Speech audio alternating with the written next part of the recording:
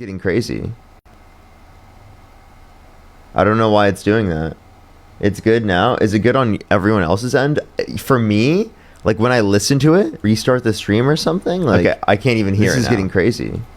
I can't even hear it now. So just like what it's doing is it literally like buzzes until I can't hear it anymore. So you guys can hear me, but I can't hear the audio. So like I don't know what the hell it is. I don't know why this is happening.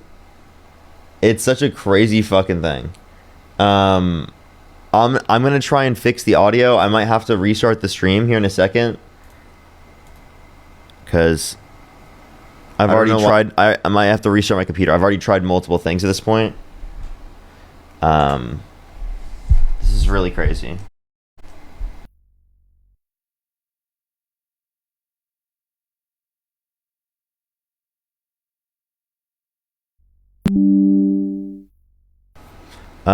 Okay, let me see if it works in terms of audio now. Why it's doing that. I can hear myself now. Is it good on everyone else's end? For me? Okay, I can hear myself now, so. Oh, people saying I'm looping. I'm playing the stream.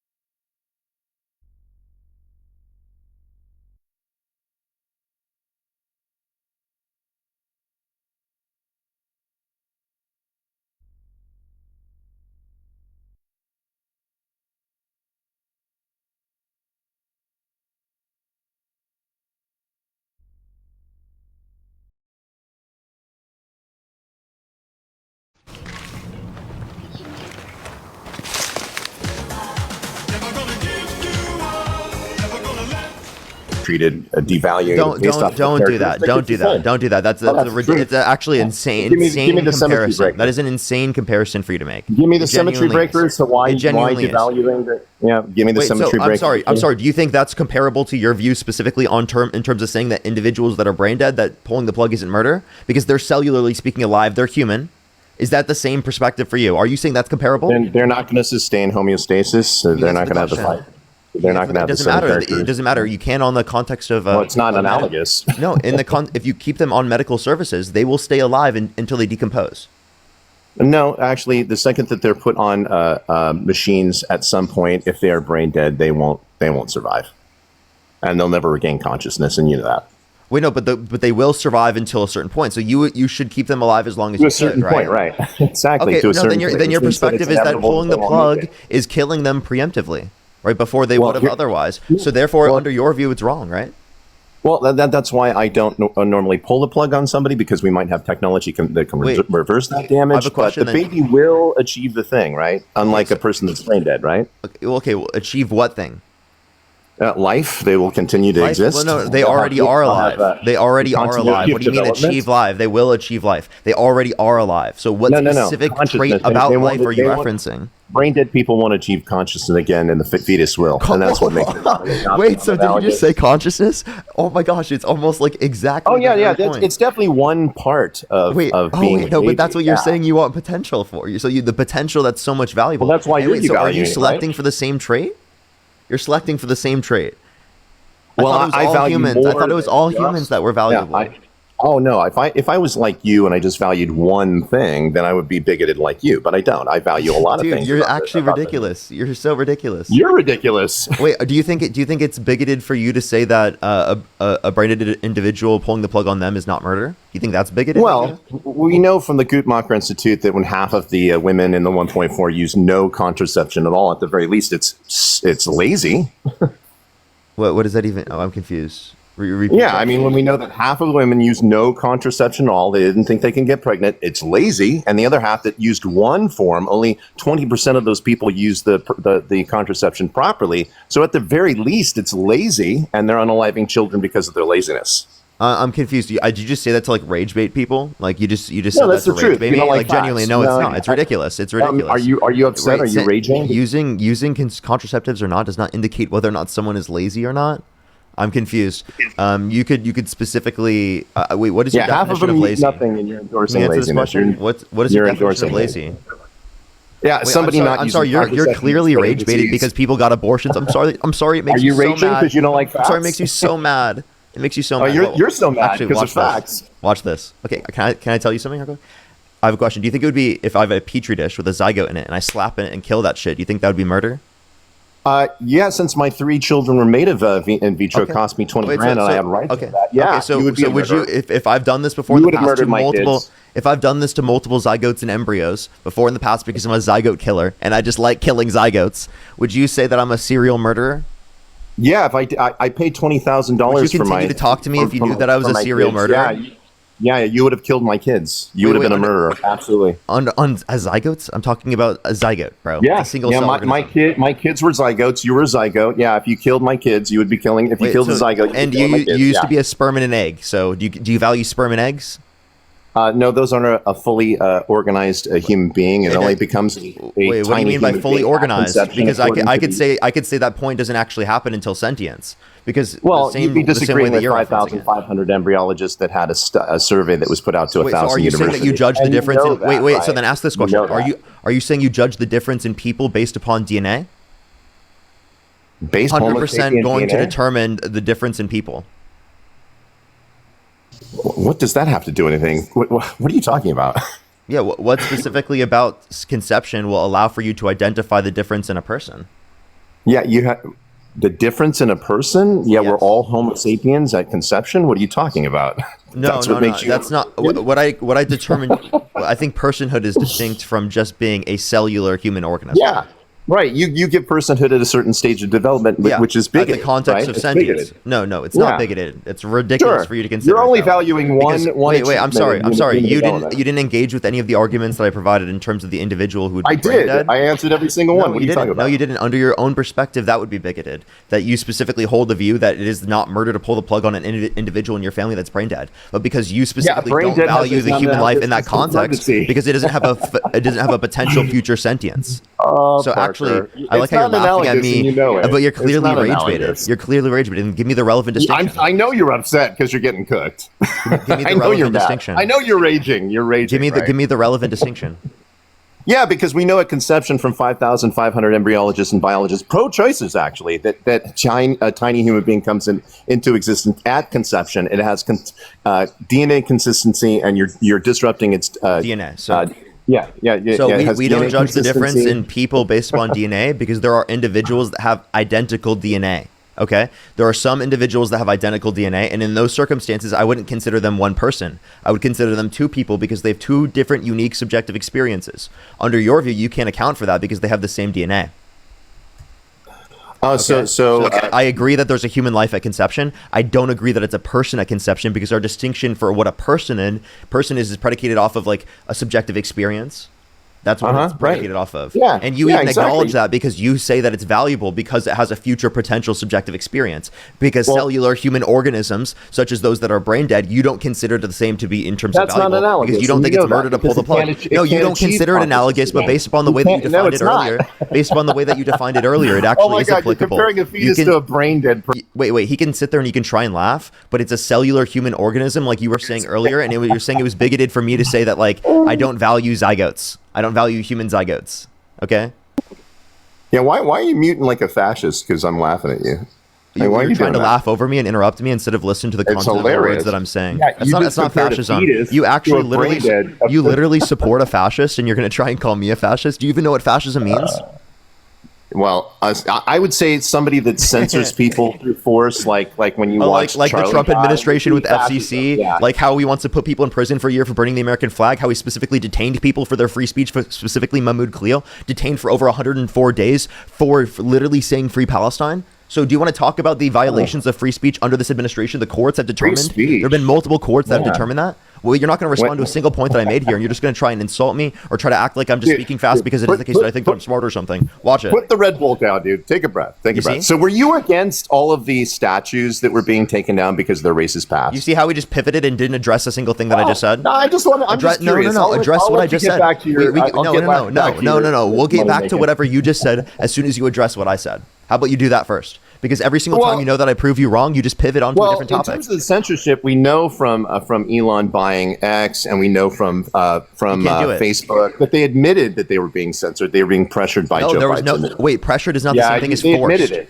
Wait. Did the FCC force them and say that they were going to do, like, literally take away their license? Coerced. Wait. Did the FCC under the Biden administration say that they're going to take away their license if they don't take them down? Then why did Zuckerberg say that? Did the FCC say that? Wait, no. Tell me when the FCC did that under Biden. Because just saying to them that they should take down vaccine misinformation because it saves lives, right, is literally completely different than having the FCC say that they're going to take away someone's license to take them off the air, right, to take them off of their ability to do their business. Well, under Joe's administration, nothing happened. They were protected under the FCC. The FCC was protecting all of those organizations, the government, in terms of their censorship. They were protecting them.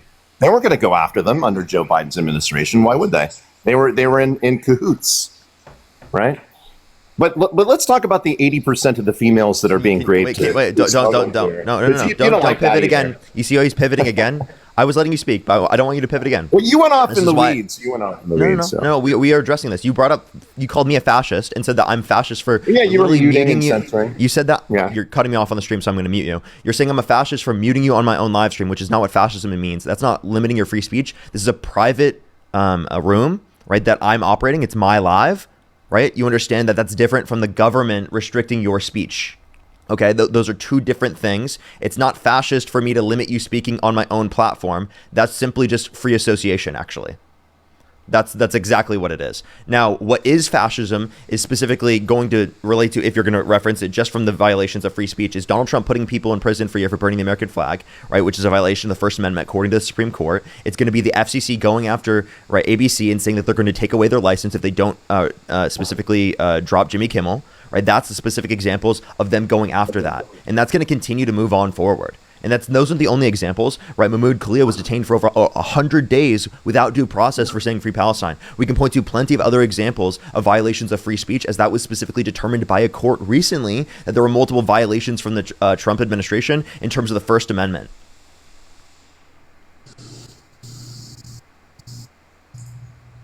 You want to respond to that? Yeah, I want to know what you think of the background here.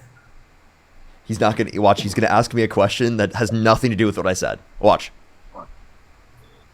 Yeah, I want to know if you have a problem with the background. My background. What does this say? Yeah. Why didn't you care about the human trafficking of all these people being... So he literally isn't addressing the topic. By the way, you voted for a rapist. You literally voted for a rapist. Secondly, I do care about people who are being trafficked. I do care about people who are being trafficked. I think the way to decrease that is by providing... If he's a rapist, why isn't he... I think the way to decrease that is by providing a legal pathway to citizenship, right? I would specifically have to look at the source that you're looking at, but I think there's a legal pathway to citizenship that's significantly quicker, right? For undocumented immigrants that are in the country who have not committed a violent crime or bad crime, right? Would be the best. Of course they have. They've committed crimes. They committed federal crimes. Can I please finish? I said a violent. I'm just waiting for you to land your plane. Are you going to land your plane? You're cutting me off so that I can't address the points. You've been talking for like the last 3 minutes. Wait, by the way, you're pivoting, and I'm addressing your pivot, and I'm going to bring you back into talking about the free speech points because you clearly pivoted away from that. Well, it's the only thing you got. You don't want to talk about how when you pivot away from all these topics, it tells me that you know you've lost. When you pivot away from all of these different topics, when you lose, it tells me that you've lost. Like you don't. So when you keep pivoting, it tells me that you know you've lost in your own head, and you know that you don't have a point or an argument. The federal crimes that the illegal immigrants have committed. Undocumented immigrants have not committed a violent crime or bad crime in most instances. Trump is literally disproportionately deporting people and detaining people that have not had any prior criminal charges outside of the literally coming to the country, which would be considered a misdemeanor. Undocumented. Do you care about Donald Trump having committing crimes? Do you care about him pardoning violent criminals? Oh, now we're gonna. What aboutism? We're just gonna pivot. Oh my god! Do you hear this guy? Do you hear this 1312, guy? So those are actually specific examples that are relevant. You've been pivoting this whole time. There's no way he just said that. Talk about deflection. We're literally on a deflection right now. We're on a pivot right now from free speech. You know that, right? We're still on a pivot from free speech. This guy's so insufferable. No, it's still to the main topic that I brought. Hey, dude. Genuinely. Hey. I'm just gonna tell you. I want to have a productive dialogue with you. I want to have a productive dialogue with you, and I want to truly engage, but we can't truly engage if you continually keep pivoting and trying to act in... It's not pivoting. This is genuinely... It's the same topic I brought up from the beginning that This is genuinely an insufferable conversation. Can I respond? Can I finish saying what I'm saying? When are you going to fucking land your plane 5 minutes later? Like, land it. It's not even. I barely talked for like 30 seconds. You keep muting me and you won't let me respond. Because you won't let me finish my statements. You're crashing out. You're clearly crashing out. You're so angry. You're super mad on my live stream, and you're crashing out. You are literally crashing out, bro. He's so mad. He's so mad. You're allergic to respect. You're so. You're just tone pacing now. Oh, you know what? Maybe this is what we should do. Until you start acting like an adult and you continue acting like a man-child, I will mute you until you continue to act like an adult. Okay? We'll do that. When are you going to be done? Like, put up a thumb when you're done. Put up a thumb when you're done. My thumb is done. Oh, I could respond now? Are you done? Yes, go ahead. Okay, good. Okay, you lie.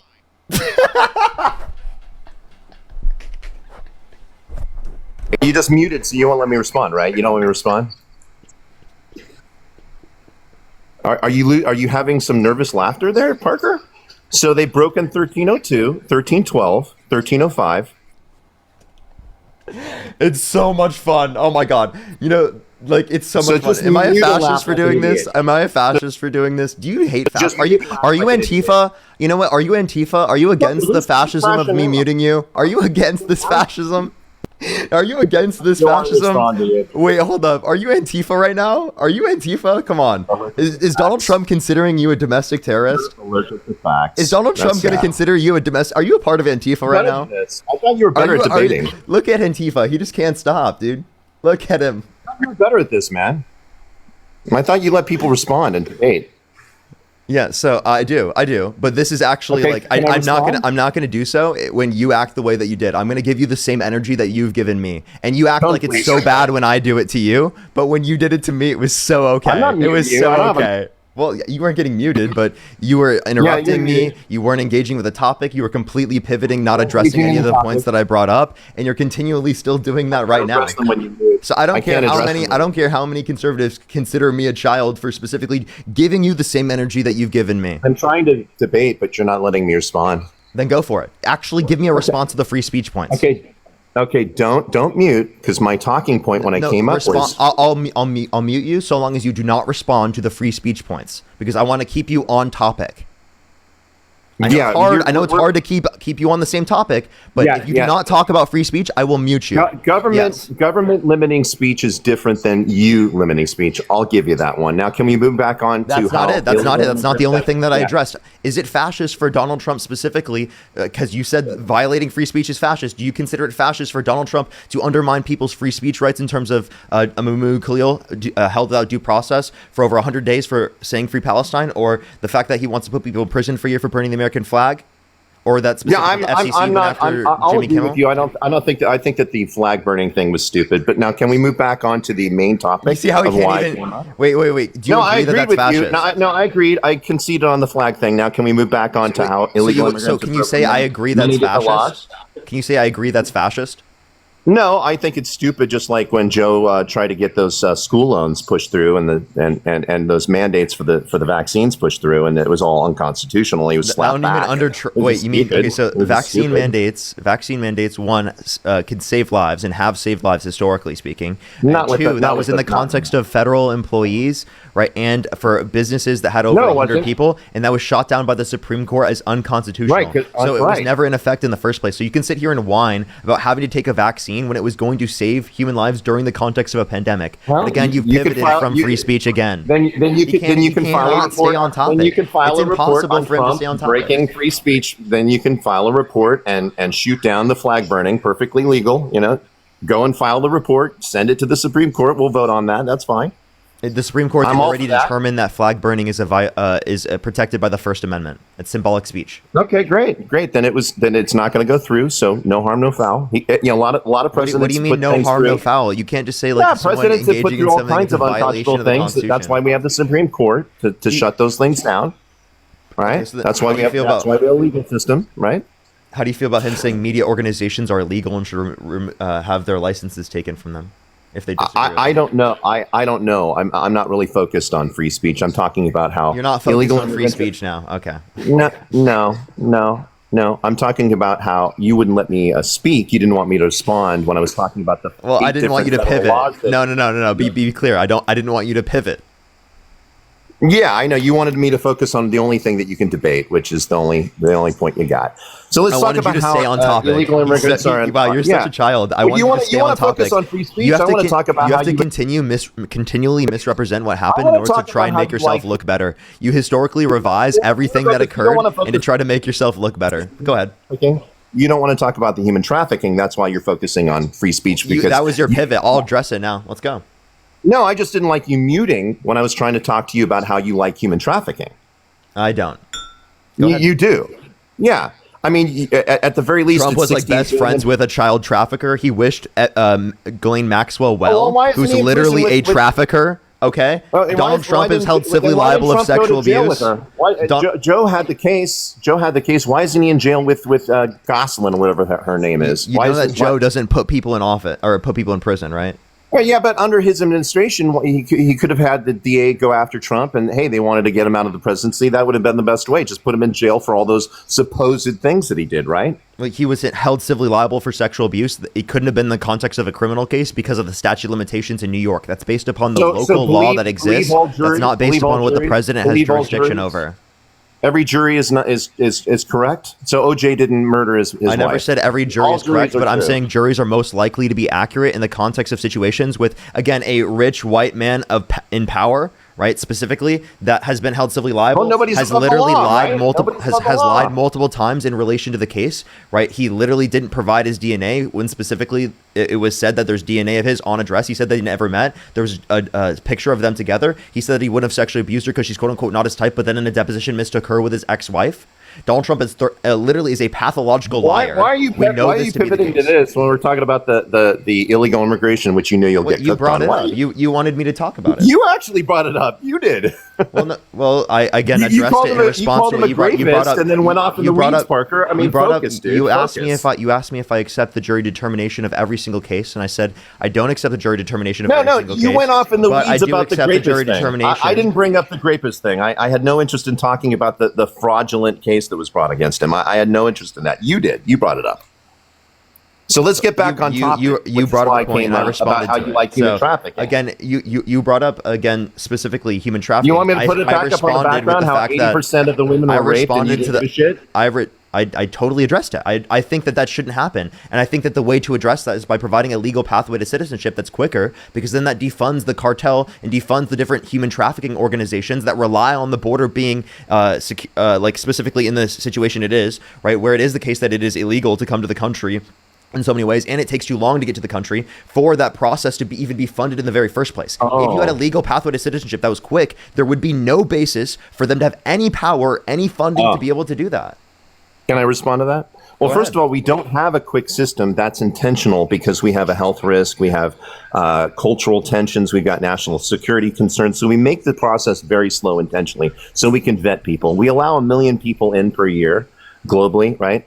But where there's 3 million people born into poverty each year. So even if we doubled or tripled the amount of people, we wouldn't solve the problem as to why they come here. That's not. I think that you can address global poverty through other means. I don't think that this is the method of addressing global poverty, but I think that people should be allowed to immigrate here if they would like to. And literally, like checking if people have vaccines and like literally vetting people does not take 5 to 7 years on average. It doesn't. That's not the only reason for why it takes too long. It takes too long because we're not funding the system for there to be enough immigration judges, for there to be enough court systems set up to ensure that there's a vetting process where people can go through the quick system, right? And it is the case that was intentionally set up by Republicans to limit how many people can come to the country. Literally. What? Intentionally, this system has been in place for literally decades. What are you talking about? It's been in place. You lied and said that there isn't a pathway for these people, and there already is. For undocumented immigrants who have not committed a violent crime or bad crime, there's not a pathway where they can stay in the country. Yeah, there is. And actually, if they wanted to work here for a season, it costs $100. They can work the farms and then they leave. They could do it legally, but they choose not to, which is creating an underground economy that you also don't seem to care about. No, I do. And that's why I think that they should be given a pathway to citizenship if they have not committed a violent crime or bad crime, so that they aren't treated and exploited or treated negatively and exploited in the context of our system.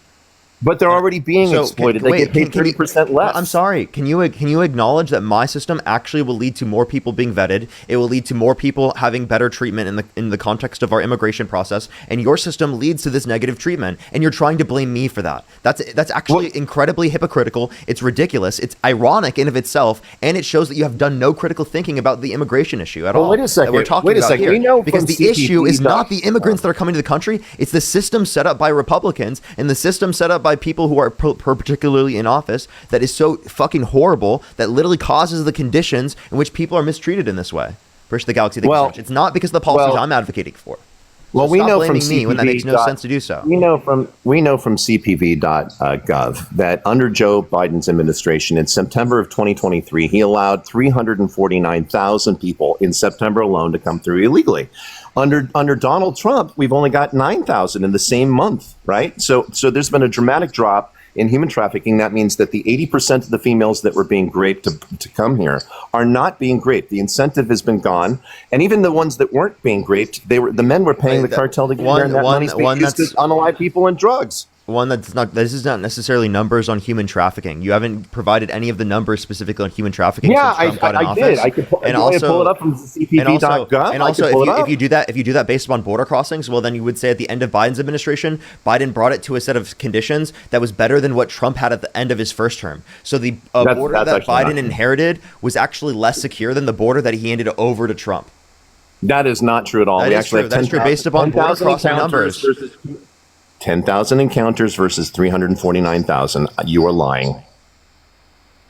So no, we're talking about daily crossings. I'm talking about daily crossings at the end of the Biden administration versus the end of Trump's I'm talking about monthly totals. The border that Biden inherited was less secure than the border he handed over to Trump.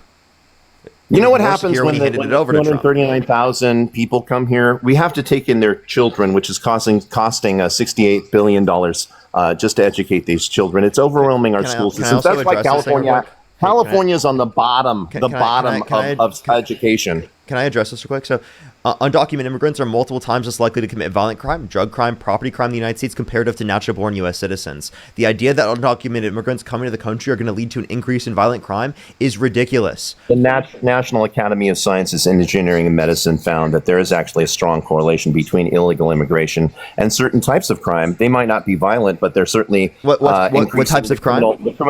Yeah, they're absolutely they're committing crimes that are worse than native born. Okay, which ones? Well, we could talk about theft and human trafficking. Like I said, 80% are being raped. Give me the study that you're referencing and tell me what you said. What's the change? What's the difference? Because I'm talking about is in terms of violent crime, drug crime, and property crime, undocumented immigrants are multiple times less likely to commit violent crime, drug crime, and property crime. What's your source? National Gang Report, Fusion Study. Yeah. What's the title? The Fusion Study shows that 80%. Sorry. All you have to do is go into Google and this will pop right up. Huffington Post, 80% females being raped as payment to get here. It'll pop right up. It was a study during Obama's administration when Democrats actually gave a shit about the border. Yeah, and you can also get the study from the National Gang Report. It's an annual report from the FBI that shows that there's illegal immigrants are involved in gang activity, contributing to an increase in violence in specific areas. So again, they probably have the breakdown in the National Gang What's Report. Donald Trump's solution?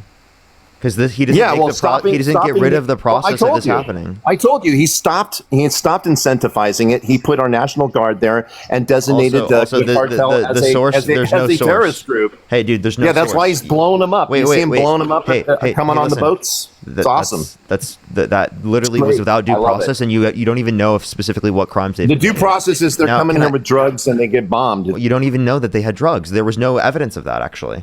So if you want to look at this.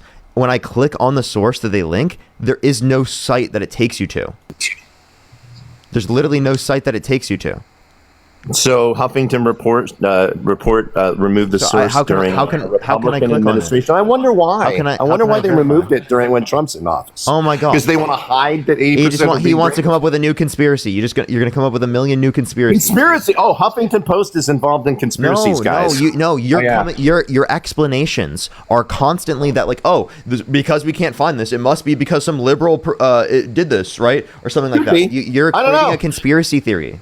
It was there before the administration. All of a sudden, mysteriously disappeared when Trump got reelected. Isn't that strange? What? Thanks for all the gifts and follows. By the way, I've gotten a lot of followers. What disappeared? Yeah, the fusion report off that Huffington Post article about the 80%. Okay, so when Trump's in office, so are you saying Trump? Are you saying Trump? Wait, so then to clarify, are you saying Trump is removing the information?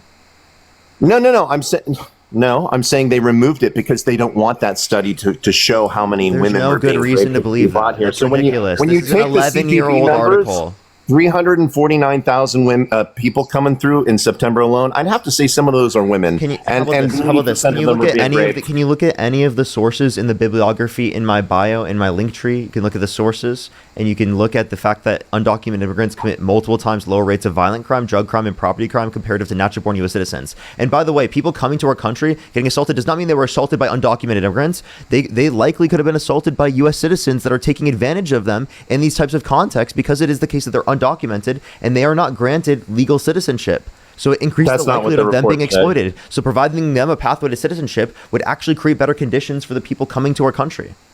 No, they were actually raped as payment to get here, smuggled by the cartel. Yeah, that was in the study. Wait, that's not what said in the source, and you didn't even provide a source for this information. You did say that in the source. That was the main point. In order for us to be able to make a determination, I can put it on screen. That's exactly what it said. In order for you to make a determination for the potentialities, all right, we'd have to be able to look at a source, right?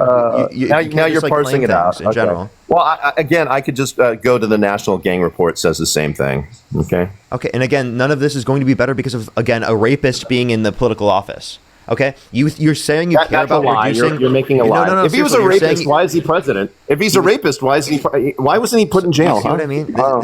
This is the issue of how him being president normalizes rape culture within our country, because now you believe that literally there's no way he could have been president if he actually did this. He was held civilly liable. He literally by nine jurors in the context of a jury. Not criminally, because there was no case. Why? And you know it. No, because there was no case. No, not true. Because of statute of limitations. Yeah, then why didn't it go to trial for a criminal charge, huh? Because there was nothing there. Nothing, because of statute of limitations. Because they couldn't win it. No, because of statute of limitations. Yeah, because it was a bullshit thing that she brought up because she wanted. No, because of statute of limitations, which means you wanted to sell a book. Can I please explain it to you, because you obviously don't know what you're talking about. I believe all women, right? Except for the ones that watch the interview. You have no clue what you're talking about. Now let me finish the point that I was making, because you clearly have no clue what you're talking about. Name one piece of evidence. There were many pieces of evidence submitted to the court in the context of the civil court. Name one piece of evidence that you dispute in the case. Yeah, I'm going to pivot back to the main topic. No. Name one piece of evidence in the case that you dispute. Name one piece of evidence in the case that you dispute. There were many pieces of evidence submitted to the court. Name one piece of evidence you dispute. Howard Parker. Name one piece of evidence you dispute. Stop pivoting away from the main topic. He can't do it. You can't stay on topic. As you're pivoting right now. Don't pivot right now. You're pivoting right now, bro. Answer this question. Our education systems and our healthcare system. He doesn't want to be held accountable for answering the question. Right now, because that's the shutdown. You don't want to answer the question. I'll keep muting you until you answer the question. We can keep doing this. Keep pivoting. We can keep doing this. You're not going to answer the question. I'll keep muting you. Back on topic. Name one piece of evidence you dispute in the case. There were many pieces of evidence submitted in the case. Name one piece of evidence that you dispute. Why are you pivoting on that topic I don't care about? I'm waiting. Oh, you said you don't care about it. Now you're the one who's saying you don't care about rape. You said that. You just admitted it. You just admitted you don't care about rape. You just admitted it, and he tried to say that about me. Do you hear this guy? This guy is the ultimate hypocrite. Now you're on the ultimate hypocrite. Like a fly on shit on Carol, right? You're a fly on shit on Carol. You can't even respond because you have no response. You don't even know anything about the immigration. You know nothing about the case, and yet you dispute it. You know nothing about the case, and yet you dispute it, and yet you say that you care about rape victims. You don't give a shit about rape victims. I don't believe her. I think she's lying. I think she what evidence do you have that she's lying? Because we have evidence that Trump has lied. Because she waited so long. That's not evidence of someone lying. Didn't give a shit. I'm sorry. Someone taking years to come out is not evidence that they lied. Most victims take years to come out, and you're telling them that they're lying? I know people in my life that took years to come out. They're not lying. People know there are people in the chat that know people in their lives who have been assaulted who took years to come out because of the society that you create, because of the culture that you create, because you specifically demean them. You act like they're lying when you have no evidence. Donald Trump has been proven to have lied in the case. I showed you the evidence of Donald Trump lying on multiple circumstances. Name one lie that Eugene Carroll engaged in. Name one lie that Eugene Carroll engaged in. Breathe, dude. Breathe for just a second. Take a breath. Respond. If what happened to her was so egregious. hey, I genuinely will stop talking and cutting you off if you actually respond to the points that I make. You act like you act like I'm not saying anything. You act like what I said didn't happen. Respond to what I said, bro. Jeez. Yeah, if what you're saying is true, then if it's so egregious and she went in front of the entire public ousting herself on Anderson Cooper, the biggest platform on earth, right? Then why is it that she He got a flag for I don't even know what it said. It said something about like uncomfortable. Just a random violation. I don't even know what the violation was. We are just looking for some debates. Only send a guest request if you meet that set of criteria listed on the TikTok screen. That was incredibly insufferable. That was so insufferable. That was probably, I think, genuinely the most insufferable conversation I've ever had on TikTok. I genuinely do believe that. That was the most insufferable conversation I've ever had. That was horrible. That was absolutely atrocious. I have never had a conversation that was as bad as that. The amount of times that he just pivoted just because he realized that he had no argument is it's unbearable. The amount of times that he just wouldn't respond to a single point because he know that he lost on that point is unbearable. I'm going to thank some people real quick, and then we're going to go on to the next person. Only send a guest request if you meet that set of criteria listed on the TikTok screen. Ryan, thank you for the £2. Thank you so much. John, thank you for the $20. Thank you so much, John. I really appreciate it. Thank you. Happy birthday. W's for John in the comment section, and happy birthday, John. Absolutely. Happy birthday. Genesis, thank you so much for the $5. Ryan with the £2 twice. Thank you so much. Carolina, thank you for the $5. Thank you. Naya, thank you for the $10. Thank you so much. I really appreciate it. Thank you. It's pronounced Naya, thank you so much. I really appreciate it. Like, hey, Naya. Okay, thank you so much. I hope I'm pronouncing it correctly. I'm so sorry. Grim, thank you so much for the $10. Thank you so much. Toads, thank you so much for the $2. Grateful, thank you for the $7. Thank you so much, Matt, with the $5. I really appreciate it, Matt. Thank you. I think I'm fully caught up, everyone, on YouTube. Let me check Venmo, Cash App, and PayPal, and then we're going to go on to the next person real quick. Amanda, thank you for the $5. Thank you so much. I really appreciate it. Thank you. Absolutely. Jessica, thank you for the $5. Thank you. Sarah with the $5. Thank you so much. I really appreciate it. Thank you. Taylor, thank you for the $5. Juliana, thank you so much. I really appreciate the $5. Thank you so much. Jesse with the $2. Thank you. And B More, thank you so much. I really appreciate the $25 on Venmo. Thank you so much, B More. I really appreciate it. Thank you. W's for B More in the comment section, as well as Tabitha. Thank you so much. I really appreciate the $15 on Venmo. Thank you. Thank you so much, Tabitha. Lydia, thank you so much for the $2. Thank you. And for the $5 as well. Thank you. The Overcast, thank you for the $10. Thank you so much. I really appreciate it. Thank you. And I will, Justin. Don't worry. Thank you so much. Yo, what's up? How old are you?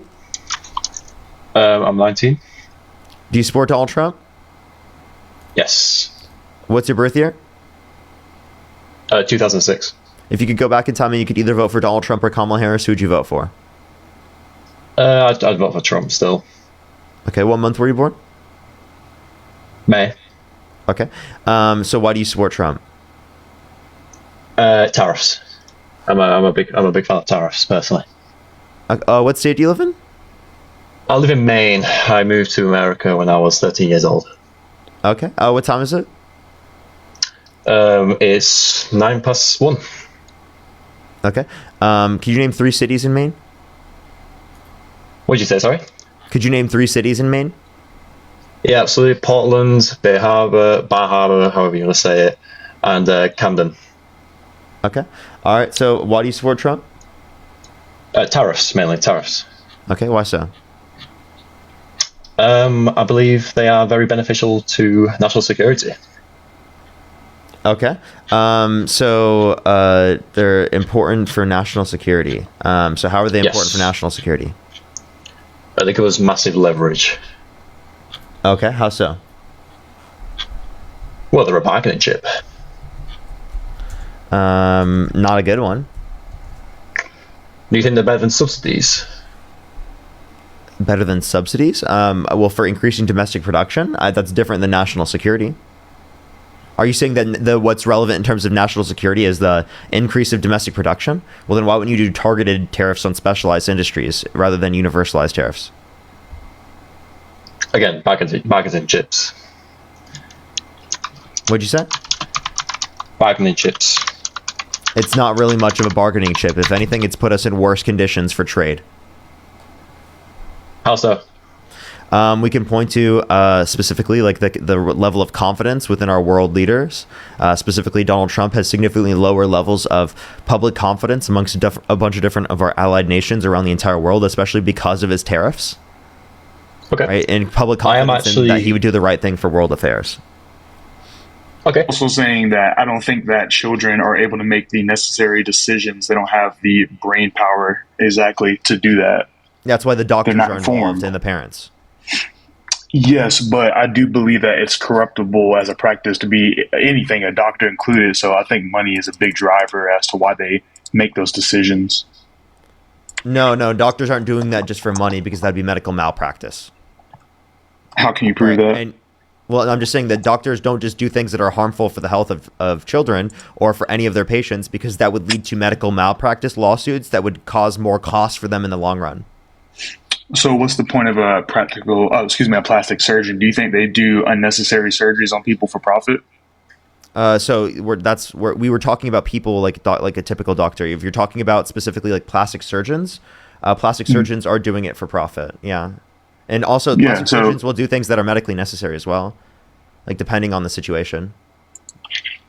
So exactly. Oh, okay. So for one thing, let's concede that yes, sometimes those types of plastic surgeries are necessary. However, there's lots of things that are unnecessary and detrimental to patients. They still are part of the medical community. They're still a doctor, and they're still human beings, which means they're corruptible in the same sense. All doctors work for profit. Otherwise, they're not going to be a doctor. They need to support themselves. So it's entirely possible, and so you it's want more pretty regulations. Intellectually honest. So you just want more regulations. You want universal health care? More regulations? Government involvement? No. I think you're twisting what I'm saying. You want to let greedy capitalists do whatever they want? You're twisting. No, you're twisting what I'm saying. That's what you just said. You just said that they're super greedy and that they're going to take advantage of people. So you just want to let them do that, or do you want to put regulations in place? I never said let them do anything. I think we should not medically transition or socially transition children at all. So what's wrong with social transitioning? Because you're setting up a precedent for these types of things, the medical transition later. A lot of times, wait. I'm sorry. What? So there's something wrong with, for example, someone being called a different name. So then you don't call JD Vance by his name, JD Vance, right? No, that's not what I'm saying. What I'm saying is that when you set a precedence for the allowance of this idea that you can change your gender or change your sex or be thought of as a different sex, it's not changing gender necessarily. So I get what you're saying, but when you say, "Hey, I'm a woman," and you want to be treated as a woman, you technically are asking to be treated as a female in a feminine way, and so that idea, I think, is not scientifically accurate. And it's not making any type of scientifically inaccurate claim. It is literally making, it's not even make a specific scientific claim. It's a claim about gender. Gender is based upon social commitments. So we're committed towards a social set of social and cultural norms that are typically associated with a sex as a prescription of identity. That's specifically the concept. Let me please. Yeah, of course. So obviously every definition of every term is subjective. That's how language operates. Language is subjective, right? Like our names. Is subjective. Wait, hold up. Listen. Do you think it's valid for us to have names? Sure. That's socially constructed. Okay. I think it's an organization skill that we have as humans to put things in categories to understand. Okay. Isn't that the same thing we're doing in the context of like man and woman? Yes. So since you said that, let's go ahead and talk about this. What's the definition of a truck? The definition of a truck? I mean, I don't know if I'll have a specific definition that will always apply. Just give me one. I can give you like a typical one. It's going to be a big car that typically has some type of loading area for to store something. Is a truck an automobile? Is it? Yes. Okay, so why are we agreeing on that? Is there maybe some sort of objective consequence for misrepresenting something by definition? For example, if I said load, no, it's because we hold on. Let me finish. I'm saying if we say load 500 pounds of cement onto that truck and you put it on a bicycle, do you think maybe that bicycle wouldn't be the best thing? There's an objective consequence there, right? I just think that they're misunderstanding the way that the term is typically used. There's no objective way of using terms, right? Terms are all dependent upon the usage of humans, at least at some point in the line. right? Like all language is created by humans. So obviously it's going to be dependent upon the way that you typically use it, right? And I do think that people typically, when they use the term truck, there's less of a notion of complexity and disagreement in reference to that. And it's typically just in reference to something very simplistic. Whereas I do think that things specifically like names and, like gender are more complex than the context of trucks. Like in how we typically use that. So there's going to be different understandings of those, right, depending on the individual, right? So all you have to do is clarify the way you're using the term. So no one's making a scientifically inaccurate claim. I'll get into that in just a second. And also, by the way, if you care about scientifically inaccurate claims, you won't support Trump because he thinks the climate's going to start cooling. Science just doesn't know it. Yeah, he thinks windmills are causing whales to die in numbers never seen before. We'll get into that. So do you think there's an objective consequence for using words incorrectly? Like, we're not going to understand what you're saying, right? Oh, it might not be useful in some contexts. Sure. Okay, so if it's not useful, then we wouldn't have invented. There's no point. So there's a reason why we have language and classification stuff. For example, what's the actual definition of a woman? My definition, I think it's the someone who's committed, an adult that's committed towards a social and cultural. No. What's the medical sex, the prescription of identity? Non-sociological medical definition. That's the biological definition of a woman. Okay, wait. So if you're asking a biological definition, that's separate. You can provide that yourself, right? I'm not using that. Okay, so why, if you disagree that all these social constructs are, adult, human, female. Okay, so what can you tell me specifically what characteristics you would have to have in order to be considered a quote unquote adult, human, female? Yeah, so a female is of or denoting to the sex that produces large gametes. A secondary characteristic will be XX chromosomes. So large gametes being X cells. Yeah, so did you know that there are people who are intersex specifically that can have small gametes or large gametes depending on the set of conditions, and then they can have other sets of sex characteristics? Intersex people like Klinefelters? It depends on the context in which we're referencing. But obviously... Is Klinefelter's an intersex disorder or condition? I'm pretty sure, yeah. Okay, so in the definition of Klinefelter's, it says that only affects males. Wait, I mean, that's not the only context of people who are intersex, though. I'm referencing people who are intersex as a whole. So I'm just addressing. But why would that say that, though? Can I please finish? I'm sorry. Go ahead. Yeah. So, like, the context is just demonstrating to you that it's not. You can't find one definition that applies in every single circumstance. I will be able to provide you examples where it is the case that someone does not have specifically large gametes, right? And we would we would still consider them biologically female, right? That could be. That's why you rely on secondary sex characteristics. If not one, then the other. So but usually, typically both. Okay, so then that you're adding to the definition, right? So you're saying you need more characteristics. So what other characteristics? No, I already kind of said that in the first part. I mentioned the XX, and I also mentioned large gametes like egg cells in that. Well, so someone can have XX chromosomes and have male genitalia and can have male what's called male sexual characteristics, right? So like sexual characteristics like phenotypically expressed, like a penis. Yeah, like that's exactly what I just said. Yeah. So I said of or denoting to. So what does that mean? So if you're saying of or denoting to, you're just saying typical, right? This is how people are typically using it. They say that like it is the case that it would typically be applicable to this particular sex. Well, denoting to in the scientific or the medical sense means that your body has been pretty much developed in the pathway to facilitate something that would be of the nature of that sex. For example, having ovaries or like having a birth canal, having larger hips. Essentially what the perspective is that this is typically true, not always. That's my point, actually. So again, in what way would it be not always true? Because even a person, the reason why I brought up Klinefelters, they would still be considered male, even though they have a variation on their chromosomes. And also say chromosomes are secondary characteristics. So how would that go outside of the definition? Because technically, by medical consensus, it's still going to be a male or a female. That's not the only example that I was providing. Are you saying that there's no other connotation specifically of someone who would have XX chromosomes and have male sets of genitalia where you would specifically not be able to designate that based upon primary sex characteristics? The point that I'm making is that it's not primary sex characteristics, right, are not going to apply in every single scenario to determine the biological sex of an individual. So it's going to be typically the case, right? It's not going to be the case in every single scenario. So that's all I'm saying is that typically when we're defining things such as sex, right, it's not going to have a definition that's applicable in every single circumstance, although it could typically be applicable. Now, there's no one objective definition, right? There's going to be different uses of the terms. And when we're using a social connotation of the term, that does not mean that we dispute any biological usage, right? I'll push back on that in a second, but just to kind of touch back on what we were already talking about, when you're saying something like, remind me of what you said. Can you tell me how this relates to your support for Trump, actually? Yeah, because if we actually have a consensus on what a man and a woman is, then we'll be able to tell whether or not we should support something like that. And then when you have, by the way, we just have different ways that we're using the term, right? That's not actually going to provide any anything relevant to like the policies of Donald Trump.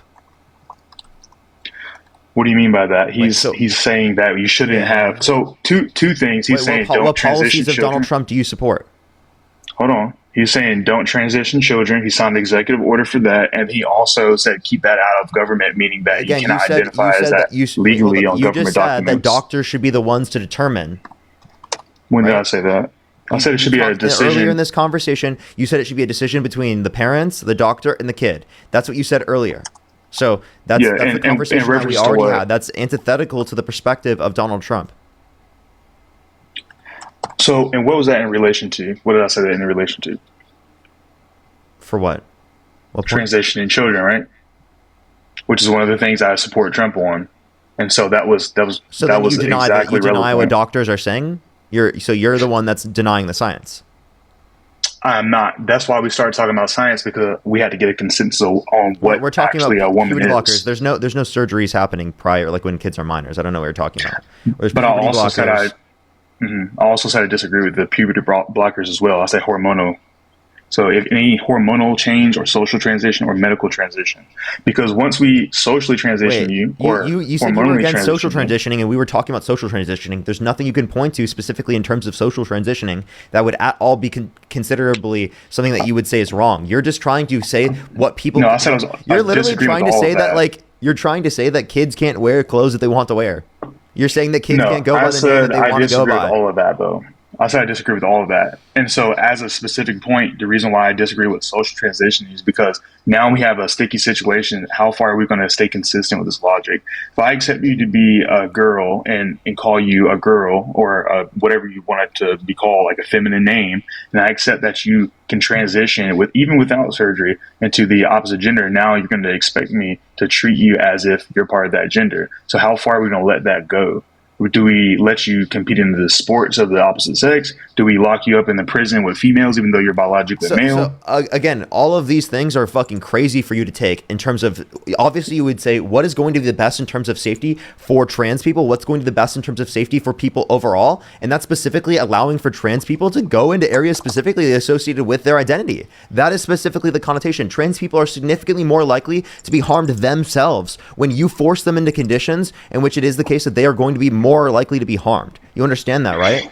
So one, you're showing a complete lack of care for trans people. Two, you're not acknowledging the sets of conditions that are going to be relevant towards their health. And then three, you're denying science. You're not accepting science. And four, Donald Trump himself undermines science within plenty of other ways, and you don't give a flying fuck. So the fact that you're bringing this up as a point of saying that you care about science is actually insane. Donald Trump just literally went up in front of the entirety of the media and said that Tylenol usage during pregnancy causes autism when there's no evidence indicating that, and that comes from a misunderstanding that he has with data, because he thinks that correlation equals causation. And if you take into account family and genetics, right, and siblings, it is the case that you literally have no association between Tylenol usage during pregnancy and autism in the Swedish study that has over 2.5 million people involved within it. Okay. So you're just saying a bunch of stuff that I didn't say. And also, I'm not saying that everyone supports every candidate on everything. Like, you supported Joe Biden, right? I prefer Joe Biden over Donald Trump. Yeah. So did you support Joe Biden when he said that he didn't want to open up the border, and then he backtracked, pivoted, and said, "Now we're going to open up the border" during his They never actual opened presidency? the border. They didn't open the border. Okay. Why are you pivoting like from the point that I just brought up? I'm saying you're being disingenuous. You're trying to sit here and act as there's an absolute disclaim. But anyways, we were talking No, about science. I was showing you that Donald Trump literally denies science. So if you care about science, can you address the scientifically absolutely insane claims that he's making that are not based in science? Okay, we can address that when we come to it. But can we have both have a consensus between the two of us? Address it? Wait, can we both address we're what we've addressing it already right been now. talking about? Yes, Can we address what we've already been talking about? We've been talking about that. Can you respond to this? Well, can we come to a conclusion? Is there a biological difference between men and women? And I don't think it's based. I don't think the term man and woman is going to be used biologically. I'm using it in a social connotation. Okay, so you're basing everything off of just being nice to people? No, I'm saying specifically that it's based upon commitments towards a set of social and cultural norms that are typically associated with the female sex. For example, like, do you think that children know what a man and a woman I agree with that. Do you think children? Yeah. No, they do. Yeah. But do you think that children are knowledgeable about the gametes, about the chromosomes, and about the genitalia in all circumstances? No. So their concept of what a man and what a woman is socially determined. So you at least understand to some degree that there is a legitimate and coherent usage of the term man and woman that is not biologically determined. And also, no matter how we again, use can you address that? Can you address that Donald Trump literally undermines science and actively denies science? You're trying to pivot. You're trying to not. No, you're the one not trying to acknowledge that if you actually cared about science in the very first place, then you wouldn't support Donald Trump. You wouldn't be on this live debating me right now. That's not true, because I support him on a specific issue. I'm using science to support my support for him in this specific instance. You're not using science. If you use science, you'd care about him in terms of Tylenol. You'd care about him in terms of how is that not using whales science? to die in numbers never seen before. You'd care about him in terms of. Was I not staying consistent? No, was I not saying you're consistent? Not consistent. I'm telling you, I wasn't right using now, science. I'm telling you right now, you're not using science, and you are being inconsistent because you don't care about Donald Trump saying the climate's going to start cooling and that science just doesn't know it yet. He literally actively denied science in that statement, saying that science just doesn't know it. I'm talking about my support for science and the specific issue of transitioning children. I'm sorry, do you only care about science in that context? Absolutely not. Because one, science isn't on your side. Science is not on your side. Science is not on my side? No, it's not. How is science not on my side? You're talking about sociological construct. Doctors indicate that it's helpful, social transition, and specifically access to puberty blockers, right? In the certain circumstances, it is. If a doctor indicates that it's beneficial for their, if a doctor indicates that it's beneficial for their medical health, how are you to determine that it's worse off for their medical health? You don't have any type of degree. You don't have any type of studying in that sort of field. You don't know anything about what is going to be better for that child. The doctor knows more than you. How do you know that? Because I know how doctors talk. My dad's a doctor. My mom was a nurse. I know. I'm very familiar with doctors. I'm very familiar with how they engage with medical research. And what you've done is shown that you don't engage with medical research at all. That's what you've shown. What do your parents think about it? My parents are pro-trans people. My parents are not against trans people. Gotcha. They agree that there's no biological basis for what a man and woman is? Wait, I'm sorry. You understand that the term gender is used in a socialized connotation? Yeah, and so we just said sociology, social, that's all constructed. Sociological. And so that is, right, and so that's subjective. And so why are we using subjective understandings on something that will objectively affect us? For example, like when I said, putting a man who identifies a woman in a female prison leading to rapes. So do you want to address anything I said? No, actually, someone's more likely to get, because again, we're talking about trans women. I'm not talking about what's more likely. Trans women are not going to be, are not at a higher likelihood of assaulting. So what should the number be, Parker? Should it be 10 or should it be 0? Can I please finish? Trans women are not at a higher likelihood of assaulting other women. That's not true at all. Why is that? They are at a greater likelihood of being assaulted if you force them into prison specifically, in which it is the case that they are not in accordance with their identity. And also, if you want to talk about this in general, that's a complete pivot from you not addressing any of the science on the matter that I was talking about with Donald Trump. Why can't you acknowledge this? Why can't you tell me that Donald Trump? Because you're trying too hard to pivot to something because you don't want to make this. You're the one who brought up something that we haven't. You have a sociological. I'm sorry, we haven't even talked about prisons yet. You brought that up in order to pivot away from the obviously scientifically ridiculous points that Donald Trump is making. I brought that up as a way to justify my claim that we have to stay consistent. In one sense, we stay consistent in all senses, at least problems.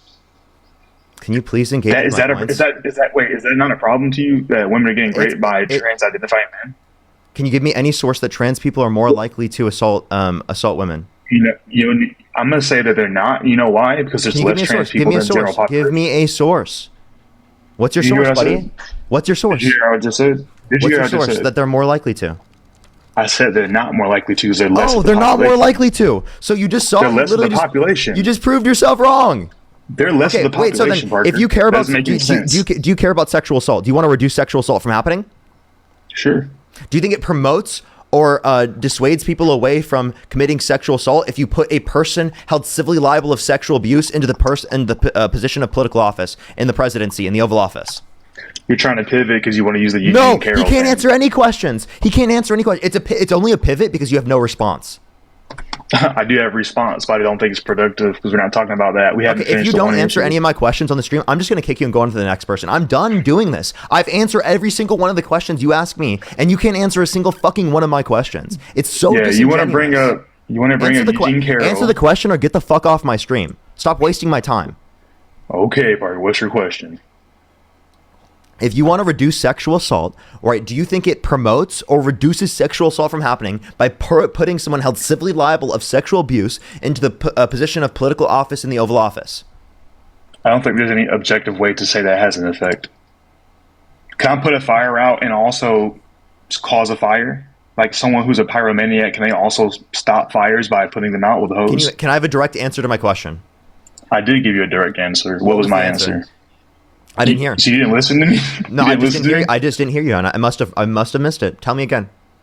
All right, fair enough. I said I don't think there's any direct, objective way to say that has an effect. To say that so you don't think it has you don't think it promotes it you don't think it promotes sexual abuse for someone held civilly liable of sexual abuse to be in a position of political office? I think that definitely promotes it to exist to a greater extent. I think it normalizes accepting people into those positions of power, right? And that's clearly what it's done because people say, "Oh, how could Donald Trump actually be guilty if it is the case that he's in the position of president?" You see, that's it could, but it's not true in all senses. It could, but there's no data that's saying that that's 50% as likely or. Now you're saying data's relevant. By the way, we don't need data in order to make a point specifically about how this is going to normalize it to a greater extent. We know that putting people into political office. Okay, great. Wait, do you think that putting pedophiles into political office will be more likely worse for people who are assaulted by adults? In what context would a pedophile be in that position? I'm asking you right now. I think that for one thing, you're not going to get me on a gotcha. I'm going to go ahead and say I do not support pedophilia. So, because that's what you're going to try to do. When Donald Trump said he would date a 10-year-old girl in 10 years, you overlook that and you'll still vote for him. When Donald Trump literally barged into the changing rooms of naked women without their consent, right? And an 18-year-old came out, so there were 4 girls that were 15 years old in the changing rooms so Donald Trump would barge in. Show me the proof. Yeah, show me the proof that's not. No, not audio. Show me the video. Show me the video, not audio. Wait, why won't you accept audio? Because I don't see him on screen saying or doing anything. So what are you going to say? Can you take that to court and use that to convict him? Wait, you understand that this isn't something that you can put someone in prison for saying, but it is something that, is indicative of him. Okay, so what? It is indicative of him. What do you mean? So what? Just because you don't go to jail for can't put him in. Just because you don't go to jail. Just because you don't go to jail for something doesn't mean it's not wrong, right? Why can't you put him in prison for it? Wait, what law would it violate? Okay, so if it doesn't violate any law, what's the purpose of making the law in the first place? Obviously, it has some sort of effect on somebody. You're trying to mitigate that risk of affect somebody. So if it doesn't violate any law, then I think we can logically conclude that he's not harming anybody. So what? So you have a subjective opinion. Wait, that's fucking crazy. I'm sorry. Do you think cheating on your partner is harming your partner? Maybe, but so maybe? what? Maybe? Are you fucking crazy? Yes, it is. I'm saying, is it illegal? Is it illegal to cheat on your partner? It's harming someone, but it's not illegal. So the fact that your fucking determination for whether or not it is harmful is whether or not it's illegal is crazy. Whether or not something is listen, can you listen? Are you able to listen to what I'm engaging with right now? I'm trying to explain it to you right now. Go ahead. Okay? Just because something's illegal doesn't necessarily mean that it's harmful or not. Just because something is not illegal doesn't mean it's not harmful. For example, if someone commits adultery, if someone cheats on their partner, that's very fucking harmful to their partner in the context of a monogamous. Then what happens to him? Can I please finish? Shut up. Be quiet. Listen to what I'm saying. I'm trying to explain it to you. Genuinely, yes, please engage. Okay? Right? If you cheat on your partner, that's very harmful to them. They are harmed by it. Right? But it's not illegal.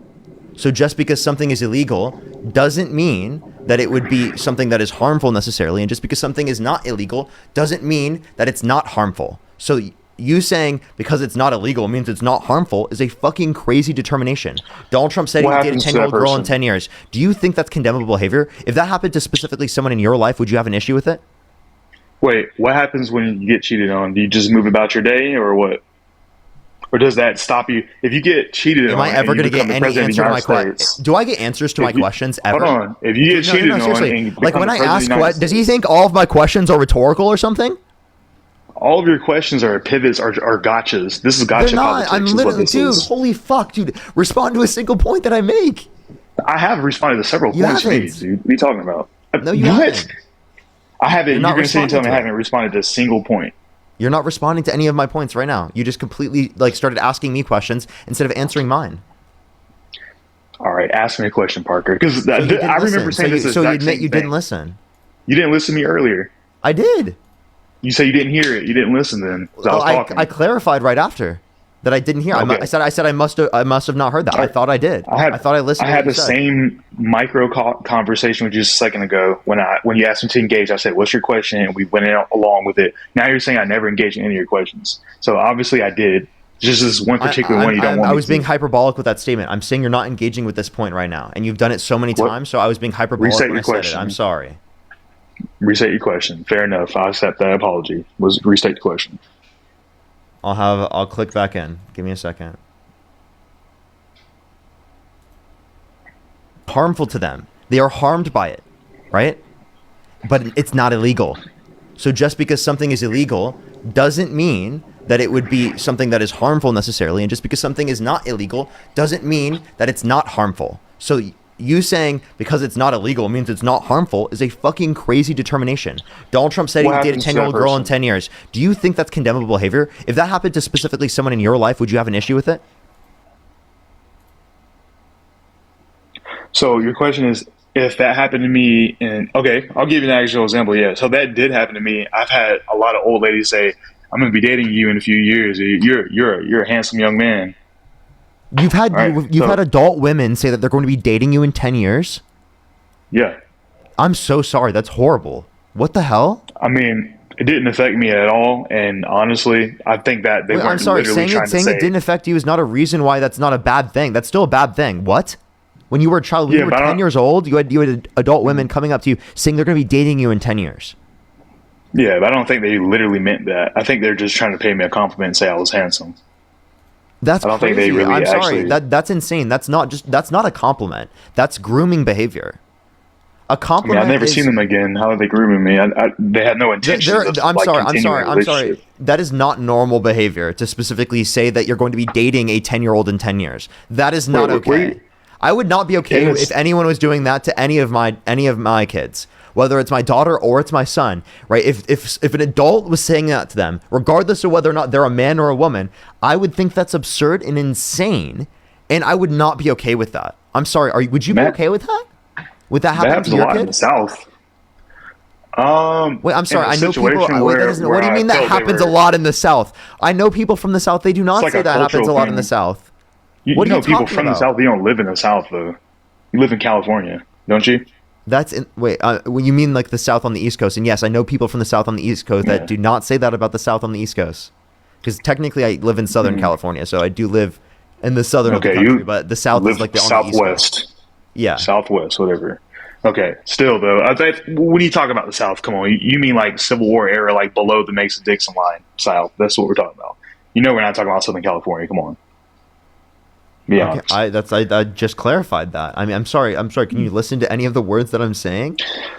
Yeah. So to answer your question, I mean, it's a weird thing to say. I don't know that that's like a criminal act or something that's going to show intention to actually do it. Did he actually do it? Listen.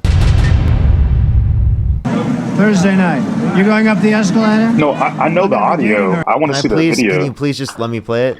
You know that there's no. Oh God. You know that the video is. You know those things where it's like. It's an escalator. Mic? Yeah, hey, I know it's an escalator. You know those things where it's like a hot mic. Yeah, I've seen that. That's what happened here, and you think it's like fucking AI? It was in 1992. Listen. Thursday night. You going up the escalator? I know it's not AI, dude. I heard the audio, dude. You going? Up the escalator? I'm going to be dating her in 10 years. Can you believe it? So if that happened to your 10-year-old daughter, if Donald Trump did that to your 10-year-old daughter, would you still support him for president? What are you trying to say? Gotcha. Is he going to respond? What are you trying to do? Is he going to respond? Let's say I say no. Would you still vote for him? No, let's don't say say, no. don't say, So let's say. Don't say, let's say. How about you tell me what your actual response is? If I say no, we're going to go forward? No, don't say, if I say what's your actual response? Well, I clearly did get you. Because you clearly realize that's why you're pivoting right now. That's why you're not answering the question. I clearly got you, buddy. You didn't get me. You Yes, just I use did. this all the time. This is a common tactic that you have. You use this all the time. When I beat people in debates. That's a common tactic. No, I know. You try to get I fact check people in debates. I debunk them in arguments. Common tactic by Parker get a job. He wins his debates. Look at him. Tactic by Parker get a job. Oh my God, he's pivoting. No, Victoria, you try to get someone on a subjective moral high ground, and then once someone morals may or are may subjective not in general. No shit. Right. So when someone adds nuance to something you're trying to make into a black and white thing, you try and go, "Oh my God, you're disgusting! I'm kicking you," because you don't want to actually engage in a real conversation. I'm literally engaging in a conversation with you right now. You're trying not to actually answer my question because you won't engage with a real conversation. I'm asking you, if your 10-year-old daughter, I appreciate the Kate, thank you so much to the Galaxy. If your 10-year-old daughter, right, Donald Trump went up to her and said he would date her. When I said not transitioning kids. Listen. If Donald Trump went up to your if Donald Trump went up to your 10-year-old daughter and said you'd be dating her in 10 years, would you still vote for him for president? I would be like analyzing the situation. If he meant it in a creepy way, I would say no. But if he didn't mean it in a creepy way, I'd be in the manner in which you just heard it. If it was just your daughter in that clip, would you still vote for him? Yeah, I don't think it sounded creepy to me. I think it sounded like a gotcha thing today. So he would still vote for him. So you're like a cult member, bro. Can you name one thing Donald Trump could do? A cult member? Yes, name one thing. The left is in a cult? Watch this. Name one thing that Donald Trump could do to get you to stop supporting him. Murder somebody? He could murder someone. So how about, for example, he murdered people specifically without due process who are trying to come to the country on boats, and he said that they had drugs. What's this got to do with trans? No good evidence of that. Issues. That's murdering someone. That's literally murdering someone. That's literally murdering someone. How's that murdering somebody? He authorized the drone strike, and it murdered them. Is that murdering someone? Drugs? Someone transporting illegal substances? One, there wasn't evidence of that. Two, if they're transporting drugs, that does not mean that you get to fucking murder them without due process. Yes, it does. No, it doesn't. No, our Constitution says that because it doesn't stop it. Our Constitution says that if you've committed a crime, then you get due process. Due process. What about the military? Due process is how you determine that someone has committed a crime. If I drone strike Donald Trump, could I do that without due process and claim that he was trying to bring drugs into the country? No, you're being disingenuous. Look, Parker, how is that? I think you're being disingenuous. I think you're being disingenuous when you say that they specifically... I really got to go to work, bro. I'm serious. I really do. I mean, I'd love to come back. If you want to have me back up here later, I'll definitely Can you agree that was murder? No, it's not murder. So it was justified. You think it was justified to murder them?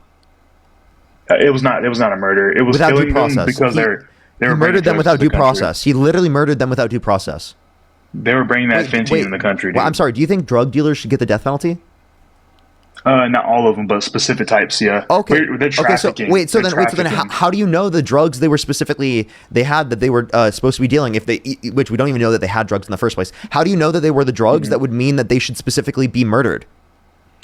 Because I know a good bit about that type of stuff myself. However, I do know that that's one of the more common things they bring into the country nowadays. They bring billions and billions like every week, and so they supplement what they do. So you can't just say this typically happens. You have to say you have actual evidence of this being. Where's it coming from? Yeah, where's it coming from?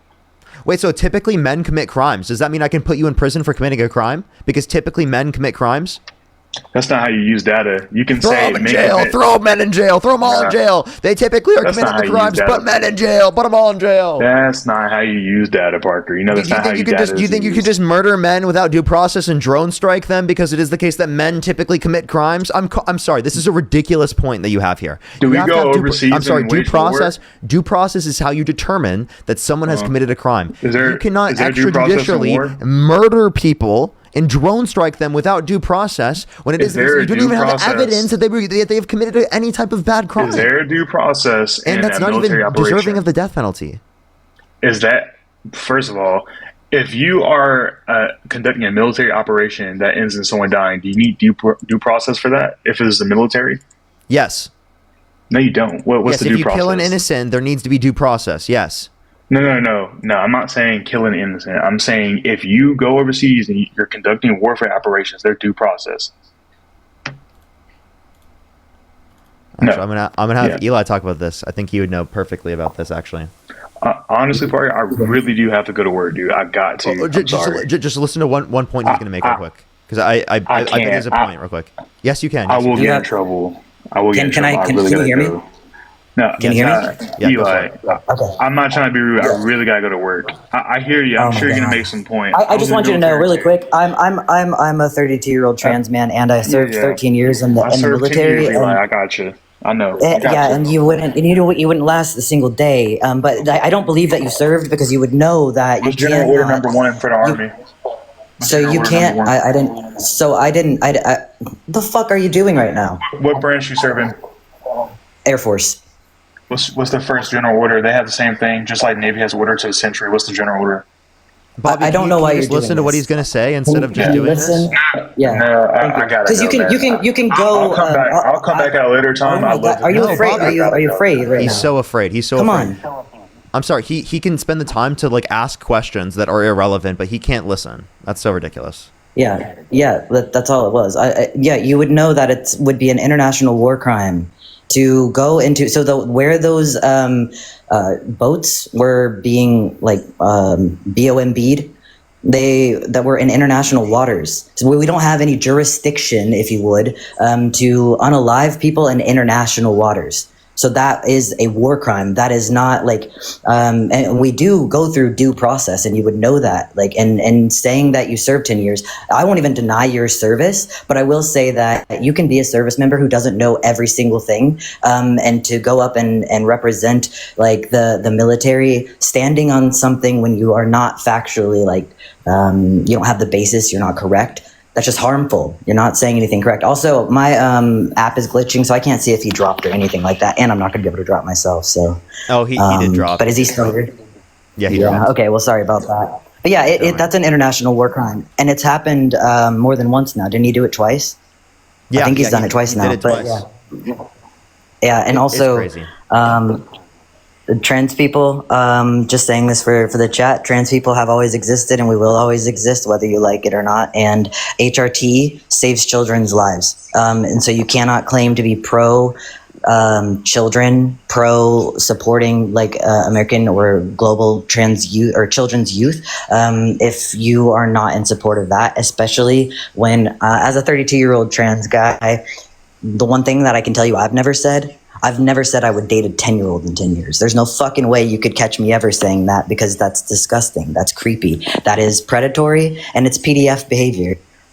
So yeah, just leave trans people alone. Trans women don't want you, and they're not hurting you. All right, but you got to drop me, bro, because I can't.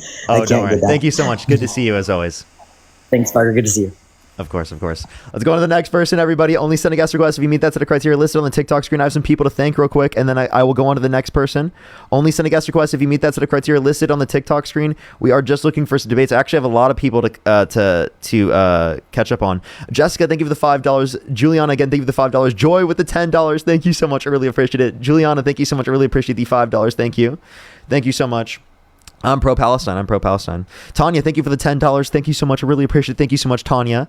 Rhonda with the $25 on Venmo. Can we get some W's for Rhonda in the comment section right now for the $25 on Venmo? Thank you so much, Rhonda. I really appreciate it. Lydia, thank you so much for the $5. Thank you so much, Lydia. Jenna with the $15. Thank you so much, Jenna. Daisy with the $10. Sonia, thank you so much for the $2. I really appreciate it. Thank you so much. Jay with the $25 as well. Thank you so much, Jay. Can we get some W's for Jay in the comment section right now? Thank you so much, Jay. I really appreciate it. Thank you so much. Karen, thank you for the $5 as well. Thank you so much.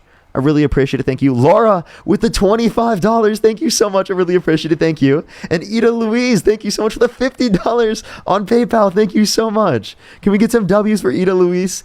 Amanda, thank you for the $5. And Laura, thank you so much for the $25, as well as Karen, thank you for the $5. Thank you so much. I really, really, really appreciate it. George, thank you for the $2. Thank you so much. Melinda, thank you so much for the $5. And Cameron, thank you for the $5. I have some people to thank on YouTube as well, and then we're going to go on to the next person. If you want to support me, as always, Venmo, Cash App, PayPal, link tree in the bio, as well as the description of the YouTube, as well as you can support me over YouTube Super Chat and in my pinned comment on my YouTube. The best way to support me, though, if you cannot do so through those means, is literally to tap that screen here on TikTok and to like the stream on YouTube. I would really, really, really appreciate it. Let's try to get to 2,000 likes here on YouTube, everybody. Kobe, thank you so much. Really appreciate the €5. Thank you so much.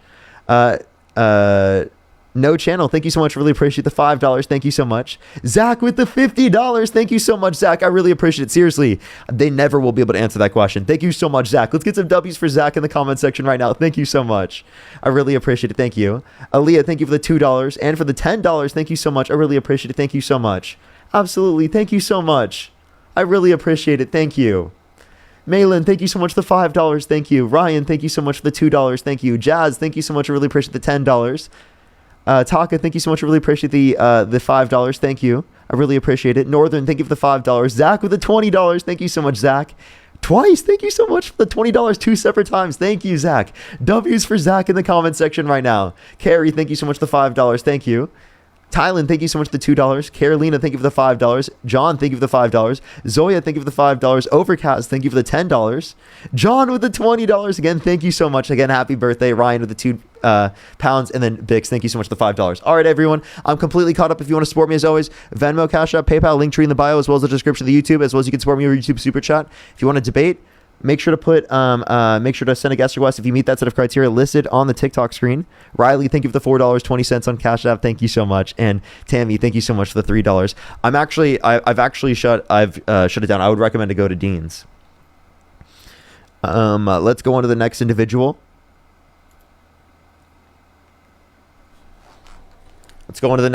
Only send a guest request if you meet that set of criteria listed on the TikTok screen. Yo, what's up? How old are you? Hello, is this me? Yo, what's up? How old are you?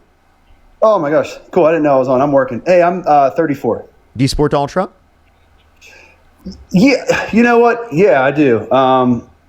For me, Parker. First off, I want to say I started listening to you. Can I ask a clarifying question real quick? If you could go back in time and you could either vote for Donald Trump or Kamala Harris, who would you vote for? I would vote for Trump again. I would. All right. Why so?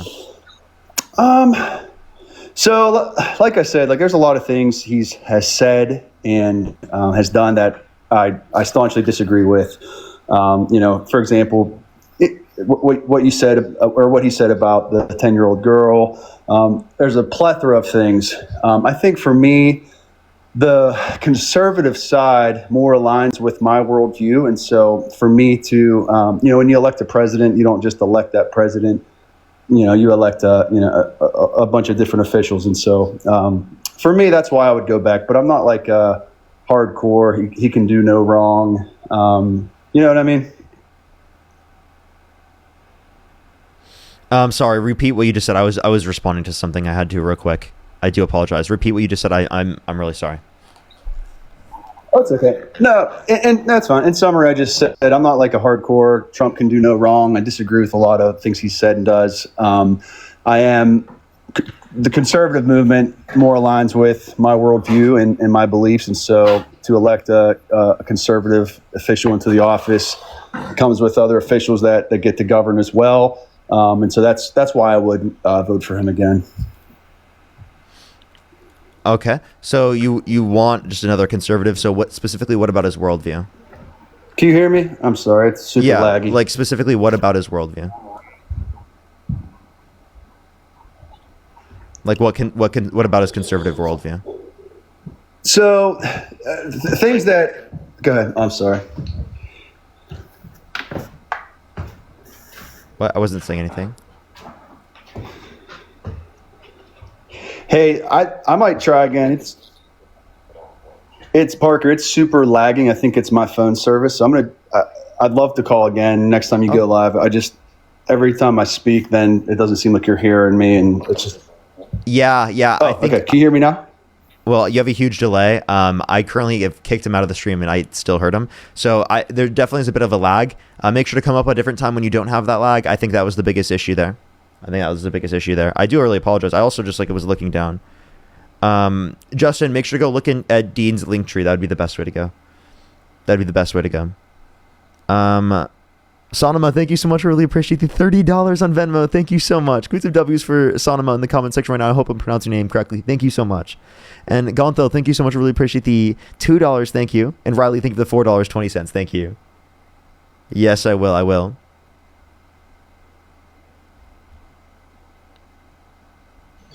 Yo, what's up? How old are you? I'm 19. Do you support Donald Trump? I don't, but I had a question. I'm so sorry. I'm just looking for some debates. Only send a guest request if you meet that set of criteria listed on the TikTok screen. We are just looking for some debates. Thank you. Let's go on to the next person. Only send a guest request if you meet that set of criteria listed on the TikTok screen. Yo, what's up? How old are you? Let's go to the next person. Only send a guest request if you meet that set of criteria listed on the TikTok screen, everybody. We are just looking for some debates. Yo, what's up? How old are you?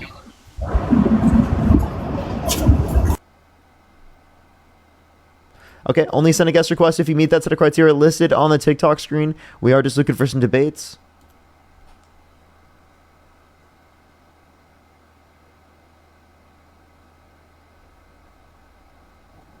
Yo, what's up? How old are you? Yo, what's up? How old are you? Okay, let's go on the next person. Only send a guest request if you meet that set of criteria listed on the TikTok screen. Sorry, everyone. We are trying to get some debates. If you're on YouTube, I would really appreciate if you hit that thumbs up, everyone. It'll help get it out to more people. Yo, what's up? How old are you? Shut up, bitch. How old are you? Okay. Let's go to the next person. Only send a guest request if you meet that set of criteria listed on the TikTok screen. We are just looking for some debates. Please only send a guest request if you meet that set of criteria listed on the TikTok screen. Yo, what's up? How old are you? I'm 18. Do you support Donald Trump? No, I'm taking a shit right now. Let's go to the next person. Only send a guest request if you meet that set of criteria listed on the TikTok screen. We are just looking for some debates. Only send a guest request if you meet that set of criteria listed on the TikTok screen. Yo, what's up? How old are you? 30. Do you support Donald Trump? Absolutely. Okay. What's your birth year? 92. You're 30 and 92? Well, 33, sorry. Okay. If you could go back in time and you could either vote for Donald Trump or Kamala Harris, who would you vote for? Donald Trump. Okay. Let me say thank you to a few people and then we'll make sure to go on. Michelle, thank you so much for the $20. Thank you so much. I really appreciate it. Thank you. I think I did see just part of it. I'll have to go back and watch the whole thing. But I think I did see part of it. Okay. So why do you support Donald Trump? And Indecisive, thank you for the $7. Thank you. Do you have some more thank yous? Are you good? Yeah. Leo, thank you for the $10. Thank you so much. So why do you support Donald Trump?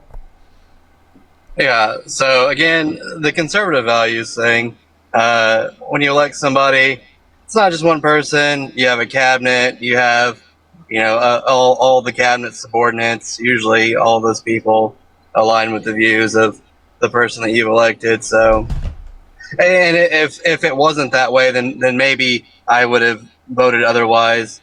If I was confident that Kamala Harris would not elect a whole bunch of, super far left insanos, and then I might possibly would have voted for her, but she seemed to be on a mission. So she's not a people before party type of person. I don't really see that in her.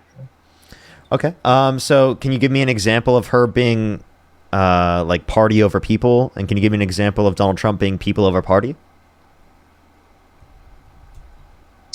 So in all of her tie-breaking votes, it tended to be in the favor of the far left. That's one instance. Never has she casted a vote. Yeah, so never has she casted a vote to where a law was codified in favor of the voters on the right. Can you just give me an example of like something on the left that you disagree with? Oh, okay. That she did as a tie-breaking vote. Okay.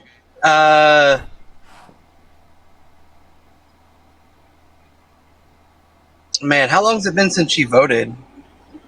It's been about a year, right? It's been close to a year. I'd have to go back and look, but I mean, if you can prove me wrong, I mean, I'll concede to that. So again, like, no, I would just like to know what you disagreed with, because not only everything on the left you disagree with, right? Yeah, not everything on the left. Like I believe in, like, you know, secure social safety nets and things like that. Okay. I think Social Security is in the tank, things like that. Like I'm you know, I'm pretty moderate, actually. So okay, so you don't disagree so with it because it was left wing. So what did she do that you disagreed with? And if you can't tell me what she did that you disagreed with, then what are you saying? Can we talk? Right? Can we talk ethics, Parker? So, do you mind? Sure. I guess I wanted more clarification on like what you disagreed with. That was. Like, I got you. Like I said, I'd have to go back and look at her. I'd have to go back and look at her tie-breaking votes. I don't have the ability to do that right now. I'm just on my phone talking to you. So, like if you don't know off the top of your head, then what really are you disagreeing with? Right. So I think that I've looked at it before. Or I'm sorry, I think. I know that I've looked at it before, but I don't recall all the things that she's voted for. Like I said, it's been over a year since she's voted. It's, you know, the woman doesn't live rent free in my head. So, so do you mind if we talk about ethics? Go ahead. Okay. So do you believe that if somebody like pays off a judgment that they should be free of the conviction? Restate that. Sorry, I was confused. So if somebody pays off a judgment, do you feel like that is them paying? I'm sorry. Do you feel like that is a way of apologizing, and that it's a fair and reasonable apology? Not necessarily. Okay, so you don't think that paying what a court orders someone to pay should free them of the baggage? No, I mean, like I think that we would still like hold them accountable, morally speaking, for having committed that action. Do you think? Right. So do you think that whenever somebody makes a public apology, it frees them from that baggage, that conviction? It doesn't free them. It could, like, for certain things, it could address them, like, to a better extent. But, like, it depends on the scenario. Some things are irredeemable that they do, like, that people do. Right. So it's like, even if they were to apologize, that doesn't change anything. Like if you just like murder someone, right, and then apologize right after, does that take away the fact that you just murdered them? No, it doesn't. No. And we're probably on the same page here. So do you think that if somebody like pays a judgment for being publicly racist or for being ousted publicly as a racist, do you think that paying off that judgment is sufficient and they shouldn't be held accountable for their actions anymore? I think they should be held accountable, and I think that, like, you should address it in terms of, like, is there a change? It's not just an apology. There's a continual change in terms of behavior. If someone's engaged in bigoted opinions in the past, right, and they've changed over time, well, you'll see that change on a daily basis, right? It will be continual. It's not something that just happens with one apology, right? It's something that's continual, and you see it in terms of how you change your behavior and what they advocate for and things like that. Right. Okay. So paying a judgment's not enough. You have to completely change your action. You have to change your attitude, right? Yeah, I think that's really important for especially for bigoted opinions. Right. So, and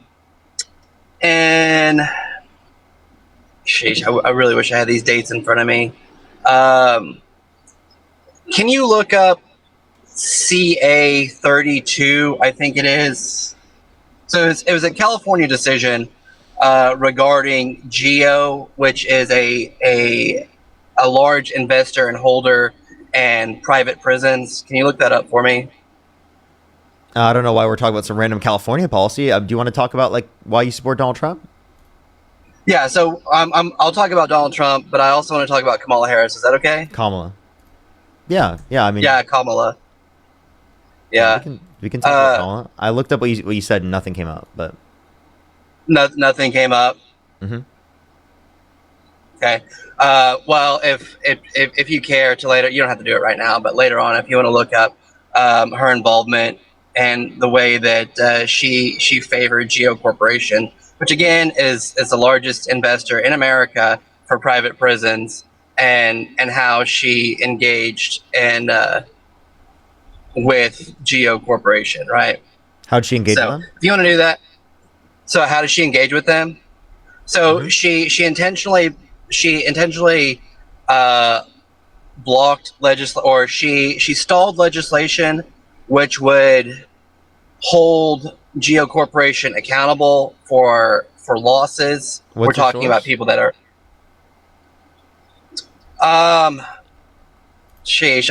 there's quite a few stories on it, so you're free to look up the source, and if you want to address it sometime. Like, are you looking it up right now? Yeah, I am. I'm trying to see if I think I found it. Grifted Yapper. I've not heard of that publication, but it sounds reliable. Yeah, this is definitely some reliable information. Okay. So why do you think I'm grifted? No, it says. Or did you? Was that a spelling error? Did you mean gifted? You meant gifted. No, I said certified yapper. Oh, it said grifted yapper on there. No, and I just took that as like your spelling was faulty. I wasn't calling you a grifter. What why are you trying to say that because you think I'm a grifter? No, what was written on the? Can you show what was on the page again? Certified yapper. I just already told you. Can you hold the page up again? Because I'm pretty sure it said grifted. No. Maybe you just have really bad. I'm not going to do that for you. Okay, because I'm right. No, I mean you can. Is this a trust me, bro? What? You can scroll back on the stream and watch it. Is this a trust me, bro? No, I just gave you the source for it. You're asking me to do the work? Yeah. I told you where to find the source, so like, of course. Where's the source? Go onto my YouTube stream, and you have to go back by like 40 seconds. Oh, okay. So you can't look something up, but I have to look something up. Well, I mean, if you care to like question this, everyone else saw this. I just looked it up in my book, and I saw that it said grifted. You said grifted, or you wrote grifted, or tried to spell something that you weren't able to spell, I suppose. I don't know. It said certified yapper. Okay. I don't know why you keep saying this. But do you think I'm okay? So, anyways, yeah. Do you think I'm a grifter for like calling you out and proving you wrong? No, you didn't prove me wrong. You didn't call me out. What are you tried to spell something on your notebook there. Dude, I asked you for a source and you couldn't provide illegible. One. Dude, the point was that it says trust me, bro. You had no source, you had no evidence, and what it found in there was that you're a certified yapper. You're just yapping. That's where's sources. The page that said where's the page with the bad calligraphy? Where's it at? What is he saying, bro? Like, I'm sorry. Like, are you okay, man? Like, engage with the point. Okay. Yeah. So I didn't mean for you to take it so personally. No, it's okay. It's not. I want to make sure that you're okay and like you weren't having a stroke whenever you were writing that or something. Don't make fun of that. Make fun of what? Yeah, don't make fun of that. People actually go through strokes. Like that's that. Don't do that. Okay. I apologize to anyone here who's had a stroke, and that's very sincere. Okay. So. Thus far, we've gotten to people should still be held accountable whenever they pay judgments. Apologies are good as long as you change your character, and I guess that's only applicable to your friends. I don't know. I just applied it to you, man. Like I just accepted your apology there, man. I think that I thought you were genuine enough, you know, to say that, like, you know, you should that you don't think that was good, and that you just didn't realize that before. Yeah, I don't think it was good. It was actually, it wasn't. Do you see what I mean? Like, so again, like, it's with some things you can be accepting of the fact that people can change and people can understand differently, right? And then the other way, right, it is the case that there are some things that can be done, like, for example, Donald Trump being held civilly liable for sexual abuse, that would be irredeemable. Right. If you forcibly penetrate a woman's vagina against her will, that it's irredeemable. Yeah. Right. So how do you feel about that decision? You feel like it was a safe decision? I think it was correct, yes, because I think that Donald Trump has lied on multiple circumstances relating to the case. Right. And that was determination is indicative of it being extremely likely it being true, and all the other evidence that we can point to in the case. Right. So you believe that the jury wasn't faulty? I think the jury was making an accurate determination. Every single juror indicated that Trump did it. Every single person. So how do you feel? How do you feel about Casey Anthony's acquittal? Do you feel like the jury was fair with Casey Anthony? Not familiar. Oh, well, I think that you're sure you're not familiar? No, I'm not. That's mad work, dude. I think you want to avoid it. So how do you feel about it now that you've looked it up? I haven't even gotten through it. Apparently it's from 2008. I haven't even clicked on it yet. I'm sorry. I was born in 2002. At the time that happened, I was literally 6 years old and I was in first grade. Okay, I'm sorry. I gotcha. Didn't know. Yeah. Okay. So now. I've actually never heard of this before. Like, I'm genuinely serious. Yeah. Can you like address what I'm saying here? Oh, I would like for you to have an opinion on for sexual abuse. I would like for you to have an opinion on Casey Anthony and her acquittal by a jury. Is she running for president? Do I support her? I didn't even know she existed. I don't even know what we're referencing. If she were to run for a political office, how would you feel? What? I don't know her. I don't know anything about them. Parker, I want to know if you think juries are faulty. I think juries are typically accurate, but there can be situations in which it's wrong. Absolutely. But I think they're typically accurate.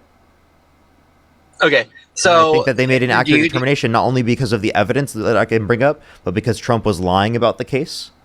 Right? Can I give you explicit examples? Would you accept them? Do you know anything about the case in general? Actually, could you name one piece of evidence in the case that you dispute? So one piece of evidence. Yeah. Okay, or his testimony. Can I have a response? Can you name one piece of evidence in the case? So his testimony was very short. His testimony was very short. It wasn't a great offensive, or it wasn't a great defensive testimony. Like it wasn't elaborate, and there weren't a lot of details in it. I asked you what piece of evidence that you dispute. Can you answer?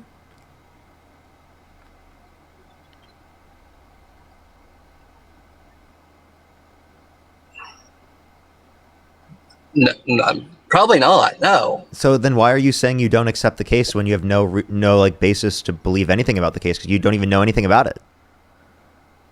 So then, like, okay, so are you? Go ahead, Parker. Yeah. So like, why? Like, why do you? It's not that I don't know everything about it. Fake? Is it just because you follow Trump regardless? No, it's not because I follow Trump regardless. Believe me, that there are plenty of faults in which I find in that man. So it's not that I'm a zombie or that I just follow him for whatever. And that's not the case at all. So if we can go back to the subject that I was trying to hold on to. Okay? I'm sorry, you just right. Are you taking Parker? So Parker, are you taking? What's that? Are you taking advantage of? Go ahead. You're going to pivot. Do you want to specifically address the fact that you had no reason to believe that the case was inaccurate if you have never even looked into the case? So you're asserting that I've never looked at the case. What I'm saying is that I don't any have of the evidence that you dispute. No, that's not true. It's that I don't recall any of the evidence because, again, I live a life and I don't do what you do every day. I don't have. In order to know anything about the case that you dispute. Pardon me. You don't need to. Something about the case. I don't have a script. I don't have cues. I don't have a script. I don't make the same arguments every day. I don't have a script. You think I have a script? I think that you have a routine that you've done enough, and that certain arguments come very easily because you've argued them so many times. And that's like being so I'm skillful at debating.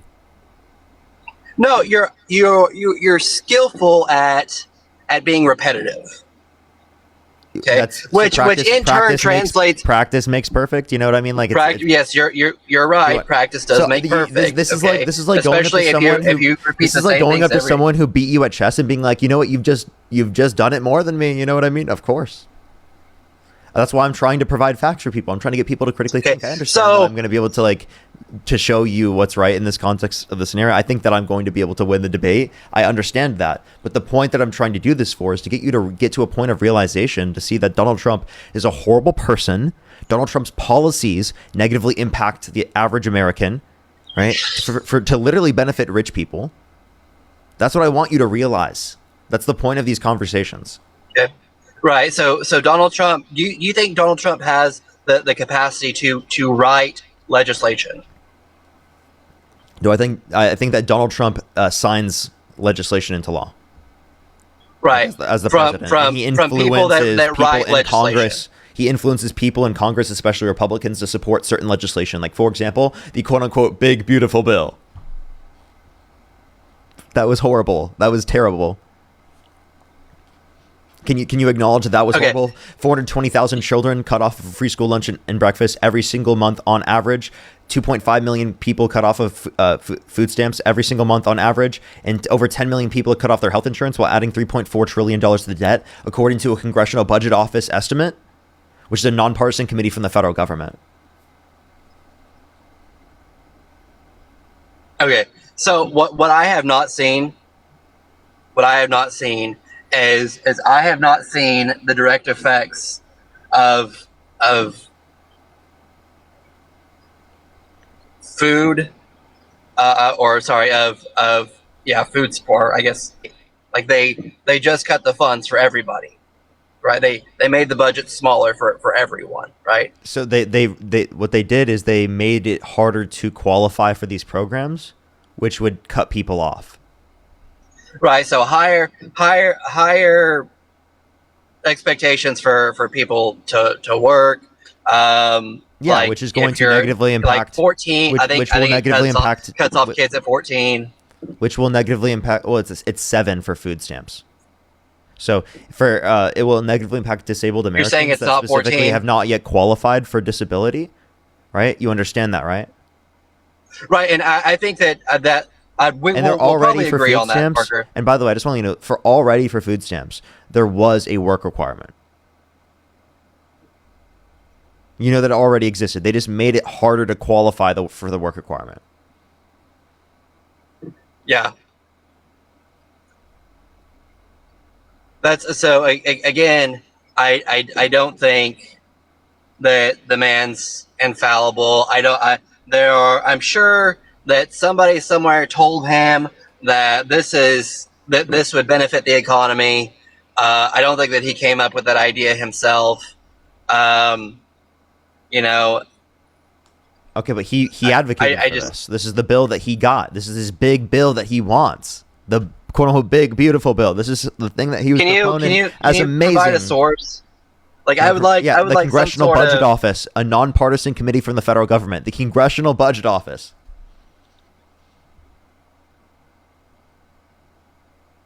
And there's a quote from him stating,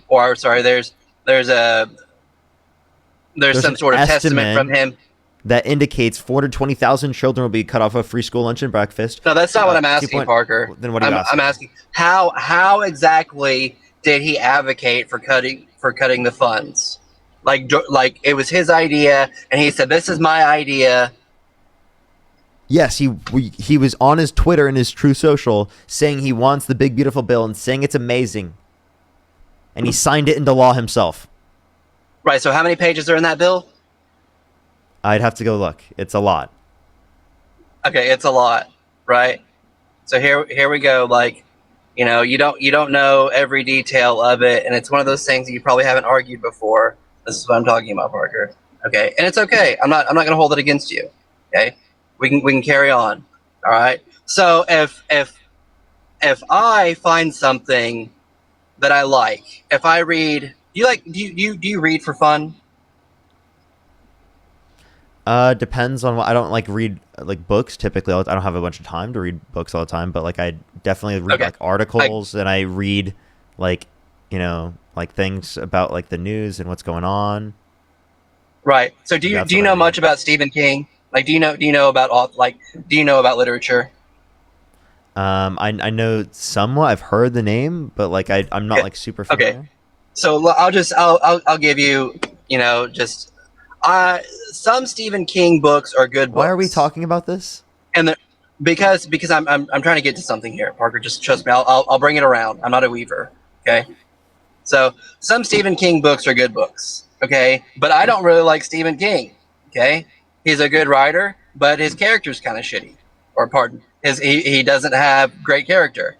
Okay, and one of his books in particular, I will not read at all because it's a gross book. Okay, does this mean that I can say, you know, I don't like Stephen King, or I don't like Stephen King books? No, it means that I don't like that one portion of what Stephen King has written. So whenever Trump says, "Oh, I think that the big beautiful bill is a good bill," it's probably because he likes quite a bit of it. Now, to say that he specifically says, "Oh, I appreciate the fact that people have to work harder to achieve assistance," or that you know the age has been altered, and I thought it was 14. You said 7. I didn't know that. For food stamps. It's different. The cutoff age is not 14? Say what? I think the one for Medicaid is either 13 or 14, but okay, that's the one for food stamps is like 7. Okay, right. And that's because children are expected to be at school, right?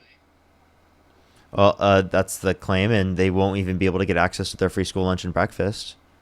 Because right, so I know that extent. So like, I'm sorry, like the point that I'm making with this is that these should be good enough reasons to say you don't support the bill. So I don't support that portion of the bill. I don't. I think that we should have a greater social safety net. That's great. And the point I'm making is that these are bad enough insofar as you shouldn't support the bill being passed in the first place. The negatives outweigh the positives. And then if you look at Donald Trump's overall economic policy, it literally shifts the burden of taxation from those that are higher income to those that are lower income.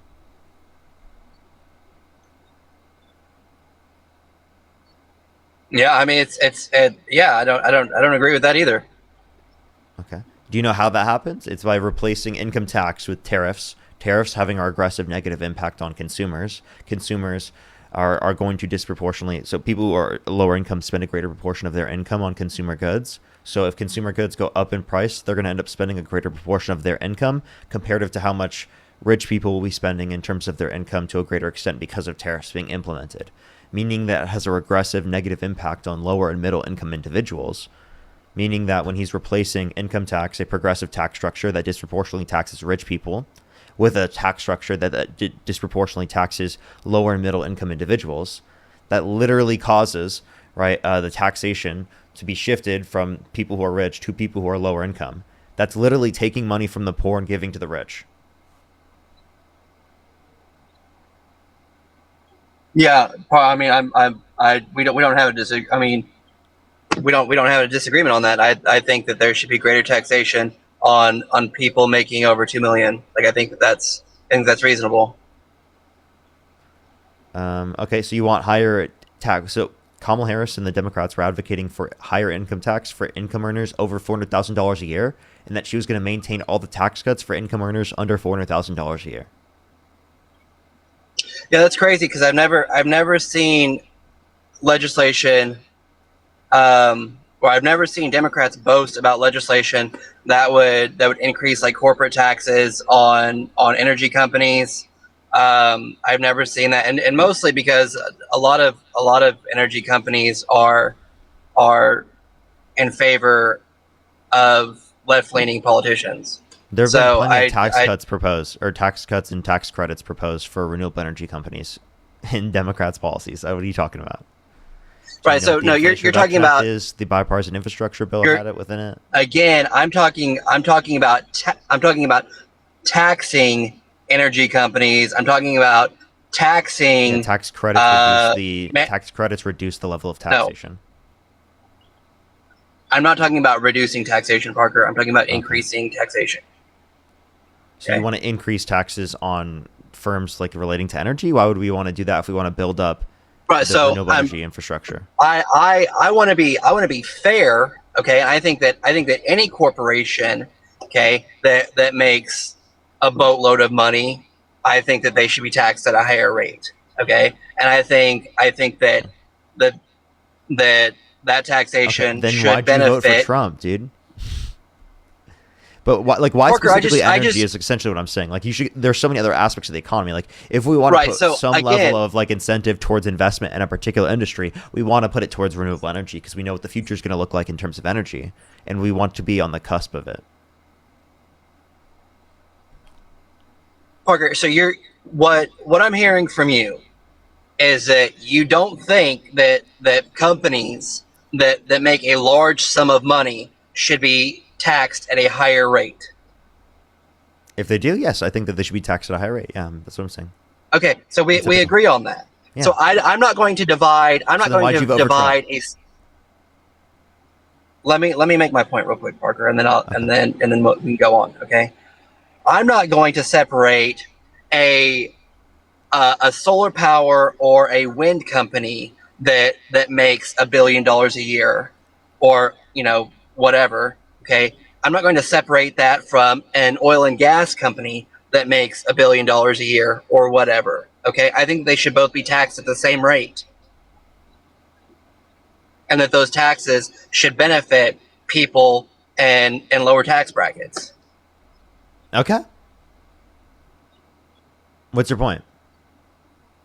My point is that you have left-leaning legislators that protect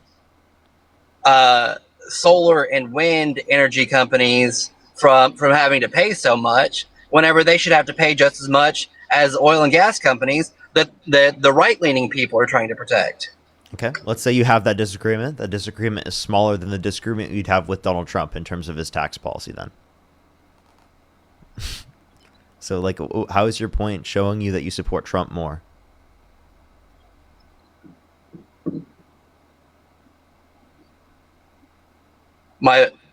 From the beginning, Parker, I told you that I'm extremely moderate. Okay, I do believe that there should be a solid social safety net. Okay, I explained to you why, or I explained to you what I feel would benefit the lower tax brackets. Okay, and I told you how the left-leaning legislators favor a certain type of energy over the other type of energy, which the right-leaning legislators protect. Okay, so they both have their thing, right?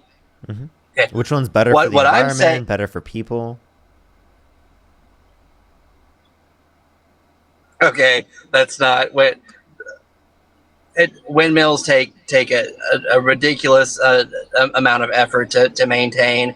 Solar panels are expensive, and they take a ridiculous amount to maintain. They've become 3 times less expensive in the past decade. They take up. I'm not gonna argue that. Are you saying windmills are less expensive or solar panels are? Solar panels and wind is less expensive. So as well. I think that there is a way to make solar panels a more reasonable resource. Okay, but taking up hundreds of acres is not it, and there's not a way to stack them on top. I'm sorry. That's a significantly better alternative, taking up like especially in the deserts, right, when there's like practically nothing there, right, in plenty of the instances. Like I've driven past a bunch of the solar farms, like it's literally in areas in which like there's just land where like they don't really do much with the land anyway. Yeah. Right. So like I'm not. That's so, literally specifically the solar farm. So we can talk about that in one circumstance. Secondly, that's creating jobs. It's high paying jobs that are going to be relative to the future, right? In terms of how we're going to be producing energy, because renewable methods of producing energy are the future, whether you like it or not. One, because it's significantly better in terms of pollution. So many pollution deaths happen every single year because of the different types of mechanisms we use in terms of oil and gas, right? That specifically lead to high levels of pollution that then lead to people literally having health problems.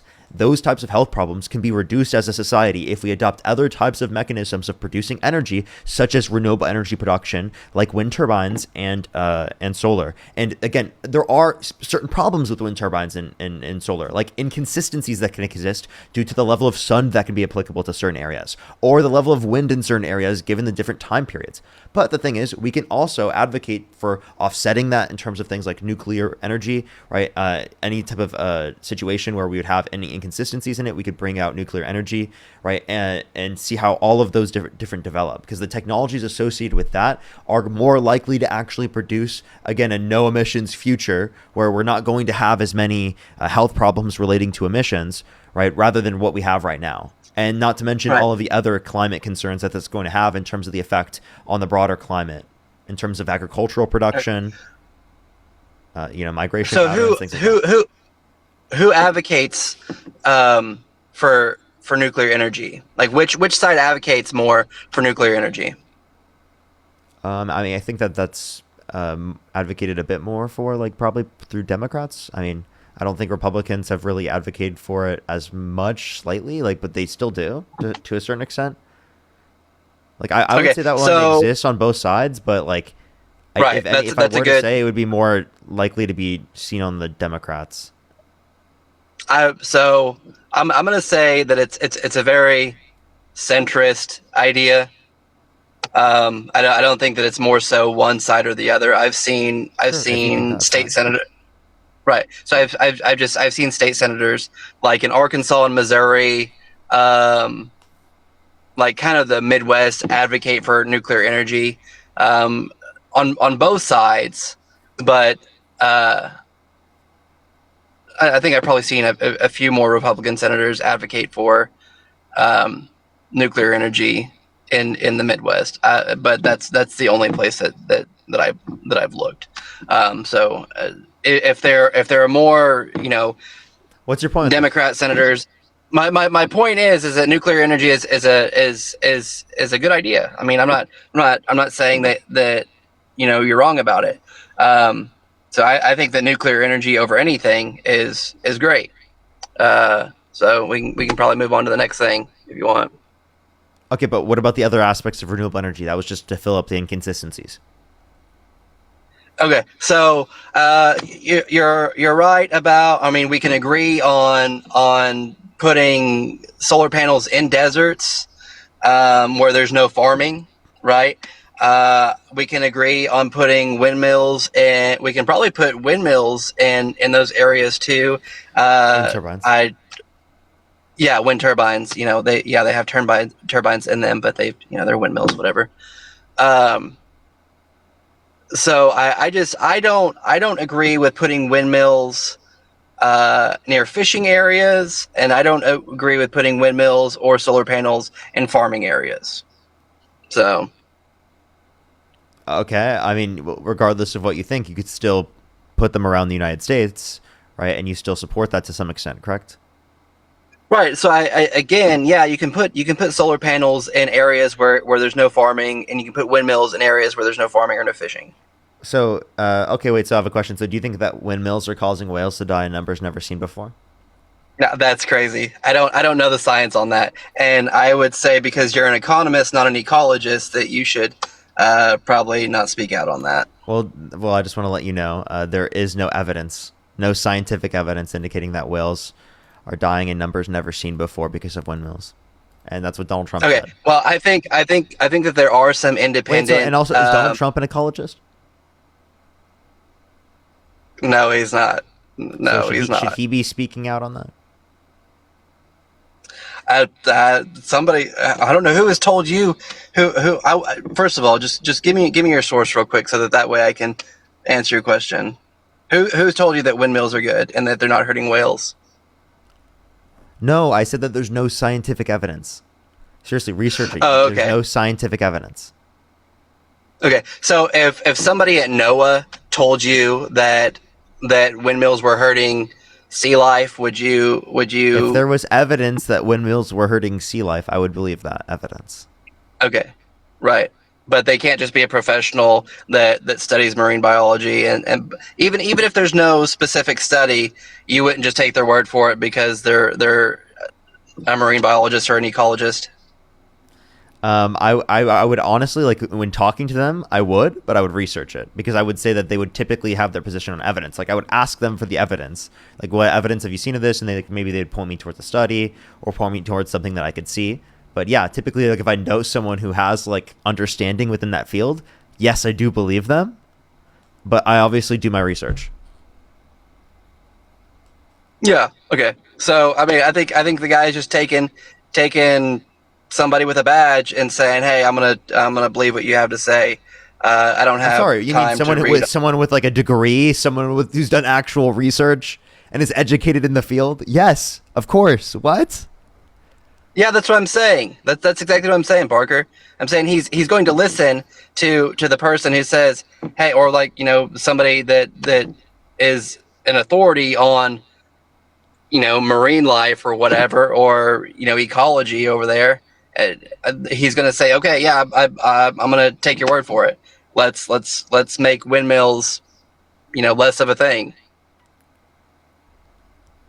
Okay, so I don't think you really know what you're saying here, man. At this point, obviously, we're gonna look at people with education who have research into this. We're not gonna listen to Trump or RFK. So, right? Yeah. No, I'm not. I said. You know what I mean? Like, I don't think that would be the best place to get your medical advice. I would prefer to get my medical advice from people who actually know what the fuck they're talking about. Yeah. Well, different. You put 20 doctors in a room, and 10 of them are going to say one thing, and 10 of them are going to say the other. So, and especially if you're talking so if you find a consensus in a particular area, well, then damn well that that's probably right, right? Yeah. So some people are going to. I mean, some of the doctors might concede on certain things. Yeah. Like if there's a consensus amongst doctors, right, then that's probably going to be indicative of it being true. Now, if we want to point towards, like, specifically, like, let's look at evidence. Let's look at what Trump said recently. Trump said that, Tylenol usage during pregnancy causes autism, but that was him misunderstanding a study from Sweden that actually showed that if you take into account genetics, family, and siblings, it indicates that there's no association between Tylenol usage during pregnancy and autism, right? So the idea is that Donald Trump's a fucking idiot, and he's just going up in front of millions of Parker, people, and he's saying things that make no fucking sense, and it's literally harmful. He said there are no negatives. He said there are no negatives. You're getting way excited. Careful. Excited? Yeah, you're getting way excited there, bud. This is embarrassing. No, I'm embarrassed as fuck to literally have a president. Well, you should be. Yeah, I should be embarrassed. I should be embarrassed to have a president that's such an idiot. That was a fucking temper tantrum right there. You just threw the like a little crybaby fit right there. I mean, me just acknowledging that Donald Trump was doing something. No, the wah thing, dude. So here's the deal. Is that your best way of responding to this? Are you serious? Do you know? No, this is my response to you, Parker. Is do you know how I was not crying. I was literally acknowleding what Donald Trump did. That was literally anti-science. I don't know. You're bitching about something, I guess. Bro, you're so mad. This is actually you just coping with the fact that you have no argument. Okay, yeah, I guess, and I cope really well. Not very well, obviously. No, Parker, if you knew me, I am extremely apathetic about a lot of things. Like, I'm a sociopath, dude. Like, I don't even care. Are you trolling? So I think you're trolling. I'm not trolling you, Parker. I'm not. These are sincere. They're real. I don't think you're being sincere. So what do I need to do to help you feel better about that? Well, I mean, maybe like, not lie on my stream over and over again. It kind of hurts my ability to trust what you're saying, to like know if you're actually being sincere or you're just trying to like make some like joke of a point. It's like really weird. Like you've done that on the stream multiple times already. Yeah, I mean, are you trying to hurt my feelings? No, that was not my goal at all.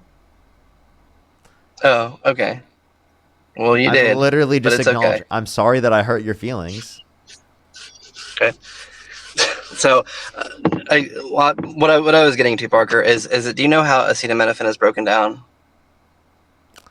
No, I don't know the full process. Can you tell me?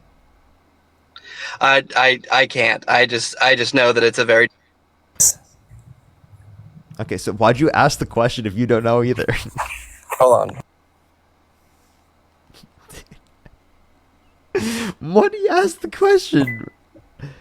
Sarah, thank you so much for the $11. Thank you so much. I really appreciate it. Shauna, thank you so much for the $5. Thank you so much. I really appreciate it. Thank you.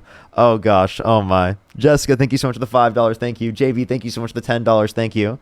Rye, thank you for the $5. Thank you so much. Brevin, thank you so much for the $5. Thank you. I really appreciate it. Tim with the $5. Thank you so much. I really appreciate it. Simon, thank you for the $2. M with the $50. Thank you so much. Can we get some W's for M in the comment section right now? Thank you so much for the $50. Thank you so much on YouTube Super Chat. Shep, thank you so much. I really appreciate the $20. Thank you so much. I really appreciate it. Thank you. Said Trump literally just withheld funding to New York because of Schumer hurting the residents of New York and canceled grants to 16 states, all that voted for Harris. People over party? Question mark, question mark. Oh, yeah, thank so you so like much the for the thing $10. with Thank you as well. Thank you. Oh, go ahead. Go ahead. Go ahead, you're saying? Oh, I'll let you catch up real quick, Parker. No, I'm already caught up. Okay, good. So the thing with Schumer, I think it was a stupid thing. That's probably something that we'll agree on. But I think that anybody that's making $60,000 that doesn't live in California, New York, New Jersey, Washington, what's another really expensive place to live? That's pretty much it, right? I'm waiting for what's your point. I'm confused what your point is. Anyway, so anybody that's making $60,000 in any place other than those places, I think that $350 a month for healthcare is fair. And I think that if you're trying to raise it to 400%, like I think that's silly. Like people that are making $60,000 and states any other place than those states that I mentioned, I think that they could get by, as a single person. Okay, so you think that they should? So you think that it is the case that you're just saying that they can get by, but millions of people under the system we have right now do not have access to health insurance. Do you think that system should continue where millions? I'm saying that if you're making tens of millions of people in this country do not have access to health insurance. I'm saying that if you're making over $5,000 a month and you're only obligated to pay $350 for healthcare. Here's my position. Every single person in this country should have access to health insurance and healthcare free at the point of service. We should pay for it through taxes. Because that system gets rid of the unnecessary middleman that's between you and your doctor and ensures that everyone has adequate access to care. That's a significantly better system. Okay, again, I agree with you on that. Yeah, like seriously, like people already are paying into the systems right now. Like if we do private health insurance, we pay into they keep all that money and then they put it in like a pile essentially, and then like they take from that in order to pay for different claims. That same thing would be true with the context of government. The government takes money, right? And it is the case they pool it into like a thing, but they're not taking out profits from that pool. It's all just being used to help people. I'm a guy of solutions. So, in your opinion, okay, what should happen to private insurers? Like they should be adopted into like the system overall in order to ensure that people have adequate access to care.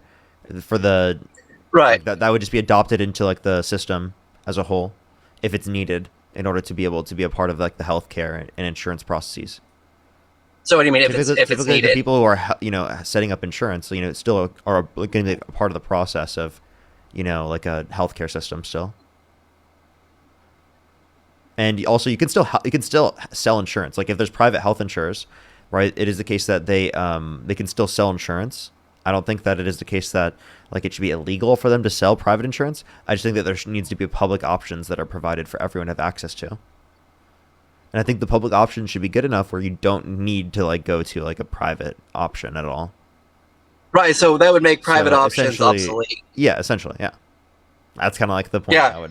So you're letting them drown. I mean, I get it. I'm not against. Well, you're that, letting man. the profit aspect of it drowned, and then you can adopt any of the people specifically who are like the workers, a part of like those insurance companies, into the system as a whole, right? There's still going to be a system for people to like have in terms of jobs. That's essentially what I'm trying to say. But the profit aspect of it, out, should not be profiting off of people dying. I'm serious. That's just, it's disgusting. It's literally like. That's what health insurers are based on. They profit off of not providing care. And people die because we don't provide that care. There are 45 to 68,000 American lives lost in this country every single year due to lack of health insurance because people do not get access to preventative health care, and it increases the likelihood of them dying, right, in the long run because they don't get access to that preventative health care to identify it earlier. And if it is the case that they got access to it, it would be the case that they wouldn't have died. So that's my point. That's what I think we should do as a country. We should prioritize life and human value, right, specifically over the profits of large companies that are profiting off of people literally getting reduced access to healthcare and health insurance. That's a scam, dude. Let's get past the scam. You're not going to be paying more into a system where we do it through the government. You're not paying more into that system unless you're going to be like making millions of dollars a year because proportionally you pay more into income tax, right? The average person will be paying less in healthcare through a context of a system that universally provides it to everyone than what they currently do right now. Because right now in this country, we spend almost twice as much per individual as countries around the world that have universal access to health insurance and healthcare. Why is that? It's because we're being price gouged by the profiteers between the middleman between you and your doctor, you and your medical professional. And Trump had no policy for healthcare. He had no plan. He had concepts of a plan, okay? That's not a policy. That needs to be addressed. Yeah. To be honest, Parker, we don't have we don't have too many differences, you and I. There are like a few things that were arguable. Like I if I had the information in front of me, then we could argue it out, but I don't. I'm sitting here. Then why are we coming to different conclusions here? It seems like we agree on so much. Why are we coming to different conclusions here? So again, we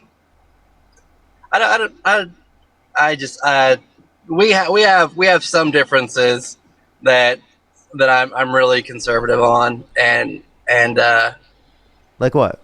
And then like the rest, I don't care. I don't care to talk about them. I just don't care to talk about them. So what, do you not feel Parker, like you can talk about them? Like, what's the point? No, it's not. Again, I'm sitting in my car. I'm not driving. I'm parked. And I don't have everything that I need in front of me, man. I'm not as equipped as you are right now. And again, there are things that I've seen that I don't recall all of the details to, but at that point of reading them and taking notice, I said, well, yeah, that's my opinion on this, and I preserved the opinion, but not all of the data that supports the opinion. So at one point, I guess you should look into that, try to do research on it, and debate on it. Try to actually critically think about the perspective, because obviously you need that evidence, you need that reasoning in order to be able to base your opinions, to have basis for your opinions. So if you can't hold up, and if you agree with me on so much, well, then why are you still supporting Trump? Like, what is there something that was so true it has to be the case that you support Trump? You know what I mean? It seems like you would disagree with him on so much. Yeah. Again, the one thing that I mentioned, the California bill that kept getting blocked regarding geo, it was a pretty upsetting deal to me, because of the decisions that were made. Uh, Lots of people are no longer around, like they're no longer living, um, and it just, it's something that kind of stuck out to me. Um, there are a couple other things that I believe that healthcare shouldn't take care of. I mean that public healthcare shouldn't take care of. Like, I don't think that, that certain plastic surgery should be covered by taxpayers. Um, like I don't think that Okay. nose jobs and Okay. facelifts and things like that. Like, I'm confused. I'm confused how that's under the current system. It's not unless it's medically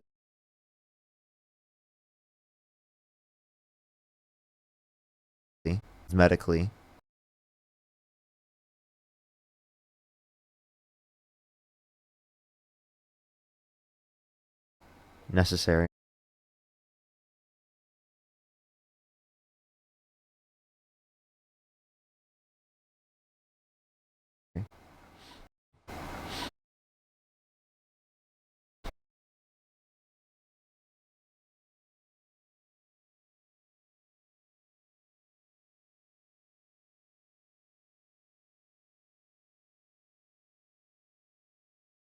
Why? I'm trying to fix it real quick. I think it should come back in a second.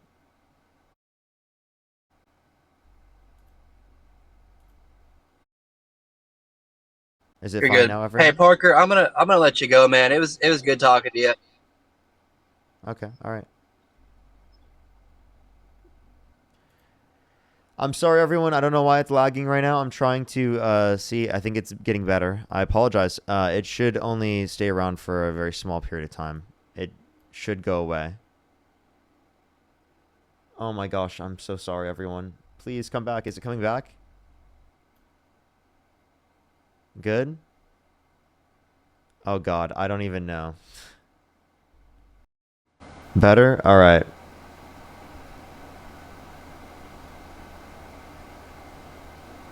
Does not seem fine. I'm gonna be totally honest. It does not seem fine. For me, it looks like it's not loading. I'm sorry, everyone. If it's good right now, I'm glad it's way better. But like, I'm gonna try and fix it right now. It seems like it's really behind. I'm really sorry for this. I apologize. Okay, it seems like it just loaded in.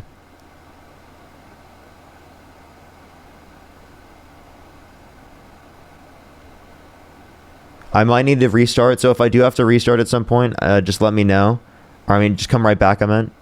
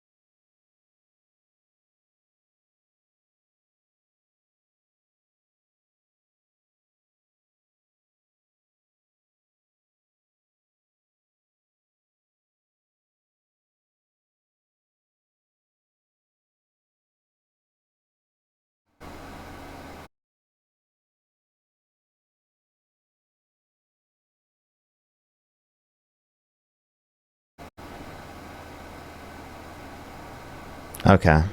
All right, it should be back now. Hello? Can y'all hear me? What is going on with my internet? Is it fine on YouTube? I'm sorry, everyone. I don't know what's going on right now. I'm hoping it fixes in a second. Sometimes it just does this randomly. I could do a restart here in a second. So for everyone on YouTube, just make sure to come back here in a second. Because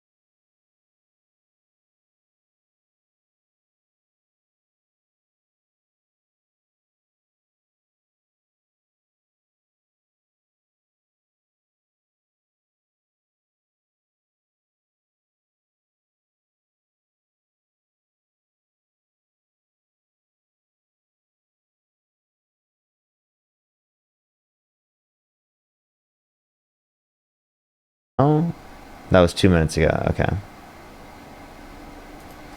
We're back. We're back. What's up, everyone joining in? If you're on YouTube, hit that thumbs up. If you're on TikTok, tap that screen. It will help get it out to more people.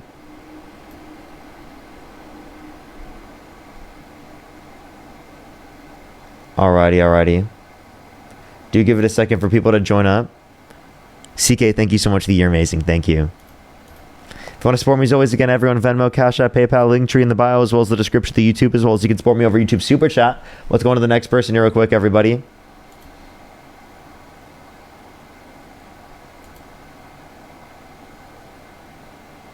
What did I...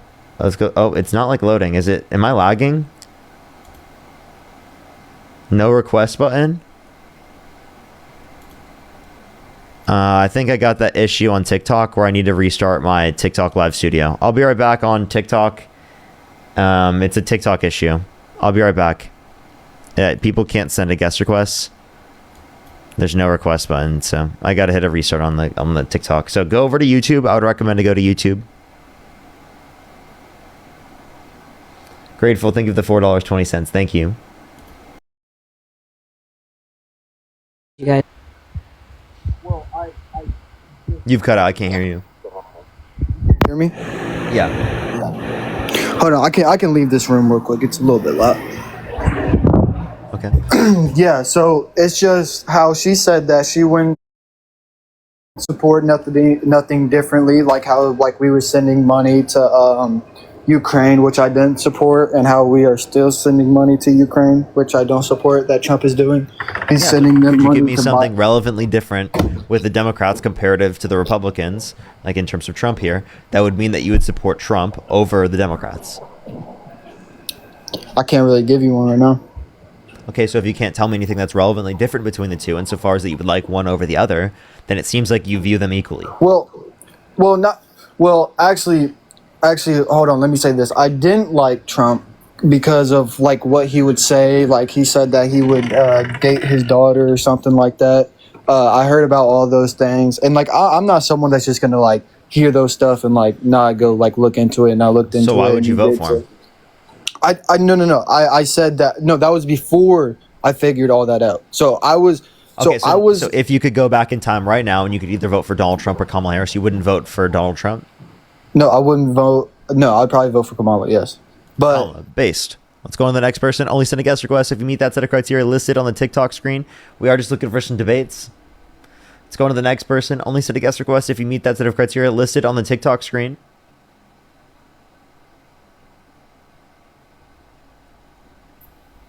Yo, what's up? How old are you? I'm 19. Do you support Donald Trump?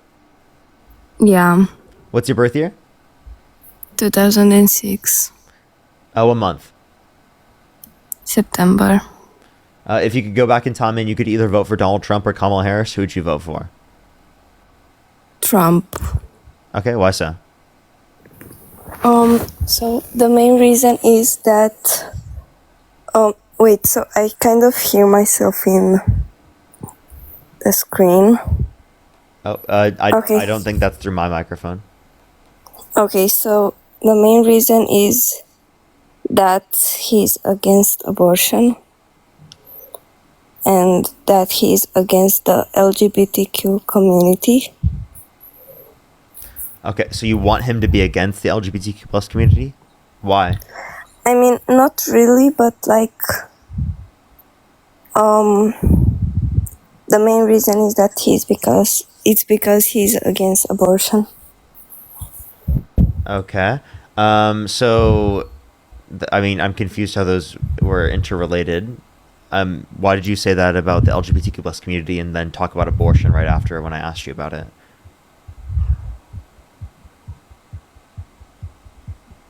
What? I asked you, you said that like there's something you like Trump being against the LGBTQ plus community, and I asked you why. And then you brought up abortion. Like, because I don't think that it's okay for like children to transition, like when they're still like children and they don't know what's like to do and to do something permanently that could affect their body after. It's and not they permanent, could regret it. right? For example, puberty blockers are reversible, right? And Yeah, but children it who are would not be trans way also get access to harder. puberty blockers. And then, do you have an issue with social transitioning? That doesn't have any permanent impact. Wait, sorry, can you say that again? Do you have an issue with social transitioning?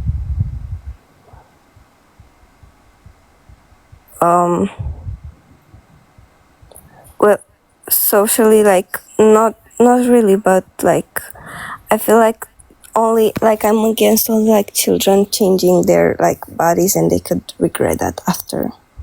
I mean, if you're talking about like, for example, puberty blockers are those are reversible. Yeah, but it will be way harder for them to like get back, and it could still like affect their bodies. That'd be determined by doctors, not you, right? Well, yeah, but I still don't think that. I mean, I've seen like children that think that there's something, and that doesn't mean that they are though.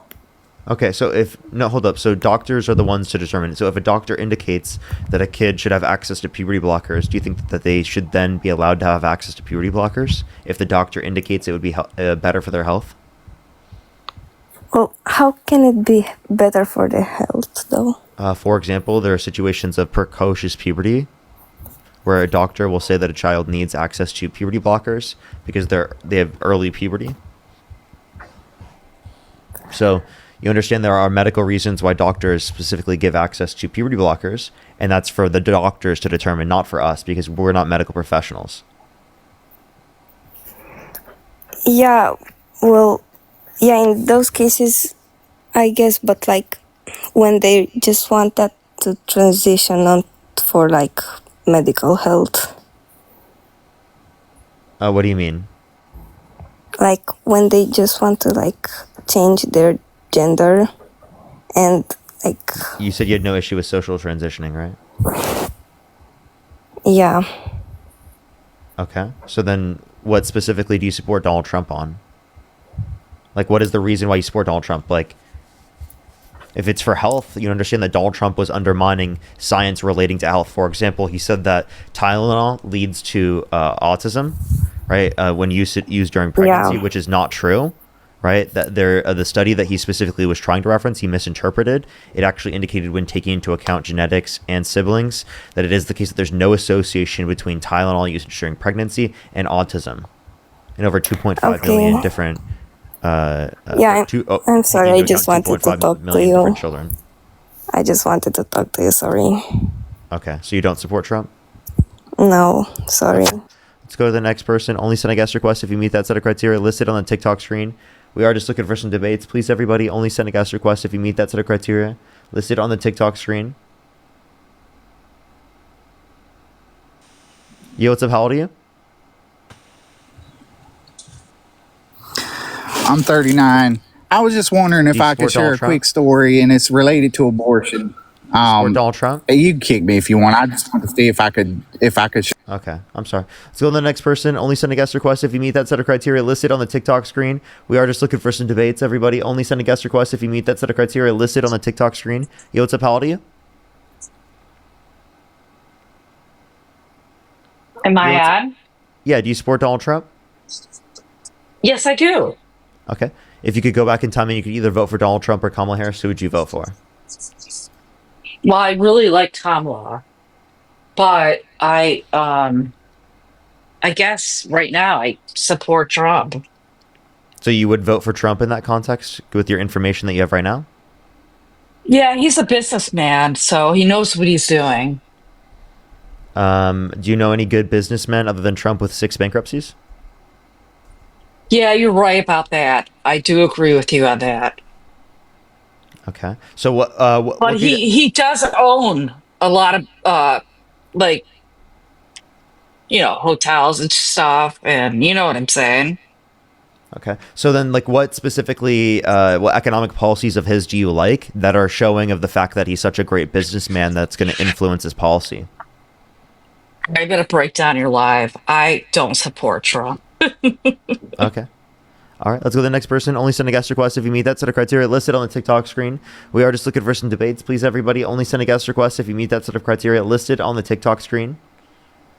Let's go to the next person. Only send a guest request if you meet that set of criteria listed on the TikTok screen. Yo, what's up? How old are you? 56. Do you support Donald Trump?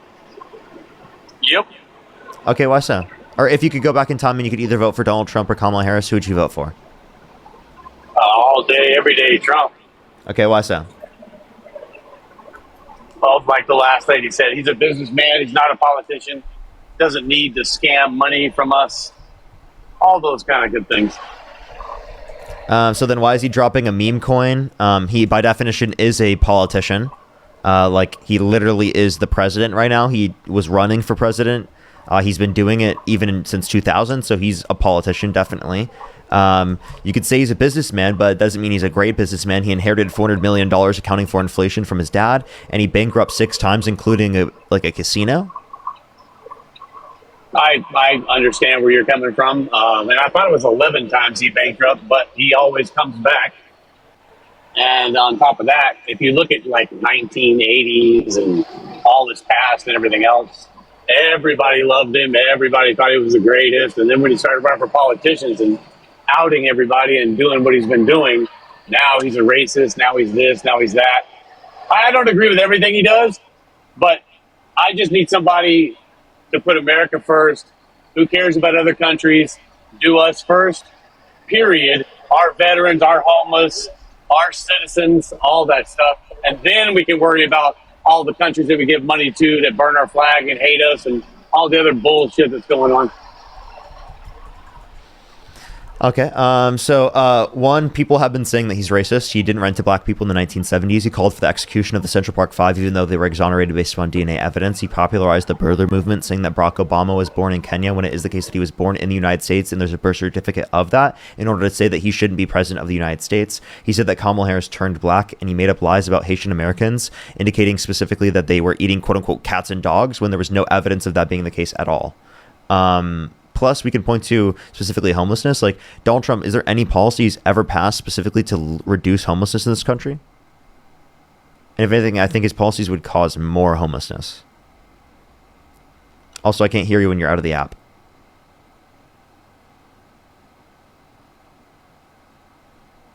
Hi D, how you doing? I get what you're saying. What's up? You still there? Am I still here? Yeah, I hear you. Yeah, I get what you're saying about all that stuff, but there's so much bullshit out there of who does what and who did this and who did that. I'm like you. I need to see proof. I need to live it. I need to, see it. I don't believe any of this internet stuff anymore. But on the bottom line, if we don't all come together and put America first, all this shit's going to keep us apart, and it's either going to go for the worst or the best, and I see it going to the worst.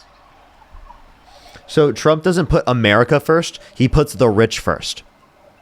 Right? So his tax policies particularly take money from lower and middle income Americans and he gives it to rich Americans. That's his tax policy. Tariffs disproportionately tax people in the lower and middle income, whereas specifically because they spend a greater proportion of their income on consumer goods comparative to people who are rich. Whereas income tax progressively taxes our income. So if you make more money, you pay a higher percentage in taxes. I get all that. I'm in that tax bracket, and it does suck. I literally, half my check is going to taxes. I don't agree with that either. But if it helps our country, instead of paying for all this other stuff, look how much money we put out. It means they need to be paying us. I don't understand the policies like you do. I just live them, so to speak. And from what I see and from what my uneducated, not like you, I know you're really well educated, all that other good stuff. But from a normal guy out here busting ass, putting me first so I can take care of my family first, it does suck. But it also helps in the long run, I think. And that's from an uneducated answer, you know what I mean? It looks like to me, instead of us paying all these other countries, if we charge them and it comes to us, and it'll benefit us, not right away, but in the long run, I'm all for it. And that's not understanding, all the statistics. Like, I know you have a degree in all this stuff and all this other, but coming from my point of view, you know what I mean? Just a hard work. I mean, I'm in the upper part money wise, but I do definitely pay my taxes. That's for damn sure. A little too much, I think. So if you make under $400,000 a year, Donald Trump increased your tax burden. Kamala Harris would have kept the same level of tax cuts and actually would have imposed more ones, especially for working families and for people trying to buy houses that haven't bought them yet. Those, for example, she wanted to increase the child tax credit to $6,000 for the first year of a child's life, $3,600 to them being 5 years old, $3,000 to them being 18. And when implemented in 2021 through COVID emergency plans, it reduced childhood poverty by 45%. So we can point to historical examples of it being really, really good. But in general, like the point that I'm making is that, again, under Donald Trump's policies, the taxes will go up for working class Americans because the consumer inevitably will pay the tariff because the American business importing the product has to pay that to the government, and then they pass it down to the consumer because it's an aspect of cost of production and distribution, and it's not placed on profits. So it's going to be more likely to be placed down to the consumer. Yeah, I get all that, but that is, from what I understand, it's supposed to eventually come back our way to where we're not paying all that money out, and the finance, everything is made here. The manufacturers, all that stuff is more in America and bringing back, for the workforce and that kind of thing, instead of over there in the other countries where apparently, Nikes are made for, the guys are getting 50 cents a day, or I don't know the exact price, but it's pretty much slave labor. But if we can bring all that production back here, that's part of the tariff, part of the reason. Is that correct? So there's a few issues with this. One is that tariffs placed on everything from all around the world wouldn't specifically just be on that type of labor. If you want to reduce that from happening or increase labor standards, this would actually be worse for that, because tariffs will impose a situation where companies from countries around the world that are importing products to the United States, they will reduce their labor standards to be able to compete with the market, even given the imposition of the tariff. So that actually could likely reduce standards for labor unless you place tariffs specifically on companies that engage in this particular business practice. And that's what I would actually support it. But those are targeted tariffs. Those are specialized tariffs, not universal tariffs that Trump is advocating for. But isn't it already? What's that? Sorry, go ahead. Go ahead.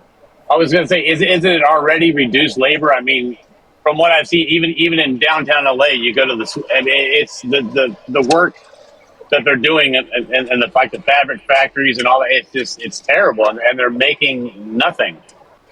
And I'm assuming it's 10 times worse in some other country where we don't even see it. And I mean, I know it's been proven a little bit depending on what you believe in and what you see. Like I said, if I don't see it, it's kind of a little iffy these days on what you, you know, if you don't see it, I pretty much don't believe it. So let me clarify. What's your goal from imposing a tariff? What do you want out of a tariff?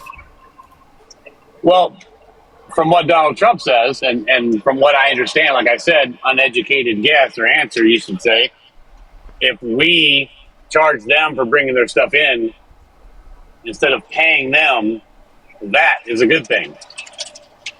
And the whole roundabout situation, not as technical as you're saying, but I mean, how many trillions of dollars has he already gotten brought into America back from, you know, charging us whatever the actual percentage rates are, which I don't know. We haven't. Who do you think is paying the tariff?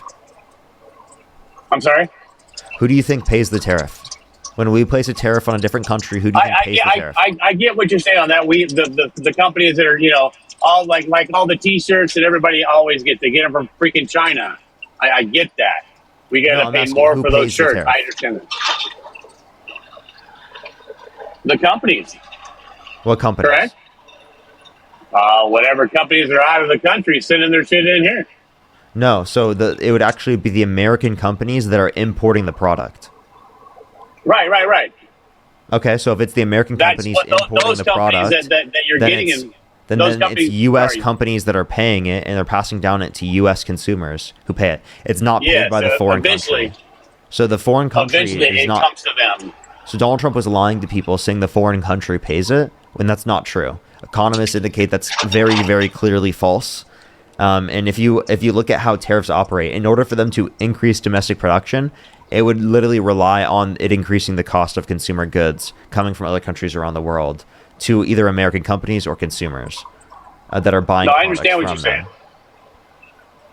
I understand that totally, but technically, the companies he charged them to, they just give it off to the companies that are buying it over here. I understand all that, and I obviously don't agree with that either. But it's just, I mean, we got to do something, that's for sure. And we're definitely not putting America first with tariffs. Without tariffs, it doesn't really matter for any way, shape, or form when we're giving millions and millions of dollars to like other people's problems. I don't understand that. We need to take care of us first. Like, for instance, the Gaza thing, the fucking Ukraine thing.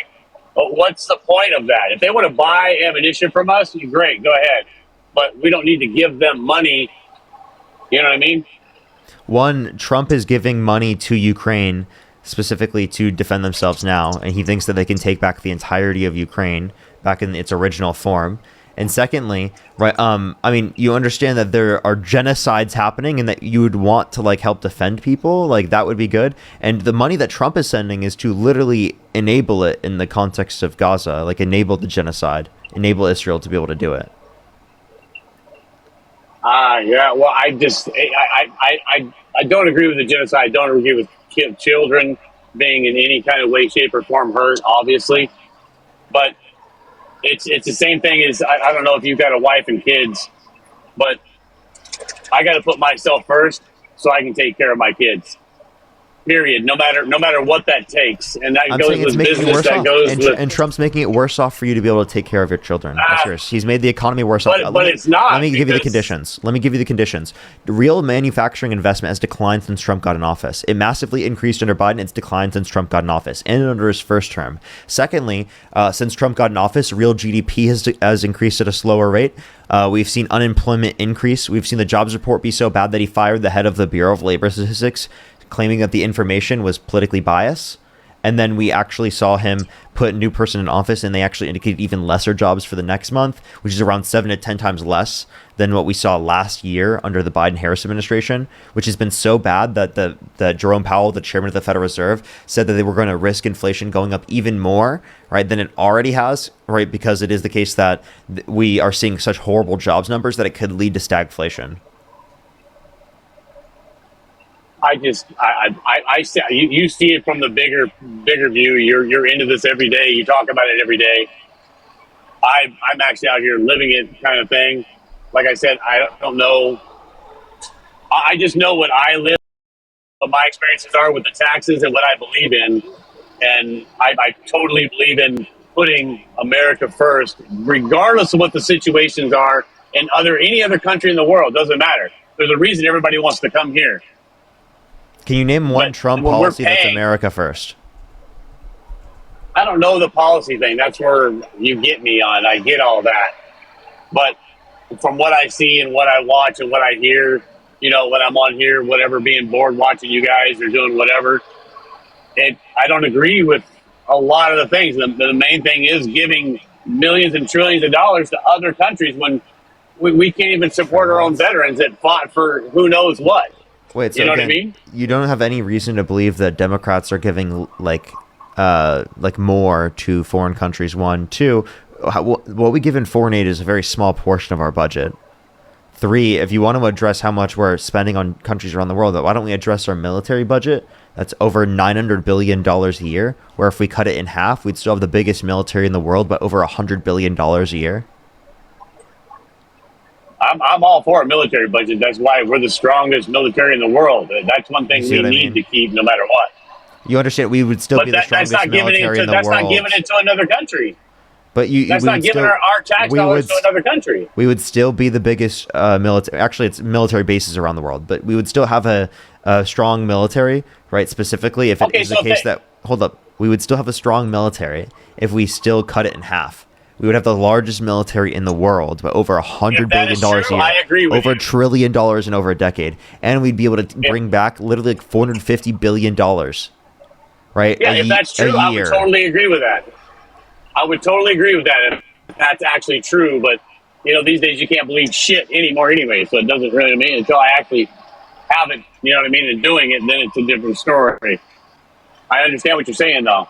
If that's true, I'm 110 times before it. 400 trillion or billion dollars would solve almost every problem we have here in America, including roads, homeless, everything.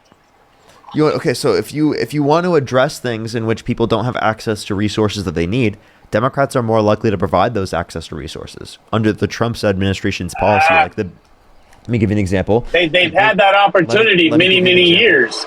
Let me give you an example. The Big Beautiful Bill cuts 420,000 children per month off of free school lunch and breakfast. It cuts 2.5 million. Wait. Sorry. Hold on. So look at the food and the quality that they're giving them. Crap. I would be way better off if they didn't eat that crap and make them like, look how obese. America's the fattest country in the world because of our food. That's ridiculous. I'm sorry. The children specifically. It's not. Listen. Children eating free school lunch and breakfast, for many children, that is the food that they need to survive, right? Saying that that's contributing. Yeah, but it's not even real food. It is food. And by the way, we can better. Dude, listen. We can better the standards for the food that we give children. It's preferable to do that and to give them access to food than to fucking starve them. I'm sorry. Do you think starving them will be better for their health? I agree with that. Now, I would agree with if it was actual better food than chicken nuggets and French fries and bullshit pizza that's not even real. I'm sorry. When was the last time you were in school? When were you in elementary school? I have kids in school now. I forbid them to eat the food because I have a job and I pay for them. Okay, so then you can provide food for them otherwise. But if they didn't have the ability to get food otherwise and they would starve otherwise, do you think that they should eat it then? Or should they starve? I get it. There's a huge fine line to that. I don't want kids to starve. No matter who, where, what, whatever. I don't want any kids to be harmed because of all our stupidness. If your own kids couldn't eat at home that day, right, there was no ability for them to get food outside of the context of the school system, right, should they eat the food at school? That's or never should they starve? Happen. That's never going to happen. Answer the question. Should they eat the food or starve? That's never going to happen. Should they eat the food or starve? Should they eat or starve? If that was a hypothetical situation, which would never, ever happen in my world, yeah, sure. I mean, yeah, exactly. They should eat the whatever, food. But That's exactly. You don't have to. So then why are you punishing? What you do is you go out and hunt and provide, go fishing. Hunt? There's hunt? Yeah. I'm sorry. You ever heard of hunting? The average American is not going to hunt and fish for their food directly themselves. Well, they should learn. They should know how to provide off the land. I'm sorry. What you want people It's the average? It's better than giving them that fake ass food. No. I'm sorry. I would prefer the average American to not have to go out and hunt every single day to get food. I don't. I'm not doing that. Fuck that. Of course you don't. No, of course. I wouldn't say you would, but I'm saying you're telling me if I had a choice to give them that crap ass food or provide for them, even if I had no money, I could go out and provide for them because it's pretty simple how to fish. I still wouldn't go out and hunt. Are you kidding me? Those things. I'm sorry. No, I still wouldn't go out and hunt. I'm sorry. The food is not that bad that you would want to need to have to go out and fucking hunt for your own food. Do some of your research. I'm sorry. The food is not that bad. I'm sorry. Like what? No, it's good. It tastes I'm good. sorry. Don't get me wrong. The food has gotten. Oh my god. Wait. I'm sorry. You need to address. It's good. Okay. It's good. Don't get me wrong. Okay. But you've got to do some of your research on the test that 95% of restaurants and everything get their food. And it's even worse for the schools. Where's the corgi? Okay, I'm sorry. Like, you understand that we could address getting better conditions for food while also simultaneously saying that children should not be cut off of their free school lunch and breakfast because that will lead to children starving? But now you're twisting it. I don't think that kids could I mean, if they absolutely have to and they have no other choices, which is a bad parenting situation, and the parents need to get a job and do better. Don't just say get a job. I'm sorry. There are plenty of children specifically that do not have access to food, and it's not just their parents not providing it because they don't have a job. That's ridiculous for you to say. All right, please. That's not ridiculous at all. If you have a kid, it is and because they have to be on food stamps, right? Because they had to be on food stamps. No. Wait. Hear me out. If you have sex and have a kid, and you choose to have the kid, that makes it a responsibility, does it not? I'm sorry. Even if there's a responsibility on behalf of the parent, that still doesn't mean the kid should starve. That's part of the responsibility of the parent is to have the kid not starve. I'm sorry, but like I think the kid shouldn't starve regardless. Say that there's an irresponsible parent. Well, of course the kid. We're on the same page on that. But when you're a parent, say there was an irresponsible parent. Definitely not saying that every single person who can't provide is irresponsible. That's a ridiculous statement, right? People lose jobs. If you're responsible enough to have sex and figure out how to do that, you can get a job at McDonald's. Well, I'm sorry. You understand that, like, for example, someone could have lost their job? Yes. And do you understand that there's like 11 million jobs available right now? You understand that it is the case that there are people specifically who are disabled who have not yet qualified for disability and still should be able to feed their children? Okay, that's a different subject. If you're disabled and you can't work, obviously, but they haven't yet qualified. But they haven't yet qualified for disability, so we need to ensure that people have access to it in that certain context. I agree. If you're disabled, I agree. If you can walk around, talk, watch your phone all day, go outside, smoke, whatever it is you do, and you're not working, but you're getting disability. I'm sorry. Regardless, children should be fed, and there should be like access to food for children in school systems. That should exist. I totally regardless. agree. So again, agree. The fact that 420,000 children are being cut off of this every single month, that should be enough for you to say that you don't support the bill. Genuinely. Yeah, but if you knew every situation, then I could understand that. And did you know that there are less jobs being created right now because it is the case that Trump's in office because he has imposed tariffs? Did you know that there's higher unemployment because Trump specifically has imposed his tariffs? Did you know that there's lower real GDP growth because Trump has imposed his tariffs? There's 11 million jobs available right now statistically, so they say. Like I said, I don't do the research you do. I don't believe in half the things that you research unless you've actually dealt with it or lived it or touched it or seen it or whatever. Until it's, there's so much bullshit out there today. All this shit's put out there to put us. So one, I have a degree in economics. Two, I'm getting this discussion. from the chairman of the Federal Reserve and the Bureau of Labor Statistics. Yep. I'm getting it from good data. The Bureau of Labor Statistics. I have no doubt. There's one thing the Bureau of Labor Statistics under the Trump admin with the person that he put into office. So, although you have a degree and all this stuff, you don't think people can put false information out there? Yet the Trump administration is putting out false economic data. Okay, so maybe the Trump information, whoever it might be. So at least we agree people put false information out there. It chooses to where you make the decision on what false information you want to believe. No, I think it's accurate data, right? But like that's your conclusion. Your conclusion is that the economic data being put out by the Trump administration is false. You're going to tell me every 400,000 parents at whatever monthly that are getting rid of the child food, whatever we're talking about, the child thing? You know every situation that's going on there. All the families that are just sitting at home enjoying their EBT card, whatever they're doing, and choosing not to work because the government just gives it to them. I'm sorry. People don't just like sit at home and get EBT and that's all. Like that's ridiculous for you to say that. Like, please get a grip on reality. Yeah, I know a few. People are utilizing food stamps, right, in situations in which they need it. Okay. Right. And it is providing a social safety net for people. You think for some reason that people who are utilizing it don't need it, which is absurd and insane. Right? And again, we're talking about people who do need it, who are in these circumstances, right? It's always the case that someone, quote unquote, knows someone. Say that there is one person that you do know that doesn't need it, that's getting access to it. But that doesn't mean that people who do need it should not get access to it. And the qualifications that you're putting in place, right, to restrict people from getting access to it is taking away people's access who do need it. Okay? I understand that, but you gotta also remember or think there's another possibility that majority of the people that are getting it do not need it. They get it because they don't have to work. It's free. It's easy. And I mean, look at all the immigrants that come over, even the ones that are trying to do the right thing. Thousands of dollars on credit cards, phones, places to live, and we can't even take care of our own people that are actually citizens already. God, you understand that we can't take care of our own people because Republicans won't advocate for the policy to take care of them. Republicans. I'm serious. It is. It totally is. Look at the hotel in right New York, now. Right now, the government is literally shut down because Republicans don't want to provide health care for people. You know that, right? Yeah, that's what they say. It's true.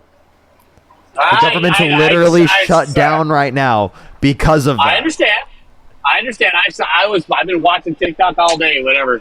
But I get it. But that doesn't mean it's true, and that doesn't mean it's right. But Trump himself said that you should blame the president for the government shutting down. Yeah, he said you should blame the Democrats. I remember him. I remember seeing a thing on that or whatever. Blame the president for the government being shut down, but not when it's Trump. We're not going to agree with. No, I get it. The only reason I'm bowing down to that is because you probably researched it and know more than I do about it. But I just don't. I don't know. It's just hard to not be in the position you're in, doing what you do every day. You know what I mean? It makes it a little different. I get you, but I'm just trying to provide you accurate information and better information. No, and I appreciate that. I'm not trying to do any type of manipulation or anything. This is genuinely what I believe and to be the case. And I put more research into it, but shouldn't that be a reason to believe that like that would be what I'm saying is accurate? Yes, I totally agree with you. And I actually respect you. You know, you being a younger guy and all that other good stuff, and me being the older elder, whatever you want to call it. I watch you when you come up. I don't look for you, but if you come up, I watch you, and you're very respectful most of the time, and I appreciate that. But that being said, I go back to we have to put America first, regardless if you think his policies are not doing it or not. The money just in that fact alone, like we were talking about before, cut the military in half. If we're still the strongest and nobody can mess with us, that kind of thing, which obviously, hopefully every American wants, I'm all for cutting the military budget, but put that money back into America. Fix the streets, fix the homeless, fix the veterans. You know, for the people that actually need an EBT card or need welfare. I actually have a family member that's on special needs that I take care of, blah, blah, blah, blah, blah. She needs that, you know what I mean? And it makes her feel like she's doing something on her own when she can't, you know what I mean? They're paying her 50 cents an hour to work at a place where they make little, like, plastic bags and stupid shit you never think of. I didn't even know there's such a factory, but she's been doing it 25 years. And they pay her 50 cents an hour, which is, you know, whatever. I get it. It's more of a mind thing than a money thing. But for people that actually need it, people that are disabled, people that can actually prove it and continue proving it and not, you know, try to do a hoax, I'm all about it, especially for the kids. The kids are the most important in the world. They're our future. I get that. But feeding them bullshit food at the schools to save money, it's a joke. I definitely think that's illegal, right? Like paying someone that much an hour is definitely illegal. It's a special needs thing. It's a family member. She got in an accident when she was little bitty. Now she's like. I don't even think in those circumstances that should be allowed. I didn't think so either, but I didn't want to rock the boat because she literally doesn't care. She loves going there. You know what I mean? I'm looking at the other part of it instead of the, I don't know. I'm sure there's bullshit, and the company's obviously making a shit ton more than she is. They've got, 30, 40 special needs, so to speak, there working for. She's been there 25 years. Let's put it that way. So Okay. So I don't agree with that, obviously, but there's lots of things I don't agree with. I can't change. Okay. So again, let's bring it back. So why do you? How does this get you to support Trump? I'm confused. This is not him putting America first. He hasn't done anything to put America first. I would argue that he puts America last, right after rich people. Yeah, I definitely don't agree with that. I definitely don't. Like I said before, when we were talking about it, I said, look at all the old, like when he was on Oprah, for instance, if that's for real, which it looks real enough. Everything he said, like paying for the other countries and all this other stuff, that we need to cut all that shit out. He wasn't a politician back then. He was, a businessman, whatever, golf clubs, all that, hotels, whatever. I get it. He's been bankrupt. I thought it was 11 times. You're saying 6. But for someone to go even 6 times to be bankrupt and then still be worth billions says something. Dude. And you say all the tax cuts help the rich. He inherited hundreds of millions. Look at it as, oh, great. That's old money. That's where most of the money comes from. Is from mommy and daddy that had money, give it to their kids. No, I don't give my kids shit. You earn that shit, period. You got to earn it. I give it to them, but you got to earn it. You know what I mean? What? You said you don't give them shit. What are you Does that talking make about? sense? That's not like a flex, dude. Saying that you don't give your kid shit is not a flex. I'm losing you now. But you got to earn it, if you can hear me. You need to earn it. Yeah, and obviously Trump he didn't earn it. You got to give it to him. Trump didn't earn it. That's where most generational wealth comes from. I know that. It's generational wealth. That's where all these people come from. Everybody, generational wealth. If Okay, so then he's not such a great businessman that I've had to you work should everything on support my him. own. Then he's not such a great businessman that you should support him then. So give me like specifically like a policy economically of his that you think is good because of him being a businessman. I can't hear you currently. He's cut out everyone. I think he's lagging right now. Do give him a second to. I guess he just left. Okay, he just lagged out, I think. All right, I'm gonna thank some people real quick. Everybody, only send a guest request if you meet that set of criteria listed on the TikTok screen. We are just looking for some debates, everybody. Only send a guest request if you meet that set of criteria listed on the TikTok screen. We are just looking for some debates. Alrighty. Hook, thank you for the $5. Thank you. Corey, thank you so much for the $20. Thank you so much, Corey. I really appreciate it. Thank you so much, Corey. I really appreciate it. Thank you so much. Rainey, thank you so much for the $5. Ryan, thank you for the £2. Thank you. Tube, thank you so much. Really appreciate the $5. Grateful with the $7. Thank you so much. Catherine, really appreciate the $20. Thank you so much, Catherine. I really appreciate it. Thank you. Murray, thank you for the €5. Thank you. Again, good to see you. Hook, again, thank you for the $5. Demon, thank you so much. Really appreciate the $2. Thank you. Jennifer, thank you for the $5. Sophie, thank you so much for the $2. Thank you. Thank you. I think I'm fully caught up. Only send a guest request if you meet that set of criteria listed on the TikTok screen. Tess, thank you so much for the $10. Thank you so much, Tess. I really appreciate it. Thank you so much. Elise, thank you for the $5. Thank you. Stephanie, thank you so much for the $5. Thank you. I really appreciate it. Thank you so much. Maya, thank you so much for the $2. Yes, that is so crazy. It is crazy. The job market is definitely not doing good right now. Adi, thank you so much. Really appreciate the $5. Thank you so much. Brett, thank you so much for the $10. Jeffrey, thank you so much. Really appreciate the $20 on PayPal. Thank you so much, Jeffrey. Rita, thank you for the $1. And Mal, thank you so much. Really appreciate the £7. Thank you so much. Carolina, thank you for the $5. And Rodney, thank you so much for the $5. Thank you so much.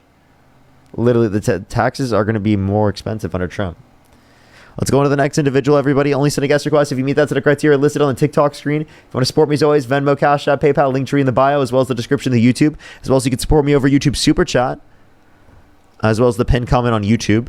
As well as if you want to support me for free, make sure to hit that like button if you're on YouTube. And if you're on TikTok, tap that screen and help get it out to more people. Puppy, thank you for the $5. Thank you so much. Thank you. Let's go on to the next person here real quick. Again, only send a guest request if you meet that set of criteria listed on the TikTok screen. No name, thank you for the $10. Thank you. Literally. Yo, what's up? How old are you? 19. Do you support Donald Trump? Yeah. What's your birth year? January 27th, 2006. Okay.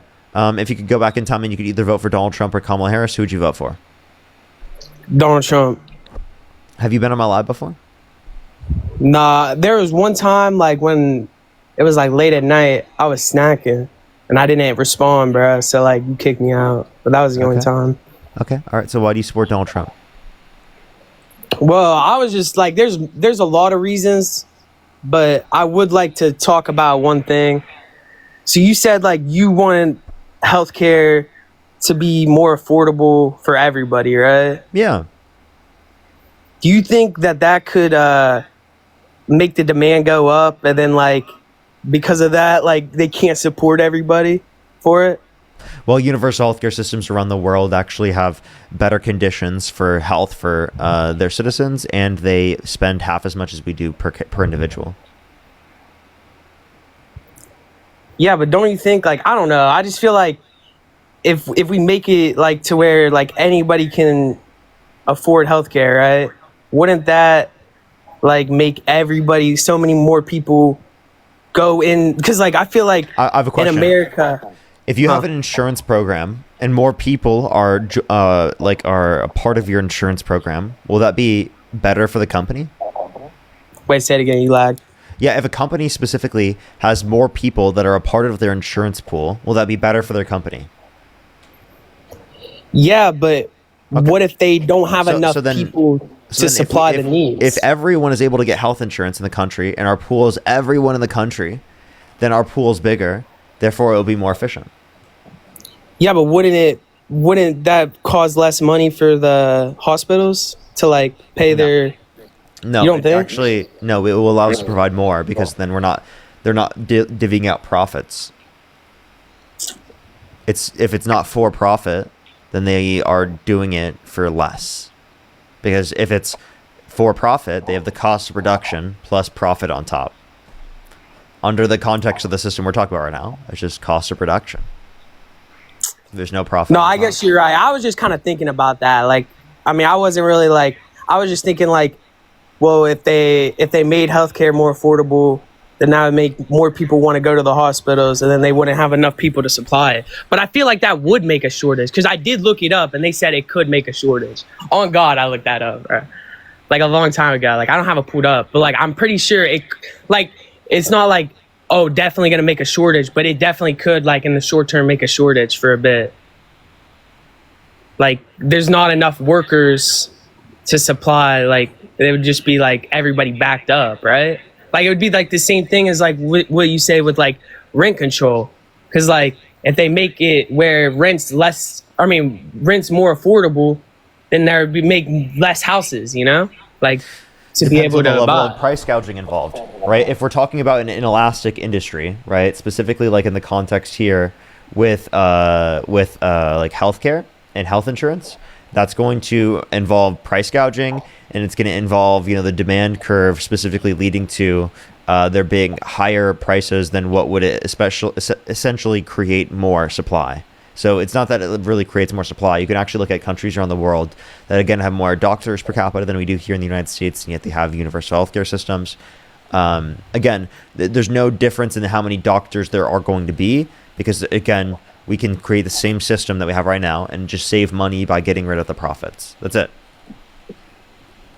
But you said the other countries they have more doctors, right? So like, I don't know, like I feel like in the short term, like maybe in the long term it would be beneficial, but like for the short term, wouldn't it, like for a bit of period, it'd be bad, right? Or no? No, because we can incentivize more doctors to be able to be in those positions. And why would it be worse? It would actually provide care for more people, if anything.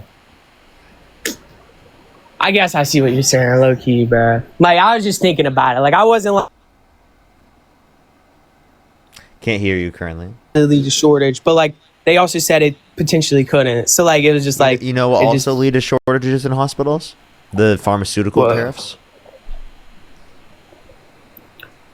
The 100% pharmaceutical tariffs. That's going to lead to shortages in hospitals. That's going to harm health in hospitals. Yeah, I didn't even know that was going on, to be honest, bro. I ain't gonna lie.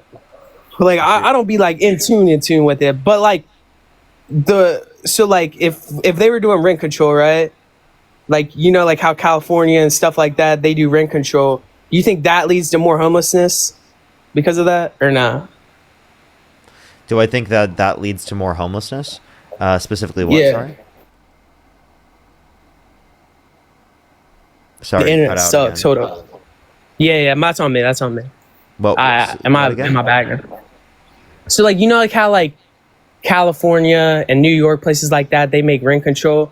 You think that leads to more homelessness? Like if we did like a not a worldwide, but like America wide, like rent control, wouldn't that just lead to more homelessness? Like it wouldn't like help. I think it depends on the condition in which it's applied. Some can lead to more. Some like literally creates better conditions for people to be able to stay in areas in which otherwise they would lead to homelessness. So it depends on the context in which it's applied.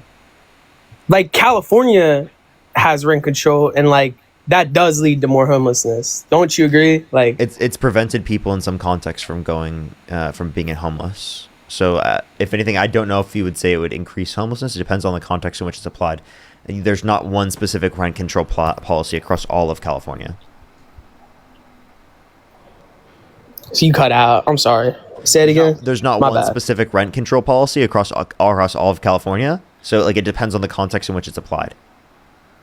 In some connotations, it reduces homelessness. In other connotations, it could lead to an increase, depending on how it's applied. Again, that's how regulations work. Yeah.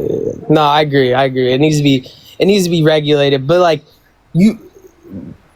I don't know. Like, I don't know. I was just wondering because, like, I mean, I was just in class. Like, I'm in economics right now, but like, I'm and what does your professor say about Trump's policy? Is he saying it's good? Full into it. Like, you're like a 4-year-old. I mean, you already graduated. Are your professors saying that they're good? What? Say it again. What's good? Are your professors saying that the policy is good? Are economists across the board saying that the policy is good for Trump? Like what policy? Like the tariffs? Yeah, for example, like the tariffs. Oh no, 100%. The tariffs are bad. Like I agree. The tariffs are bad. Okay, so I'm not saying like policy of Trump's do you like? I don't. I kind of agree with the immigration policy. Okay. What about immigration policy? In a sense, like I think there needs to be more border control because, or like just immigrants in general, like yeah, they do help the economy, but also at the same time, what is it called? If there's like when Biden was in office, like I mean, there was a lot of illegal immigrants coming in. How is it bad for the system for more people to come? Obviously, we want to invest in the processes to make it so that people can go through the legal system quicker. So that but I'm saying more like people to go through the legal system rather than coming to the country undocumented. Yeah, but if there's so many,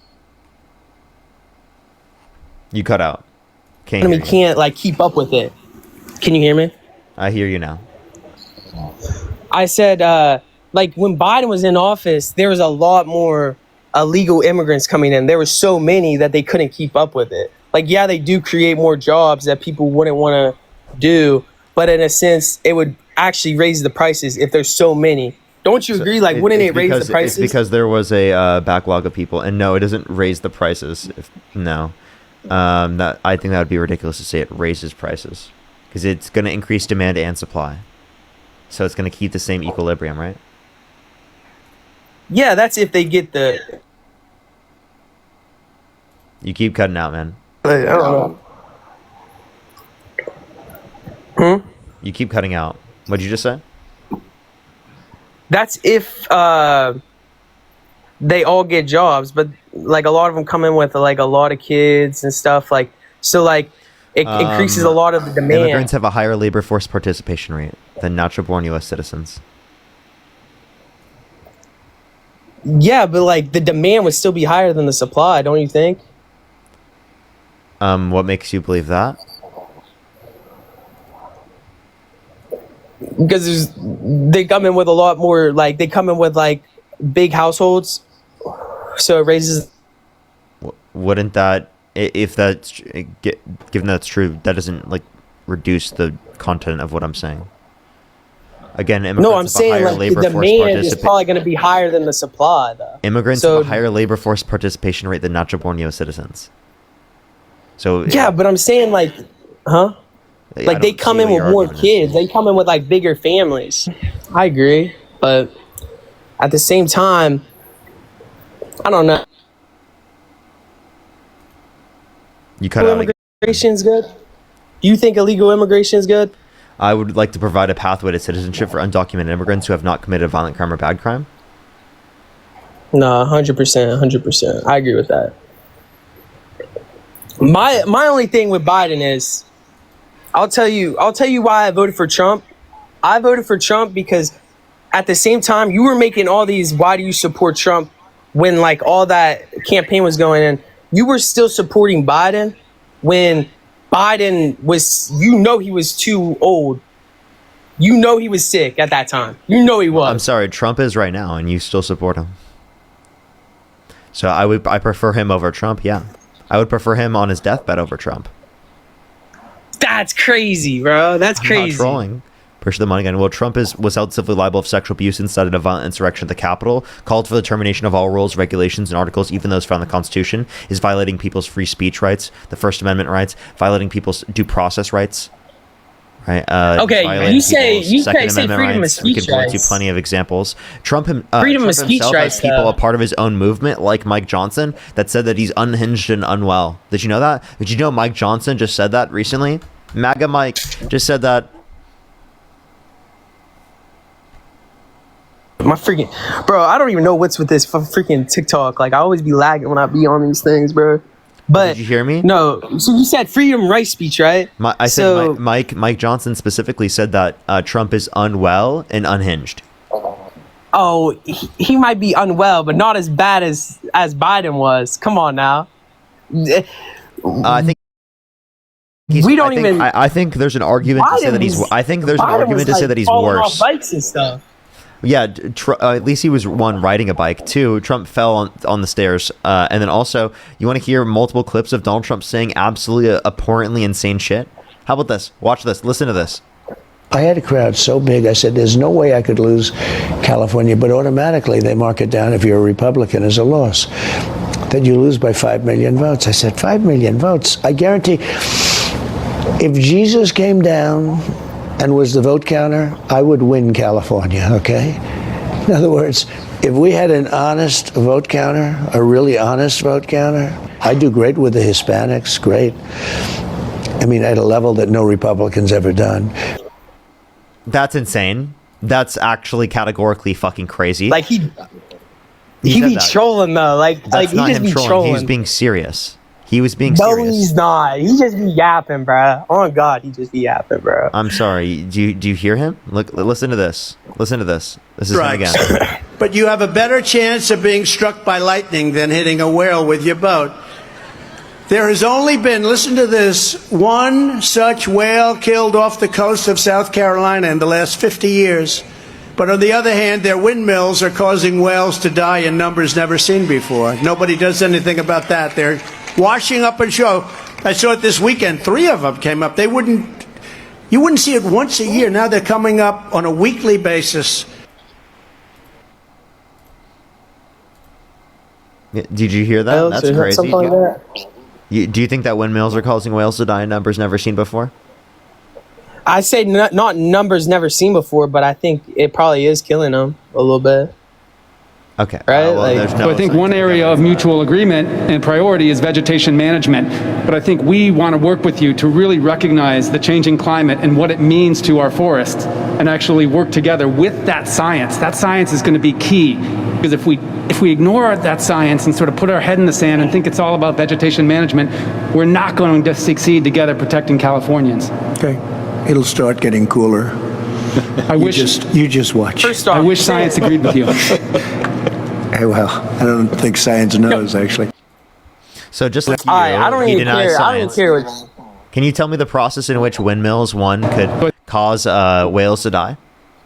No, I'm not in that type of field, so like I couldn't really tell you, but I have heard that. So then we'll move on to the next know. point. So how do you feel about the fact that Trump said the climate's going to start cooling and that science just doesn't know it yet? I don't know. I'm not very familiar with climate change either. Like I know climate change. There's a consensus amongst climate scientists indicating that not only the climate is increasing in temperature, but it's also caused by humans. And Trump said it's going to start getting cooler, and that science just doesn't know it. So he's actively denying science here. Do you think that's coherent? I don't know. Sometimes I feel like Trump's always been like where he just says stuff, but I don't think he should just say that's stuff. Like not coherent. That shows that he's unwell, right? Yeah, I mean, I don't really care about that. Like, I think I don't really think he's care being. About that? Can we get back to like, bro? I don't really care what Trump like, because there's so many things that Biden said or Kamala said. They're all like, you know what I mean? I'm sorry. There are no clips you could provide me that are like that of any Democrat that was running for office. No Democrat running for office ever did shit like that. Not even fucking Joe Biden could you find clips of saying such unhinged shit like that. Like Joe Biden misspoke. Right? Or like misremembered something or like forgot something, right? But he didn't like say incoherent gibberish like this. He didn't believe that shit. I'll ask one more thing also. Like there's two more. You cut out. Agree with it or not? Did I cut out because you kind of like glitched? So I didn't know. Did you hear what I said? You cut out again. My bad. I'm sorry. So I got a question. Do you think? So when you say Trump is what is it called? He's smart people don't like me. Yo, this dude Parker, you funny, bro. You're funny, bro. You're a funny guy, bro. But smart people don't like me. Okay, bro. Like you do it too much now, dude. Like, come on, bro. Like you know what I mean? But so basically, what I'm trying get away people. Smart people don't like me. Right? Do you think you're allowed to say stuff that's like? Okay. That was an accident. That last one was an accident. I actually didn't even mean to do that. Nah, you're good, bro. Ahead. You're good. I'm not tripping, bro. So when the Jimmy Kimmel show, when he made that joke, do you think at a certain point, like freedom of speech is like, you shouldn't say some things? Like, even if like you're allowed to say everything, do you think at some point? So there are some things you shouldn't say, but that doesn't mean it should be illegal for you to say them, right? You know. But do you think he really shut down the show? I don't believe, like, for example, I don't think my political, I don't think people who disagree with me politically should be jailed. That's not what I'm arguing for. I'm not saying Republicans across the board should be jailed. That's not what I'm arguing for, okay? When did he say that? When did he say, are you talking about when he said he was going to jail people for the flag or whatever? He wants to put people in prison for a year for burning the American flag. I did think you weren't allowed to burn the American flag. No, I thought that was already illegal. It's protected by the First Amendment according to the Supreme Court. There was already a ruling on that. So yes, you were legally allowed to do that before, and Trump is the one that wanted to make it illegal. And he passed an executive order trying to do that. I think honestly, like in my opinion, I don't think you should be allowed to burn the flag. But like, I mean, that's just my opinion. Like, I mean, I feel like illegal. That's against the First Amendment. So you're violating the Constitution when saying that. You're saying that the First Amendment. 100%. You think the First Amendment rights of people in this country should be suppressed? No, I don't think in that sense. But like, I feel like you're kind of disrespecting anybody that's ever went to war. Wait, I'm sorry. You can do disrespectful things, and it shouldn't be illegal. Do you think disrespectful things should be illegal? Huh? Do you think disrespectful things should be illegal? I mean, in a sense, I feel like if somebody's died for you, I feel like you should have some respect for them. I mean, yeah, I don't think. I'm sorry. You can say that someone should have respect, right? But it is the case that doesn't mean it should be legally enforced, bro. I mean, I guess I personally, I think And I don't think anybody should burn the flag. Like, I mean, there's a lot of people that have died for the country. But should it be illegal? Should it be illegal? Personally, I think burning the flag should be just as illegal as ripping a dollar bill. What? I'm sorry. It's not illegal to rip a dollar bill. I thought you're not allowed to like disown money. Like, do you think I would? Do you think I would be jailed if I ripped a dollar on stream? Do you think that would be enforced? I mean, I thought that was always illegal. That's what I've always been told. Maybe my mom was just saying that when I was younger, so I didn't. That's what my mom always said. I don't know. I just always thought that. Dude, that doesn't mean I'm dumb just because I thought one thing. But smart people don't like me.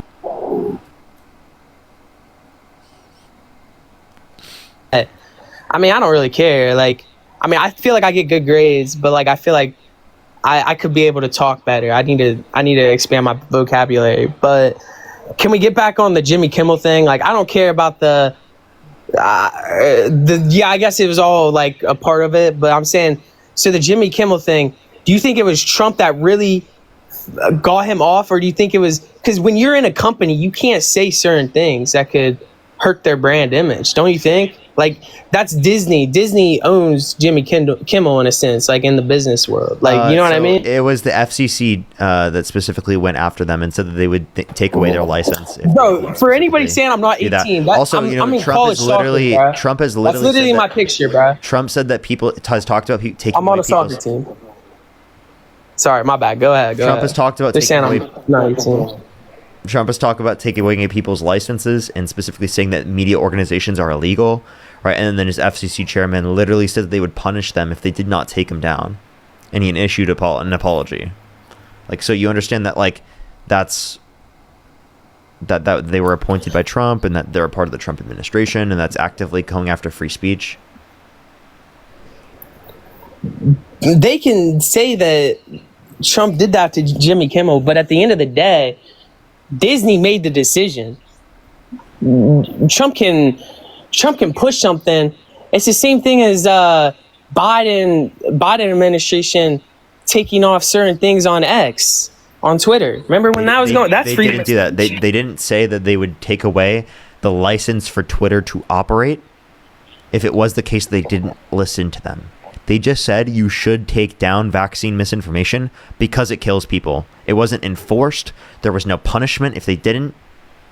It was literally so that Mandalorian. So the Mandalorian actor that gave her opinion on she's not going to take the vaccine. That's a You cut out again. Freedom of speech, don't you think?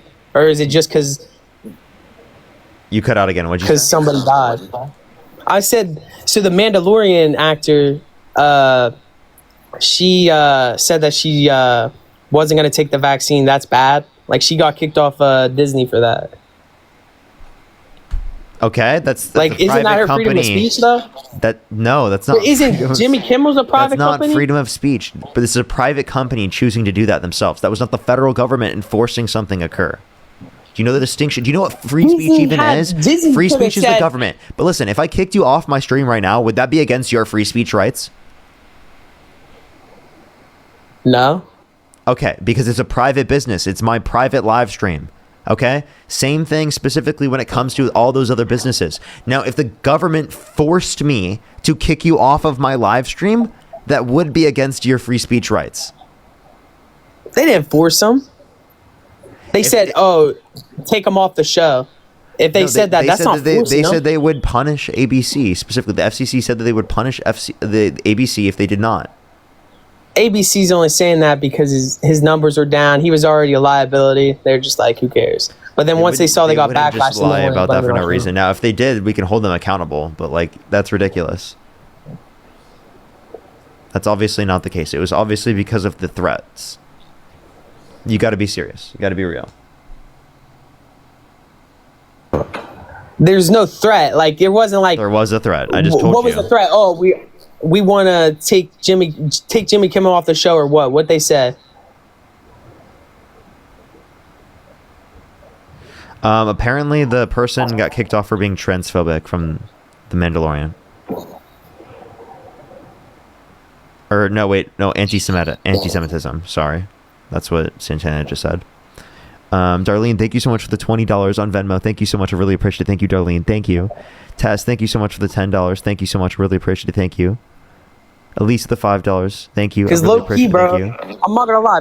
I think once I get more into economics, like I'm gonna learn, like, yeah, maybe Trump isn't the best president. Because like I was thinking that illegal immigration, too much of it would make the demand go up, but not the supply in a way. No, but I guess it would make both go up. And also, I guess it would make both. But like I was just saying, like, I got you. Think about it this way: if undocumented immigration is bad for the economy, and documented immigration is good for the economy, then providing a pathway to citizenship where people do not have to leave the country for people who are undocumented would benefit the economy.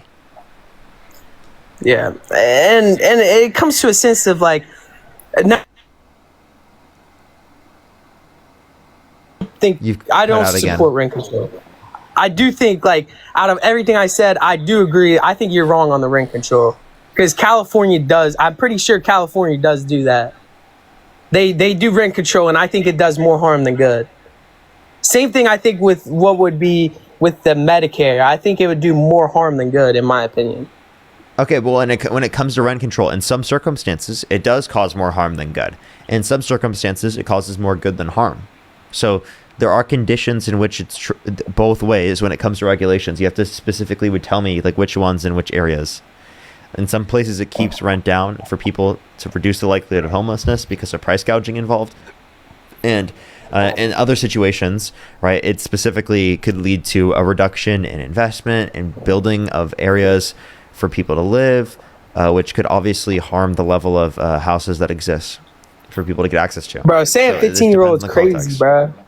I'm literally in college, bro. That's crazy. Hear anything I just said? Nah, you cut out. I just reading the comments, bro. They be on some crazy stuff, bro. Okay. Is there any last reason why you support Donald Trump still? Like, is there anything I could convince you on specifically to get you to stop supporting him? Yeah. There's one more thing, because I'm just yapping, bro. I need to chill out with this, bro. I just be in my room, bro. Okay, we're just gonna go on to the next person. Honestly, let's go to the next individual. Only send a guest request if you meet that set of criteria listed on the TikTok screen. We are just looking for some debates. Only send a guest request if you meet that set of criteria listed on the TikTok screen. We are just looking for some debates. Carolina, thank you so much for the $20. Thank you so much, Carolina. I really appreciate it. Get some W's for Carolina in the comment section right now. If you want to support me, as always, Venmo, Cash App, PayPal, Linktree in the bio, as well as the description of the YouTube, as well as you can support me over YouTube Super Chat. Let's go on to the next person here real quick. Again, everyone, only send a guest request if you meet that set of criteria listed on the TikTok screen.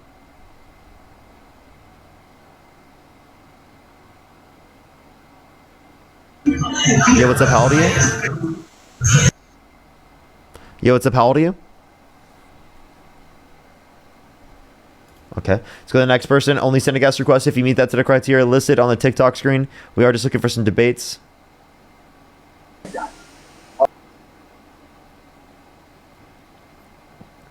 To the next person, only send a guest request if you meet that set of criteria listed on the TikTok screen.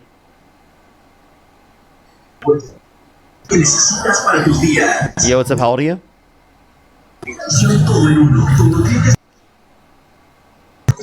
Hey, bro, my bad. My cell phone's glitched. Oh, did they say my bad? I think they did. I kicked them. I thought they said my bad. And I just literally muscle memory just kicked them. Yo, what's up? How old are you? Hey, sorry. I didn't realize I got brought up already. I'm 30. You're good. Oh my gosh. Why do I keep doing this? I'm sorry. I just did the same thing again. You say you didn't realize you got up. I literally just immediately thought like you weren't up here for like, okay. That was my fault. I just did it twice. Yo, what's up? How old are you? 31. Do you support Donald Trump? Yep. Okay. If you could go back in time, you could either vote for Donald Trump or Kamala Harris. Who would you vote for? Trump. Okay. Why so? What was that? Why so? So personally, I think Trump's kind of a dirtbag, but I align with the views of that party, if that makes sense. Okay. What views? So pro-life, pro-gun, all that stuff, you know. I support those values. So would you be in support of restricting bodily autonomy to save human life? What was that? Would you be in support of restricting bodily autonomy to save human life? No. No? So then you're not pro-life, right? I'm not. I mean, I'm pro-life, but if it's the mother's health is in jeopardy, I would say probably. So would you be okay with restricting bodily autonomy to save human life? That's what you specifically have to do in order to be able to say that abortion should be illegal in any circumstance, right? So I'm not extremist, like where I say rape or incest. Yes, you would. Okay. Well, I'm saying like in elective circumstances, you're still restricting their bodily autonomy to choose what they want with their body. In those circumstances, that should be allowed for the mother to make that decision with the medical professional. So it should be legal if it's elective, if it's not medically necessary. Yeah, I agree with you on that. Okay, so then you agree with Roe versus Wade being in place. So you're not pro-life, you're pro-choice. I mean, I don't think it should be up to the federal court to make that decision. I think it shouldn't have to get to that point. Does that make sense? I think states should have more of that say. Okay.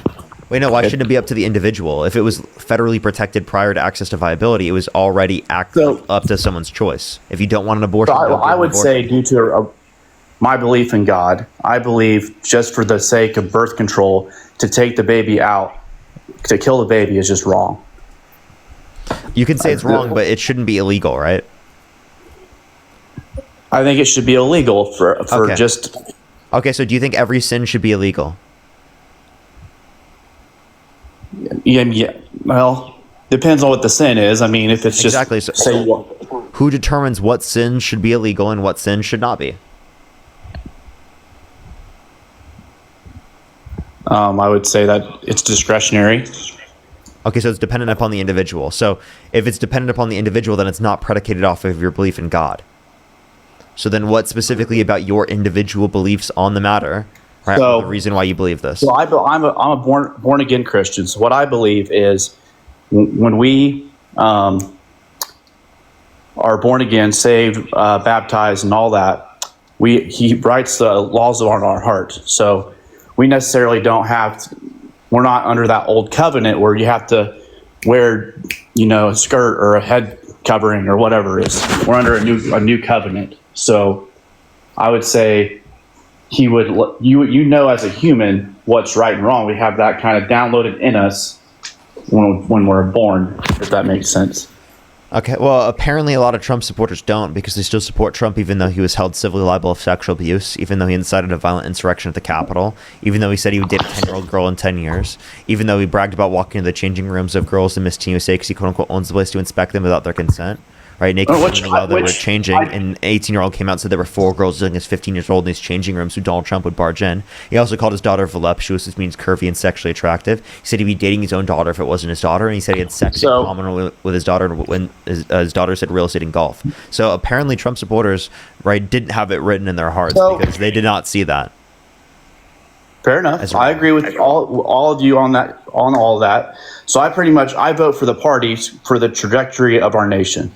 So, or would you agree Joe Biden was in a private affairs in Ukraine with the kind of stuff he had going on behind scenes? Would you... Are you trying to talk about Hunter Biden, not Joe? Well, Joe Biden probably had some say. And you think he has no sin? No evidence. Yeah. Okay. All right. Well, I like I said, I vote for the party. I agree with you. Trump's a dirtbag. I mean, but I voted for him because I don't want the left's viewpoints pushed through our nation, if that makes sense. Like there's a cultural war going on, and I believe that I vote party line. And I agree with you. Trump's a dirtbag. He wasn't my first choice, but I did vote for him because I want that viewpoint of the right wing to be pushed. So I agree with everything you're saying. I'm not disagreeing. I think he's a dirtbag, but I like I said, I vote party line. Yeah. Okay. You vote party lines. Okay. No matter what. Well, it depends on the individual. I mean. Okay. So so is there something Trump could do that would get you to stop supporting him? I'm not gonna lie. I'm pretty disappointed with the whole Israel. What he's doing with Israel. I honestly think the Jews were behind Charlie Kirk's incident. I don't know, but whoa. Okay. I'm sorry, bro. I think I'm sorry. That's just anti-Semitism. That's just anti-Semitism. Genuinely. No, I'm talking about Netanyahu. I'm not talking about like. Don't say Jewish people, right? If you think Zionism, there's a distinction between Zionism, right, and people who are Jewish. There's a huge distinction, very relevant distinction, and to conflate the two is anti-Semitic. Gotcha. I did not mean that in that way. And also, there's not good evidence even to indicate that. I've been watching Candace Owens videos. It's kind of just. I know you go down that rabbit hole. It's like shit. I'm sorry, but you gotta like wait for like evidence and basis in believing it, not just like listen to. I'm just shooting out there. I'm saying conspiracy theories. I'm not saying I legit believe that. I just think the whole situation doesn't sit right with me. Okay. All right. But what I'm trying to say is like what's going on over there, how they're just flat out killing innocent civilians is just flat out wrong. And it's just I totally agree. It just doesn't sit right with me. But okay, so I have a question about religion. Do you answer religious questions, or is that something you're you're for the topic? Of course, I'm an agnostic atheist. If that's your question. Okay. So, what are you going to do if he's real? What are you going to do if God's? I don't think it's possible because I think it's contradictory, like Christianity. So if you like die, if there's a different God, rather than I don't know. It depends on the God. Okay. So if you die and you wake up and you see him, what are you going to do? Are you going to plead for mercy? Are you going to be like, sorry? Are you going to be like, crap, I was wrong? Well, what's going to lead me going to the nice place, and what's going to lead me going to the bad place? What's going to lead you going to the bad place? Yeah, I don't want to go to hell. Like if hell actually exists, I would do whatever I could to not go there. Okay. But I don't believe it exists. Okay. Well, I believe the God of the Bible is true and accurate. And I believe that we're not here just because look at your hands. You're able to move. You're able to breathe. You're able to feel. You think all that just came from nothing? Do I think all of that came from... okay, well... Yeah, do you think atheists believe that everything came from nothing? That's not what atheists believe. So, I don't know what it came from. I don't know. I don't know the explanation. Not knowing the explanation doesn't mean that it's nothing. So, okay. So you think that just all this happened out of randomness? I know about evolution. I know about like different facts within the reality, like the Big Bang. But I do not know what came prior to the Big Bang. Okay. But going back to that question, what if God is real? Like, without God, you have no hope. You have no. I have hope. Nothing. I'm fine. Okay. So if you just die, you're good with dying. Nothing after that. That's it. Well, I don't know what's going to happen after this. I hope there's something, but I hope it's not something bad. Okay. So Christians, we believe that we have faith. Like, yes, we know that God's not just going to come down here right now and fix all this. He's left us to steward it. And we have to, by faith, which faith means to believe in him and believe that he's working everything out for good, have faith in him, and we have hope for eternal life. Okay, but that belief is without evidence. You don't have reason to believe that, and I don't think that I have good enough reason to believe it. If you look at the Bible, why believe one religion over another one? Genuinely, like, what's the reason? What's the evidence for one religion being true versus the other one not? If it's belief without evidence, it's whatever you feel like. I can come up with my own religion and just believe that. I think that's obviously ridiculous. So we have to have some standard for determining what we consider to be true. Do I understand why people often fall into that? Yeah. So like my parents are Christian. I understand falling into it, but I understand, and also I disagree with them. I think that there's not reason to believe it to be true. I think that we often fall into it culturally because there's a lot of Christianity within our culture, right? I grew up in a Christian conservative household. There's a lot of culture of Christianity within what I grew up in. And I see why people fall into it because it makes them feel good. There are good aspects of it that they like, that they hold on to. And it's okay to hold on to the good aspects. And, please reject the bad. But it's good to hold on to the good aspects. I understand that. Okay. And I feel that's comfortable I would argue, for people. But I also disagree with the basis for it. I don't think there's any good evidentiary basis for it. And I don't think it's good to base it as something for like how the law There's historical evidence. There's artifacts. There's historical evidence. The Bible is a proven historical document that history professors use.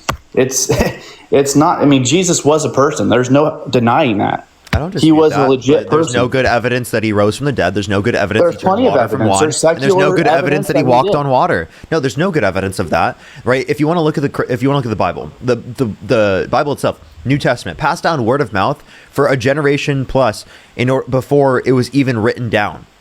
Okay? So you wouldn't say we don't have firsthand accounts of this even happening. There are eyewitnesses. There aren't firsthand accounts. There are claims of eyewitnesses. There are not firsthand accounts. Okay. Well, I believe that there are eyewitnesses, and through historical documents and there are claims of eyewitnesses. That's like if I were to claim that there were 500 eyewitnesses of a floating pig. Do you believe in the floating pig? Because I claimed that there are 500 eyewitnesses that saw the floating pig.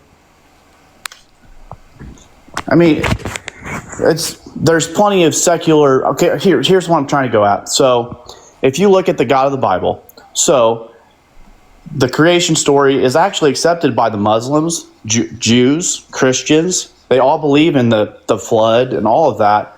No, and the flood. There's no good evidence for a global flood. Now, there were floods that were localized to those certain areas, not a global flood. There's no good evidence of that, especially geologically. Now, if you believe in creation, that's different than saying you believe in a specific religion. You can believe that there was a cause to the universe. You could just say, I don't know what the cause was. The cause could be naturalistic. The cause could be some sort of deistic notion of God. But I don't think it makes sense to say an all-knowing, all-powerful, all-good being created the universe. We live in a world where people starve to death to the millions because of the biology that exists. If there was a God, they created our biology in such a way in which millions of people starve to death every year. That's horrible. That's atrocious. If they knowingly did that, they did something wrong. Okay. So, another, just to pick your brain. And can we also go back to the topic as well here? I kind of went off topic a little bit, but yeah. So, do you believe that God reaches out to people currently? Do you think that? No, I don't believe in God. Okay.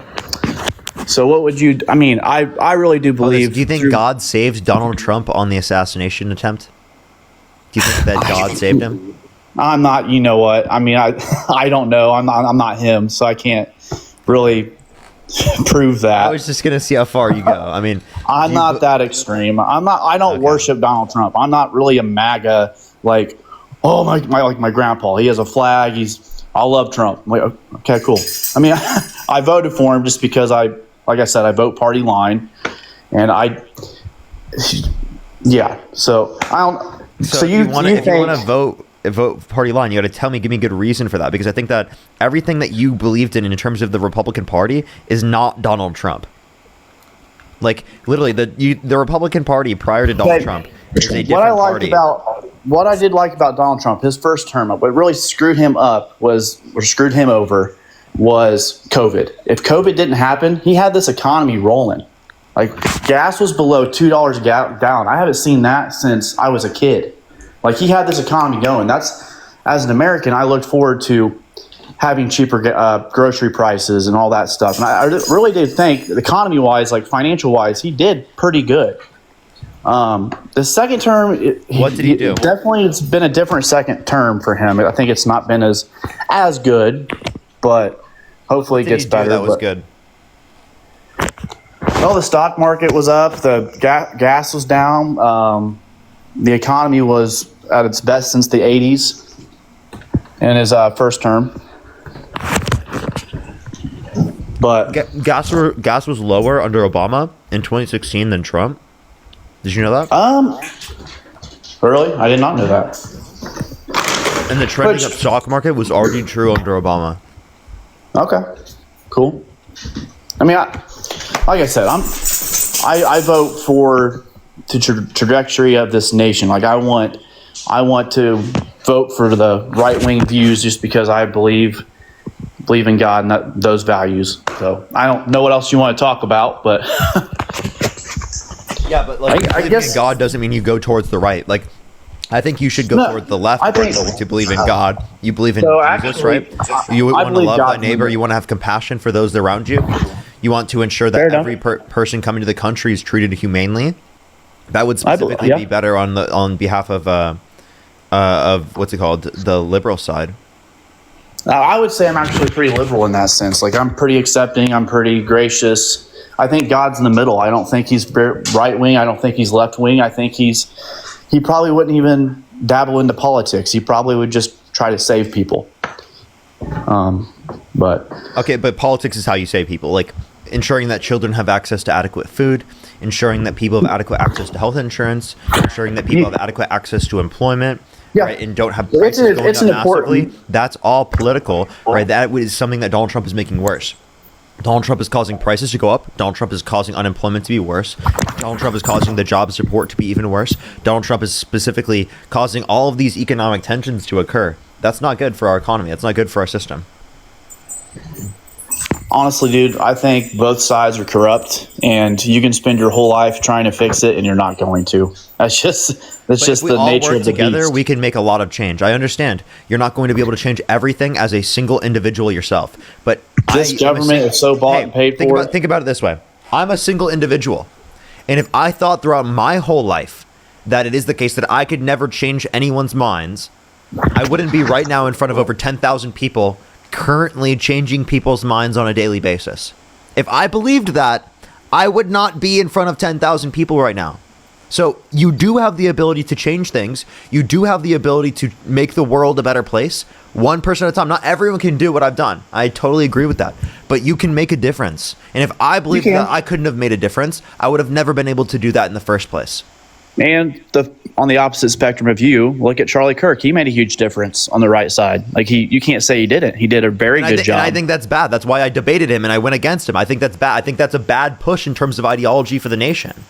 Right? I think going towards Donald Trump has made this country more polarized. I think it's made the economy worse off. I think it's made people believe things without evidence and reasoning. I think it's made misinformation rampant. I think it's made us, significantly more likely to have authoritarianism. Right, and reductions in our constitutional freedoms and rights. So that if we want that ideologically has led to a worse off society, right? Because of people like Donald Trump. There's so much polarization in our civilization. And I think the best that we can do is just learn to just shake hands when we, and disagree. If the one side wins, they win. We don't have to hate them. We don't have to be nasty. Trump said he hates the other side. He hates his enemy. Well, look at the left. They riot, they loot. Well, I'm sorry. Donald Trump is the one who pardoned violent rioters who beat police officers. You can't say some people on the left have done this. We're not going to justify Donald Trump doing it. Ferguson after. Well, I'm sorry. Are you just going to ignore specifically Donald Trump pardoning violent rioters by just saying that some people on the left have done stuff? That doesn't change anything. You understand that political violence when it comes to the left is significantly less likely to occur. Domestic terrorism is significantly more likely to occur from right-wing people. Okay. I mean, like I said, I don't worship Donald Trump. I'm just trying to pick your brain a little bit. I voted for him because I want the core values of the right side to prevail over the left. Like I believe like in what? So freedom of religion. Really, Trump wanted to do a complete and total shutdown of Muslims entering the country. Muslims? Well, it's unconstitutional. We can't do that. Well, isn't that him calling for a violation of the Constitution? I would say so. Him being against religious freedom? I would say so. So why would you support that if you want religious freedom? I don't support that. I don't support that. Okay, so what do you support about Trump then? Like I said, I don't worship Trump. I'm not like a MAGA. I don't. I just voted for him for party lines. That's pretty much it. Those views to be pushed. Saying that, but what specifically on the party lines is going to be better? Because just going on the party lines is not always going to be in accordance with your set of values. So I will say this: I like how if Kamala Harris and Donald Trump swapped parties and they had the same ideology, same everything, right? Would you specifically vote for Kamala Harris over Donald Trump? Say that again.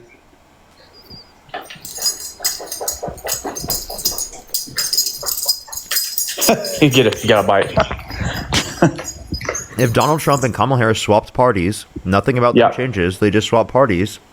Would you vote for Donald Trump or Kamala Harris? Kamala, if she's on the right side.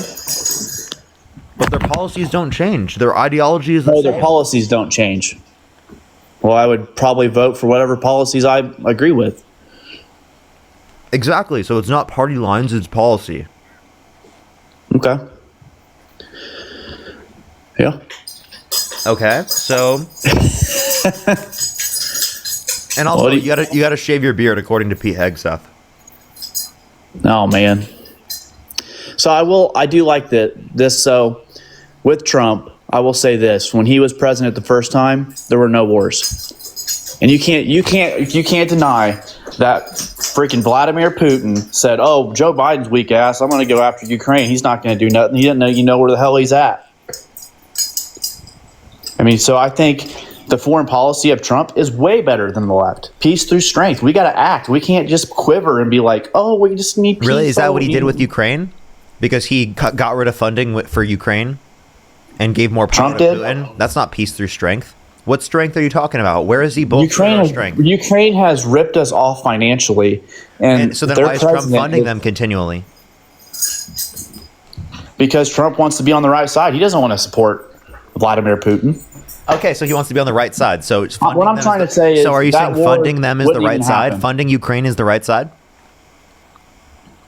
Against Vladimir Putin, I think I'd rather support Ukraine than the Russians. There you go. But what I'm trying to say is that war wouldn't have happened if Trump was president. Not true.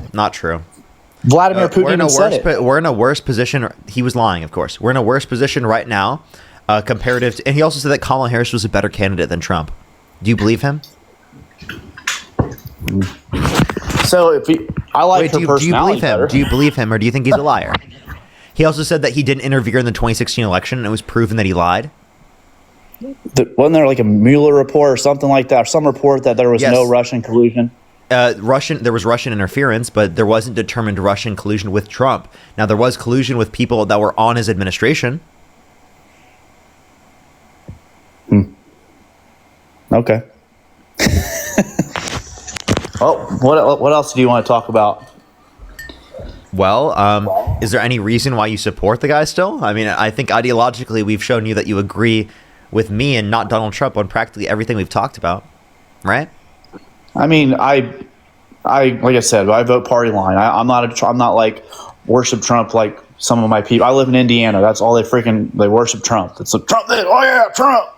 Yeah, I mean, dude, I just support the policies. I'm more conservative, but I'm also fairly liberal in some areas, like the environment. I'm very liberal on environment. I think we need clean energy. I think we all can agree on that. Like stuff like that, I'm more liberal. You're pretty liberal on that. Can I play a clip for you? On environmental stuff? So I think one area of mutual agreement and priority is vegetation management. But I think we want to work with you to really recognize the changing climate and what it means to our forests and actually work together with that science. That science is going to be key, because if we ignore that science and sort of put our head in the sand and think it's all about vegetation management, we're not going to succeed together protecting Californians. Okay. It'll start getting cooler. You just watch. I wish science agreed with you.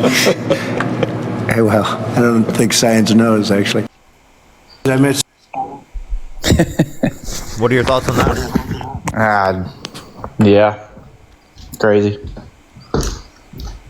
But he literally denies science and thinks that it's a hoax. Like I said, climate change is the biggest hoax of all time. Trump wasn't my first choice. Like I said multiple times, I vote party line. So regardless of what you disagree with them on, you're just going to vote for the party line?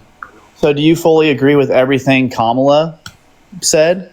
No, but I do think that she's better, and I can give arguments and reasons why I think she's better. It seems like you have a harder time doing that with Donald Trump.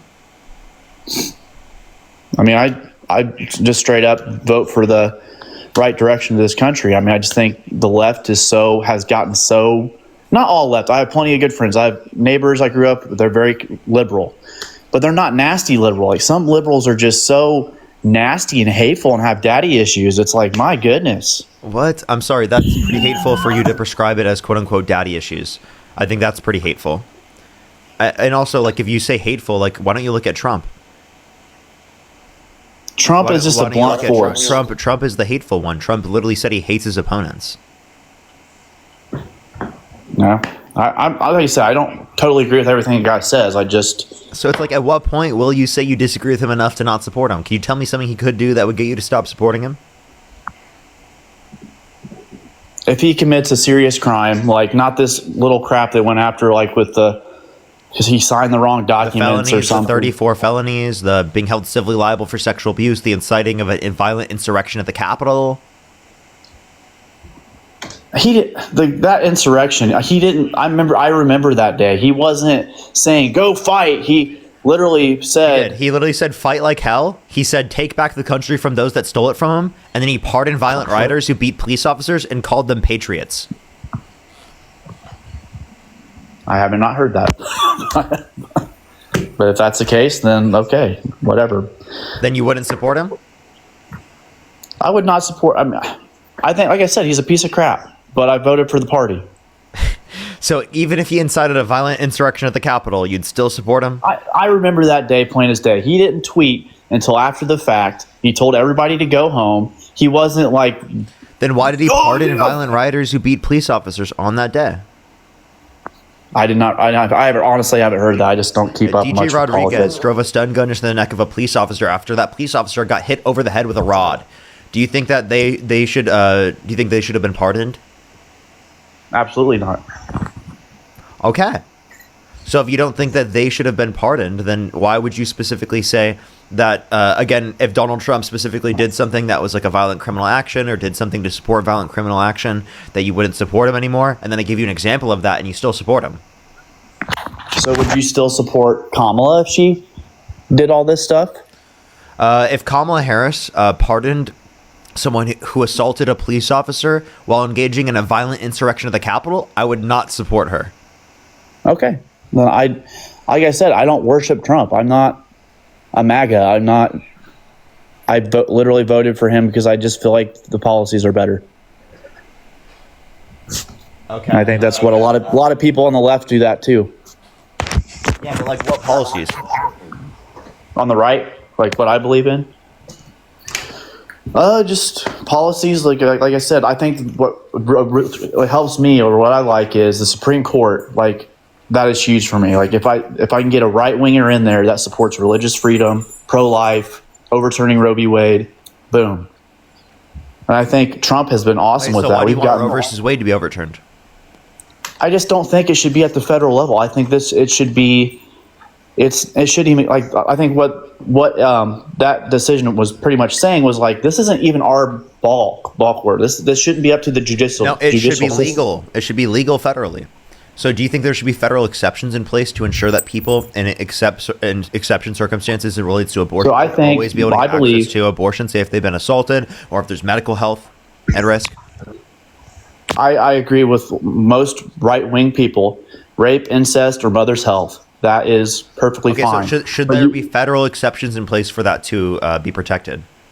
Yes, but it needs to go through the executive branch. Would you support overturning Roe versus Wade if it did not have the federal exceptions for those circumstances? I think it should be overturned and not held at the judicial part of the government. Would you support overturning Roe versus Wade if it did not put federal exceptions in place to ensure that people in rape, incest, and life of the mother should be able to get access to an abortion? I would keep it. If that's what you're saying. Okay, well, yeah, if it had those exceptions, then you agree with Kamala Harris to a greater extent because she would have kept Roe versus Wade, and Donald Trump overturned Roe versus Wade without providing any of those federal exceptions. I want to pick your brain a little bit. Let me finish my point.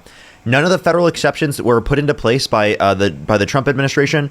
Therefore, they overturned Roe versus Wade, left it up to the states without those federal exceptions. You said you would support it staying in the position of Roe versus Wade rather than it being left up to the states with no federal exceptions in place. Therefore, you agree more with Kamala Harris than Donald Trump.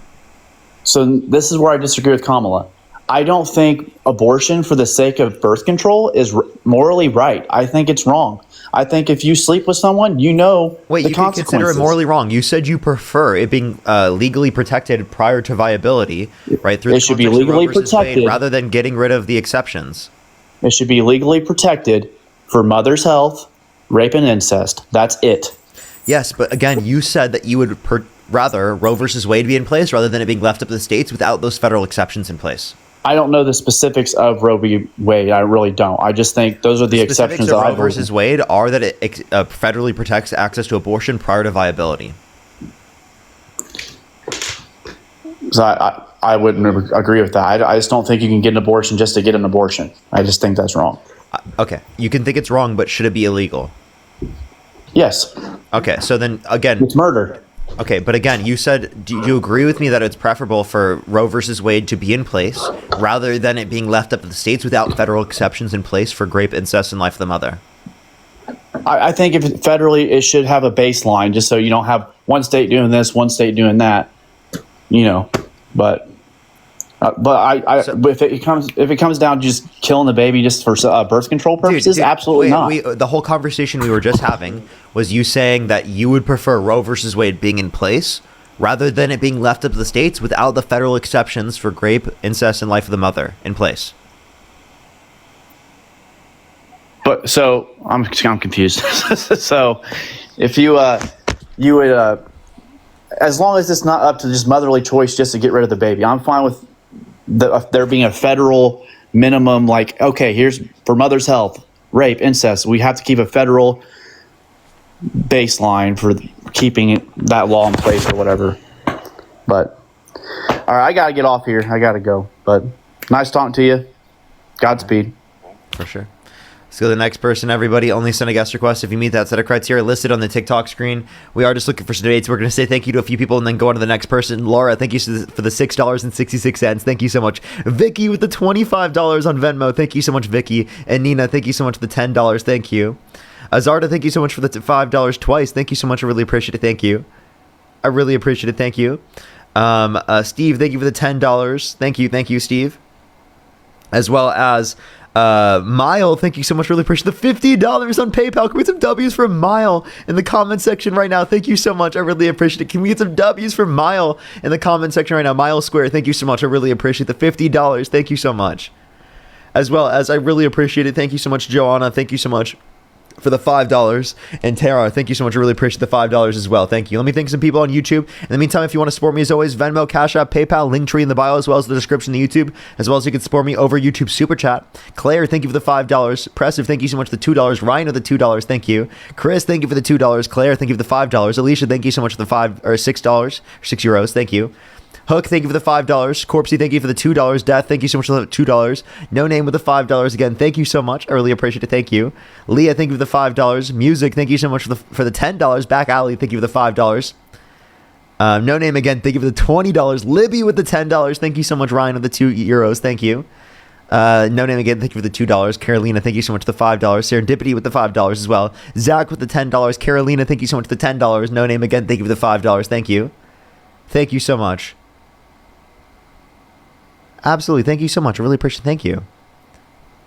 As well as Rad, thank you so much for the membership subscription. Thank you so much. If I miss anyone's membership subscriptions, thank you so much. Let's go on to the next person real quick. Only send a guest request if you meet that set of criteria listed on the TikTok screen. If you're on YouTube, hit that thumbs up. Let's go on to the next person real quick. Only send a guest request if you meet that set of criteria listed on the TikTok screen. We are just looking for some debates, everybody.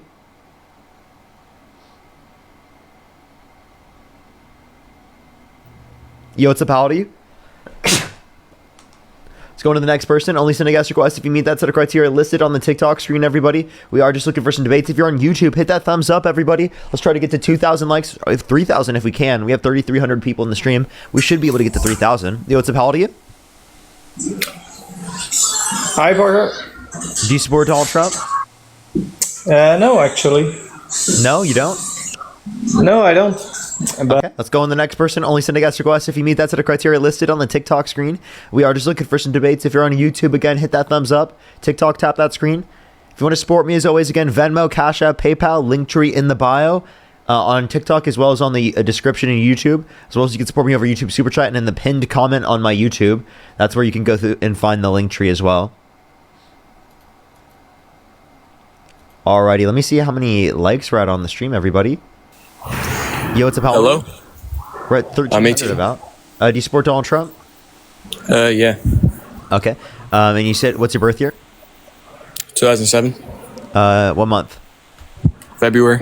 Okay, if you could go back in time and you could either vote for Donald Trump or Kamala Harris, who would you vote for? Trump. Why so? Well, because what he's doing now with immigration, I support. Okay, about everything. Well, he's kicking out immigrants that are illegal immigrants that don't belong here, that came illegally under Biden's president when he was president. And he's also working on the borders, which I fully support. Okay, so there's a few things. So you think that undocumented immigrants need to go through the legal process to get to this country, right? Yeah. Okay. Do you think that Donald Trump needs to go through the legal process of deporting them? I mean, if they don't have their papers, if they're here illegally, they should not be here. But they should be kicked out. Due process is how you determine that they're in the country undocumented. So if you don't think that Donald Trump needs to go through the legal process to deport them, why do you think that undocumented immigrants need to go through the legal process to get to the country? Well, is Donald Trump kicking them out because they don't have their papers and they're illegal? Because that's what he's doing. That's the claim, but you can't determine that to be true unless you specifically have due process. Well, do you have evidence that he is doing that? Yes, I do have evidence that he's deporting people without due process. That he's deporting people without due process. Yes. He's deporting legal immigrants that have a right to be here? He's trying to deport people with legal status, yeah, and he's removed people's legal status, and it is the case that he specifically has talked about denaturalizing people. And again, in these circumstances, we're talking about people in the country also undocumented who should be allowed to stay in the country, but he wants to deport them. So, who have not. Where's the evidence of that? I mean, yes, it's been vastly reported on. Which claim do you want me to provide evidence for? And Libby, think of the $10. The claim of he's trying to get rid of people's documents of being a legal immigrant here. Oh, like, for example, he went after TPS. You can find this from AP News. He undermined people's TPS, like temporary protected status, like as soon as he got as president. He's also gone after people's visas and even legal residents in this country. Like, for example, Mahmoud Khalil. He wants to deport Mahmoud Khalil, who is under legal residence. So he has a right to be here? Yes. So he's fully legal, or is he under temporary protection? Temporary protected status would be TPS, but if he was, I'm pretty sure he was legally permanent resident. Like lawful permanent resident. Okay, well, I haven't heard anything about that, which I will make sure to do my research about that. But I haven't heard anything about that. I mean, one reason that I voted for Trump is that one thing that he isn't doing is providing illegal immigrants homes, because it's not possible for the federal government to provide that for undocumented immigrants. Well, that's what Biden did. He gave illegal immigrants hotel in New York. He gave that hotels, would be condos, state stuff policy like that. in New York, and that was for legal immigrants through the context of the asylum process. So that's not Biden. It's New York. Again, you guys believe in states' rights. And again, that was for legal immigrants through the asylum process.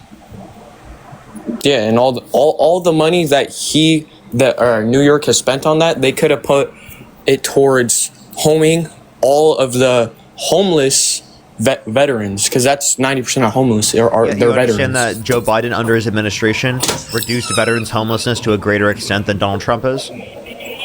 Did you know What'd that? Did you know that Biden, under his administration, reduced veterans' homelessness to a greater extent than under the context of Trump's administration? Did you know that specifically there's no policy you could point to of Republicans and people like Donald Trump that specifically has reduced homelessness? Could you name me a single policy? No, I don't think I can. Exactly. So don't talk to me and act like you care about housing people if it is the case that you can't even mention a single policy of Trump's to house people. And historically speaking, the only ones who actively advocated for policies to house people and reduce the likelihood of people being homeless, right, are Democrats. Okay. I mean, I agree with everything that Trump has done. I mean, mostly about the illegal stuff or the illegal immigrants. I mean, sending them back where they came from is a big part of me. Of what I agree. Is it a big part of you? How does that benefit the country if they have not committed a violent crime or bad being crime? here illegally think about it this way. And then offering them Medicare. Think about it this way. That's not what's happening. They don't get a Medicare if they're in the country undocumented. That's not possible. They literally can't qualify. Okay? If you're talking about undocumented immigrants in the country, I believe if they have not committed a violent crime or bad crime, they should be given a pathway to citizenship.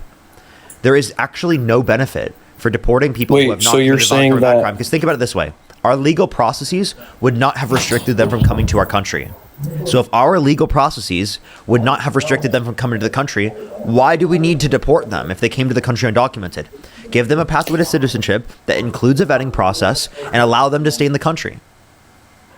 Wait, so you agree with so you think that illegal immigrants that came here illegally going across the border illegally shouldn't be deported and should be given a path to become legal? Yes. Undocumented immigrants who have not committed a violent crime or a bad crime should be given a pathway to citizenship where they do not have to leave the country.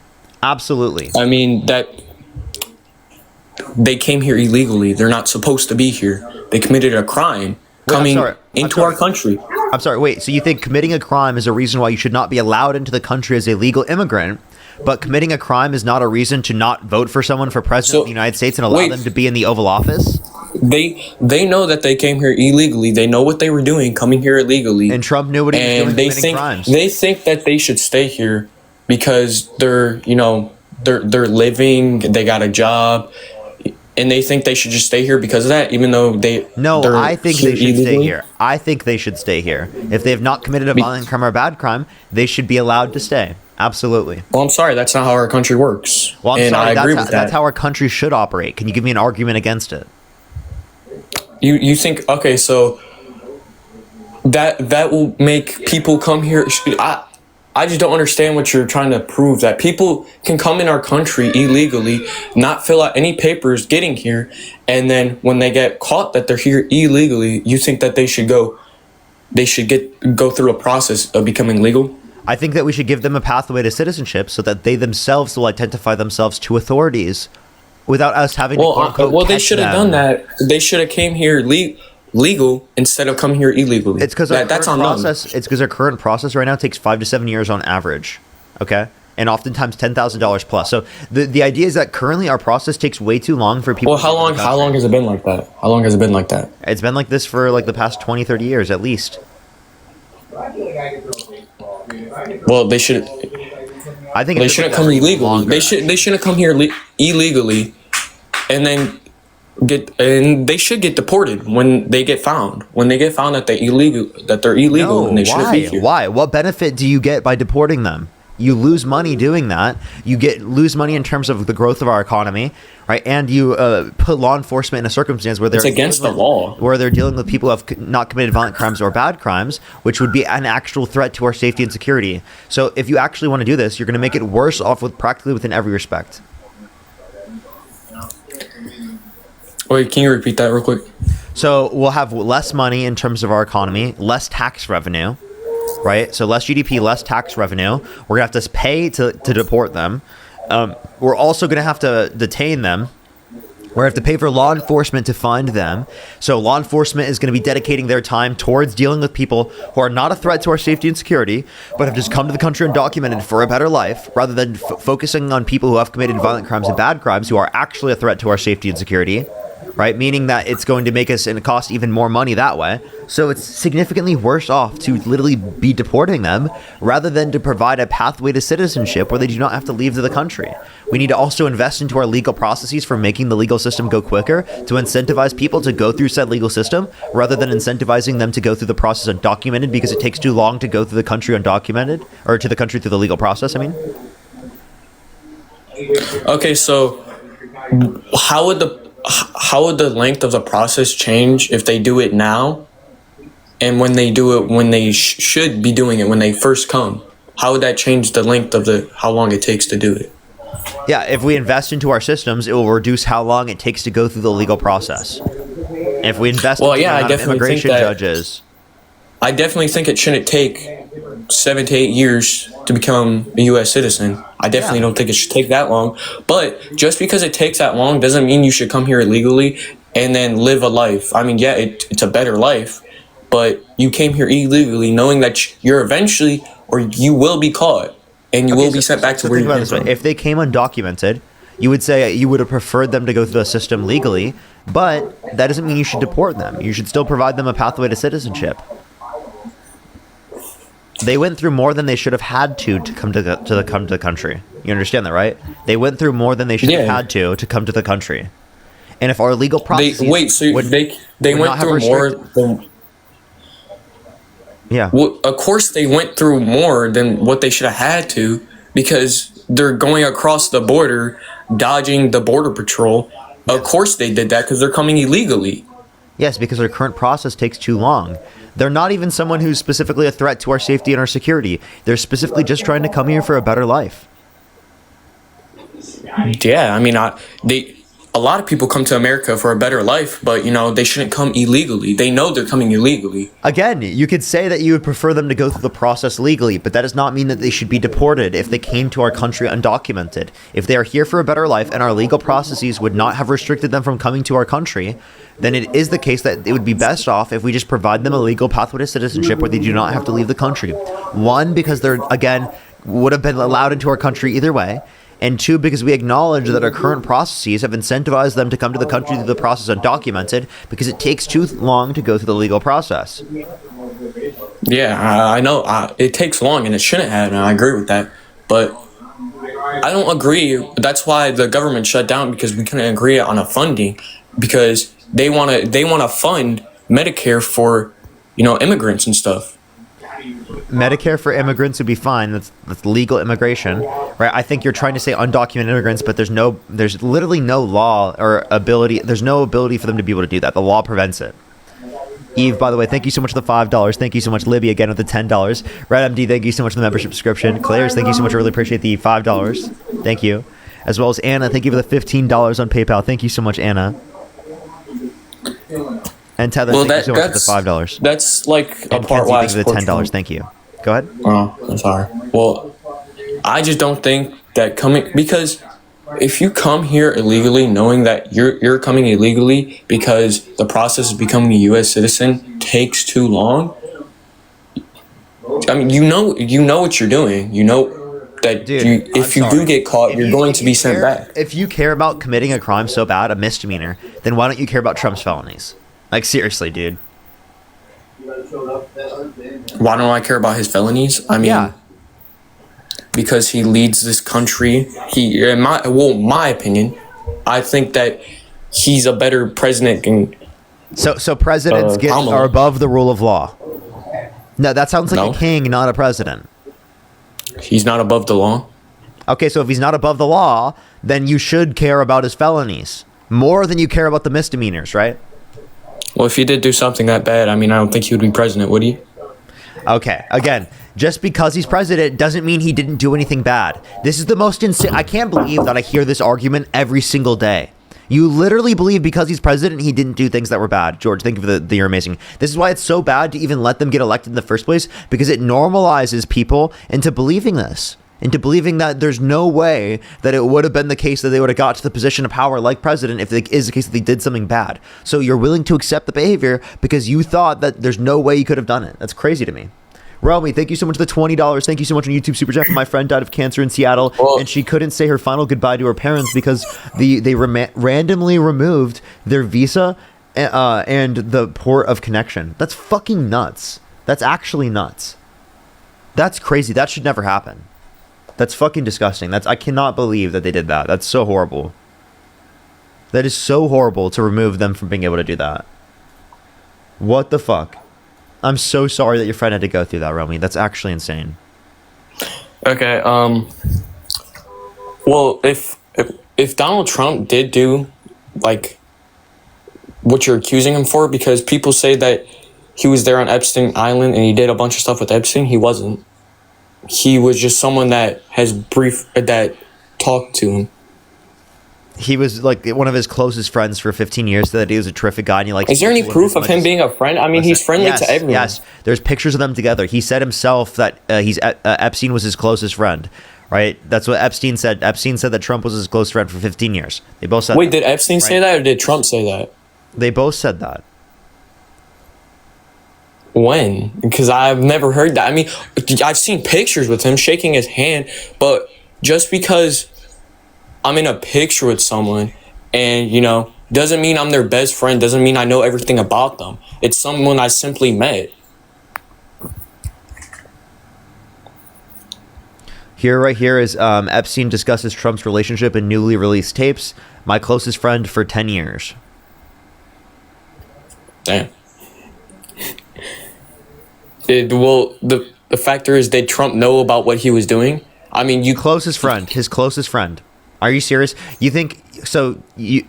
For example, closest friend said that he likes beautiful women as much as he does. Many of them on the younger side, right? And he said that he was a terrific guy. He sent this message. Wait, he said that to Trump, that he likes young women. He said that Epstein was a terrific guy and he likes beautiful women as much as he does. Many of them on the younger side. That's what he said about. Okay, you got to remember that Trump and Epstein were like 40 or something like that, or like 60. They were old. Of course, they like younger women in their 20s and 30s. I'm sorry. Knowing what you know about Epstein, what does that likely indicate about him? But here's the thing: did Trump know that? Because I know that everyone knows that, but did Trump know that at the time? So I'm saying it likely indicates that to be true based upon the different types of actions that Donald Trump was engaging in, plus the points in which we can see specifically true with Epstein and the close relationship. I mean, you love to run off facts. That's why you don't believe in God, because there's no proof of him. Yeah, but yet there's no proof of Donald Trump at Epstein Island doing anything that Epstein has done. There's no proof of that. I'm saying that there's evidence that indicates that it's likely that he could have an association, given that he literally sent the fucking birthday book letter to him that specifically said about how they keep secrets, specifically with literally it looks like a naked young person behind them, as the picture, right? We can point to the fact that we could point to the fact that that Trump was on the flight logs multiple times. We can talk about the 26 different people that have said that Donald Trump is engaged in sexual misconduct towards them, referencing even Katie Johnson specifically, that indicated both Trump and Epstein, right? And then we can also point to the fact that Trump has been held civilly liable for sexual abuse. We could indicate that he said he would date a 10-year-old girl in 10 years, that he bragged about walking to the changing rooms of naked women without their consent while they were changing. And then an 18-year-old came out and said there was 4 girls as young as 15 years old in these changing rooms where Donald Trump would barge in. I repeat that last one for you. Yeah, an 18-year-old came out and said there were 4 girls as young as 15 years old in the changing rooms where Donald Trump would barge in. You know that I'm not trying to I am trying to deny it. People make up. People make up stories to ruin people's their public image. You know that, right? Okay, you understand that, again, all the evidence is together indicating that Donald Trump is a horrible person. If you think that every single thing is a lie, you think all the 26 women are lying? 26 Every single one of them, 26 different women, indicated Donald Trump engaged in sexual misconduct towards them, many of them talking about sexual assault. Okay, so do you think every single one of them is lying? Most likely. Wow, are you serious? Every single one of them. You think most likely. What evidence do you have of that, buddy? Have what? I mean, people will make up lies and to ruin your self-image. I mean, 26 different women. People will make You think 26 different women are lying? I mean, yeah, that's most likely they're. You believe a pathological liar, a con artist, Donald Trump, over the 26 women. Donald Trump is a pathological liar. He cheated on every single one of his wives. He had 30,000 confirmed lies or misleading statements in his first administration. He's lied about the results of the 2020 election. He lied about specifically so many things, and yet you believe the pathological There's proof of him lying? Yes, I can show you. I can show you proof of him lying. Absolutely. Okay, well, I mean, he's a good leader. No, he's in my opinion, he's a good leader. No, he's not. You don't agree with his ways. That's why you don't think he's a good leader. Explain how he's a good leader. The immigration thing, closing the borders, sending National Guards to certain cities to help with the crime rate. I mean, unconstitutionally sending the National Guard into LA? Yeah, the crime rate is high in there, is it not? So, no, we don't want him here. I live in LA. We did not want him here. The National Guard? Nope. Well, many people don't want police in their area. Many people don't want, certain things in their area because they can get caught doing something bad. In order for you to, they'll get caught doing something bad. In order for you to send the people don't National want that. Guard in, you have to have consent of the governor. The governor said no. The governor said no and he still did it? Yeah. Well, it's for in my opinion, I think it's better. It's for the better overall because, it will help, in my opinion, I think it would help with the crime rate, get it down. And most of the people that are committing crimes. Okay. So you want a fucking police state. You want there to be National Guard in every city around the United States. No, only the ones with the highest crime rate. Okay, so red states? Send them to red states with the highest rates of homicides and violent crime and. Yeah, I mean, if you want those crimes to go down, you got to do something about it. Why isn't he currently sending them to the red states right now? I don't know. I'm not Donald Trump. Okay, send them to the red states. Surely he should be doing it if he does that. So then why didn't he drop the National Guard in his first admin? Right, because under his first administration, there was a higher rate of violent crime in D.C. than there is now, and than there was under when Biden was leaving office. It was a 30-year low in violent crime when Biden was leaving office in D.C. Okay, and it's higher now? What? Is the crime rate higher now in D.C.? No, the crime rate, we don't have evidence right now. The crime rate's still coming out, recently. If you're talking about the crime in general, though, right, the only reason the crime rate would go down is given that there's greater levels of enforcement, and it would only go down for when it's being enforced. If you remove them, the level of crime goes back up. So are you going to keep them there forever? Until the crime rate goes down. I would think. But if you get rid of them, the crime rate goes back up. So are you going to keep them there forever? So you're saying as soon as they take it away, it's going to go back up? Yes. Literally, that's how enforcement works.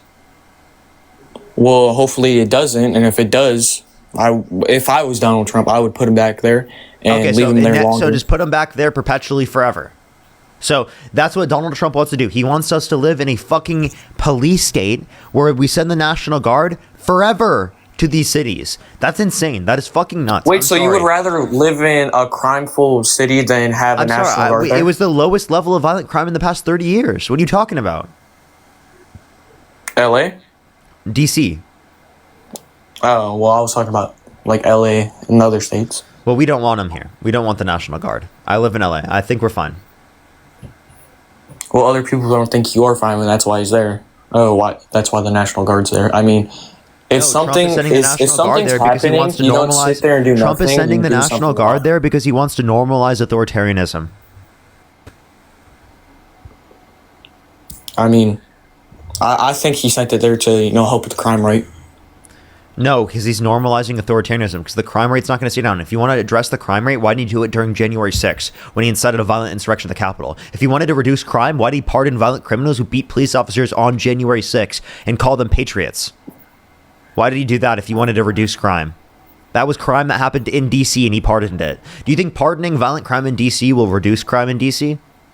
So the guy beat an officer and he pardoned it? Yes, literally. Was the record of him beating the officer? Yeah, I'll tell you. DJ Rodriguez drove a stun gun into the neck of a police officer after the police officer just got hit in the head with a rod. Do you think that DJ Rodriguez should have been... Is there body cam footage of this all happening? There is footage of police officers being assaulted on January 6th and Donald Trump pardoning the people who assaulted them.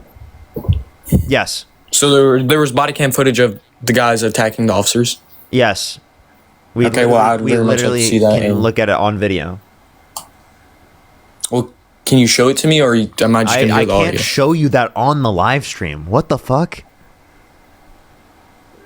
Well, I don't know how to show you that on the. You think I wouldn't get banned for showing you on the live stream? No, I don't know how TikTok works, and I don't go live. I'm sorry, I can't play a video of someone getting assaulted on the live stream, man. I would literally get fucking banned. All right, well, why don't you look it up? I'm serious. Donald Trump pardoned them. Is that reducing? Okay, I'll look it up. Is that reducing crime in general? Appreciate the hand heart.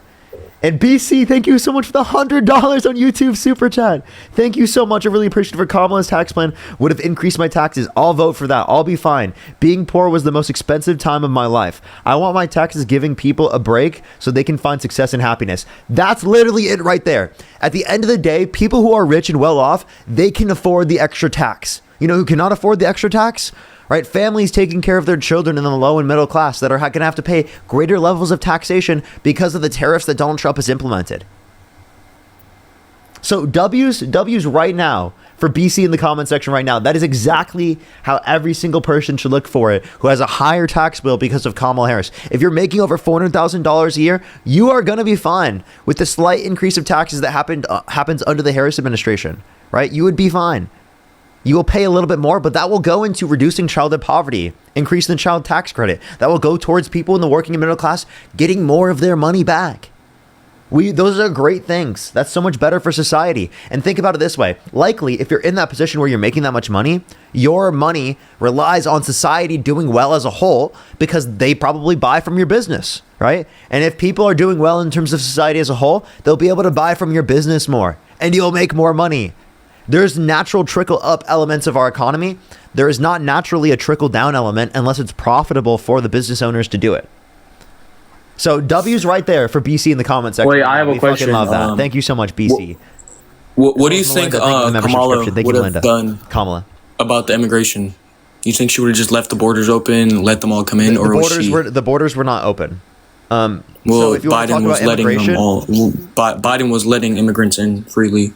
I think the level of immigration that happened under Biden was good. The immigration surge that happened under the Biden-Harris administration will lead to an 8.9 trillion. What do you think Kamala would have done? Hey, I'm explaining to you right now. Do you want to hear?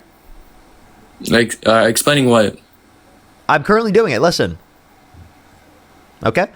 Under the Biden-Harris administration, there was an $8.9 trillion increase, or there's going to be an $8.9 trillion increase in the GDP due to the immigration surge that happened under the Biden-Harris administration. So even with the level of immigration that happened under the Biden-Harris administration, that would be good for our system as a whole, and it will increase tax revenues. It would reduce the likelihood of insolvency relating to Social Security and Medicare, which will inevitably happen by 2032, which has been more likely to happen by 2032 because of the big, beautiful bill, which will lead to us having to reduce benefits for Social Security and Medicare. So you think having illegal immigrants in our country that came illegally, and not saying all of them are committing crime, but some of them, maybe most of them, are committing crime, and you think just because we're getting paid, or our taxes are getting high or lower, and we're getting paid more from it, it's better to have illegal immigrants in our country? Undocumented immigrants commit multiple times lower rates of violent crime, drug crime, property crime in the United States comparative to natural-born U.S. citizens. So more undocumented immigrants being in the country would actually reduce the overall rate of crime because it would be a greater percentage of the population having a lower average rate of crime. Secondly, we can point to the idea that in terms of... wait, what was the other point you made? You made another point I wanted to address. Fuck. I said that having... I don't remember. Having more of them, having more immigrants in our country that came illegally, we're getting paid more of it, and you think it's better? Oh, I remember. I want to provide a pathway to citizenship for anyone who's in the country undocumented who has not committed a violent crime or bad crime. Well, I don't agree with that part. I don't agree with having, like, them coming in illegally, and then when they get caught, when they get found that they're here illegally, that they can just go under the pathway of becoming a U.S. citizen. I think that they should be booted out because they came here illegally. So again, when it comes to this, just because you don't do something bad and then get rewarded for them, that's not how it works. Okay, so I have a question. If someone jaywalks and it was not a threat to anyone's safety or security, should they be held accountable for the jaywalking? If it's not hurting anyone, it's not doing anything bad, no. I mean, it is a crime. Exactly. Exactly. Just because it's a crime doesn't mean it's harming anyone or doing anything bad, and they shouldn't necessarily be punished if it is the case that it did do any harm or bad. So undocumented immigrants coming to the country who have not committed a violent crime or bad crime aren't doing anything to harm our society, so providing them a pathway to citizenship would be essentially the same thing as not giving a punishment for someone who jaywalked, right, where it didn't risk anyone's safety or security. Well, my whole point is illegal immigrants that come here shouldn't be here and should be kicked out. I mean, I agree with you on one part that the part of being, or the part of, becoming a U.S. citizen shouldn't take 7 years to do. But other than that, I don't agree with illegal immigrants coming into this country and then should be able to go down the path of becoming a U.S. citizen, because you don't get rewarded by doing something bad. That's not how things work. That's exactly what you just said we should do for people who jaywalked. That's exactly what you're doing for Donald Trump, held civilly liable of sexual abuse, who is convicted of 34 felonies, who pardoned violent rioters who beat police officers on January 6th. You have rewarded Donald Trump with the position of president after he's committed a crime. Well, the president isn't a reward. It's not like, yay, I got this. It's you get to become, you're a leader of the USA. You get to make decisions. You get to make the right decisions. In my opinion, most of the decisions that Donald Trump has made were the right decisions. He's doing something that I agree with and that you don't agree with. But me personally, I agree with. He was rewarded with the position of president. Okay, you already said that. He's also rewarded with not going to jail. I mean, you do understand that that's the biggest reason why Donald Trump actually ran for president, right? Not that he wanted to actually make America great again. I don't even think he really wanted to be president again, but he really did. Yeah, that's your thinking. Wait, so did he openly come out and say that he wants to become president because he doesn't want to go to jail? I guarantee you he did not say that. No, he didn't. Well, no, you're absolutely right. He did not say that, but that was one of the driving forces behind it. I mean, literally with multiple court cases, he tried to use the veil of being president as the reason why he shouldn't be charged or held accountable for his crimes. And understanding that even Elon Musk went on record saying that if Donald Trump did not win the election, then they're going to jail. So yes, Elon Musk openly admitted it because, Elon Musk not only engaged in a pump and dump with his crypto, but they were doing illegal stuff. And as soon as Donald Trump got in office, the actual investigation into Elon Musk with his multiple companies, including the crypto pump and dump, were immediately dropped. I'm sorry, I don't know what the crypto pump and dump is. It's when you buy a certain cryptocurrency and you buy people put their name on it and they invest and they build it up really quick and then immediately sell it when people are still buying into it. So basically, you're pulling the rug off and under them. So scamming. Yes. Okay. So technically did not Elon illegal, Musk but it's really just bad do this, practice. Or did Donald Trump do it? Both. Say it again. Did Donald Trump and Elon Musk do it, or was it just Elon? Both. Well, Elon did it, and I don't know how many more times he's done it. But Trump with his crypto coin, when he first started, he was doing that. But more so now, he just sells it to whoever, and no one has to actually declare where they're getting or who they're making the purchase from. So there's a foreign entity. We don't know who the person is, but the latest Trump crypto coin, they bought $100 million worth of Trump crypto coin, and no one can actually trace the person back to the company. It's weird. So it's just foreign people. Exactly. No one knows who the person actually is. And are you trying to say that Donald Trump bought his own coin, or? No, what I'm trying to say is that foreign nations understand that they have a direct way to influence the president of the United States. That's why he offers things like if you buy a certain amount of crypto from him, then he offers like dinners at the at Mar-a-Lago. Like that's a stipulation for like his high spenders, for people that buy his crypto. They get a private meeting with the president of the United States, no matter where they are or where they're from in the world.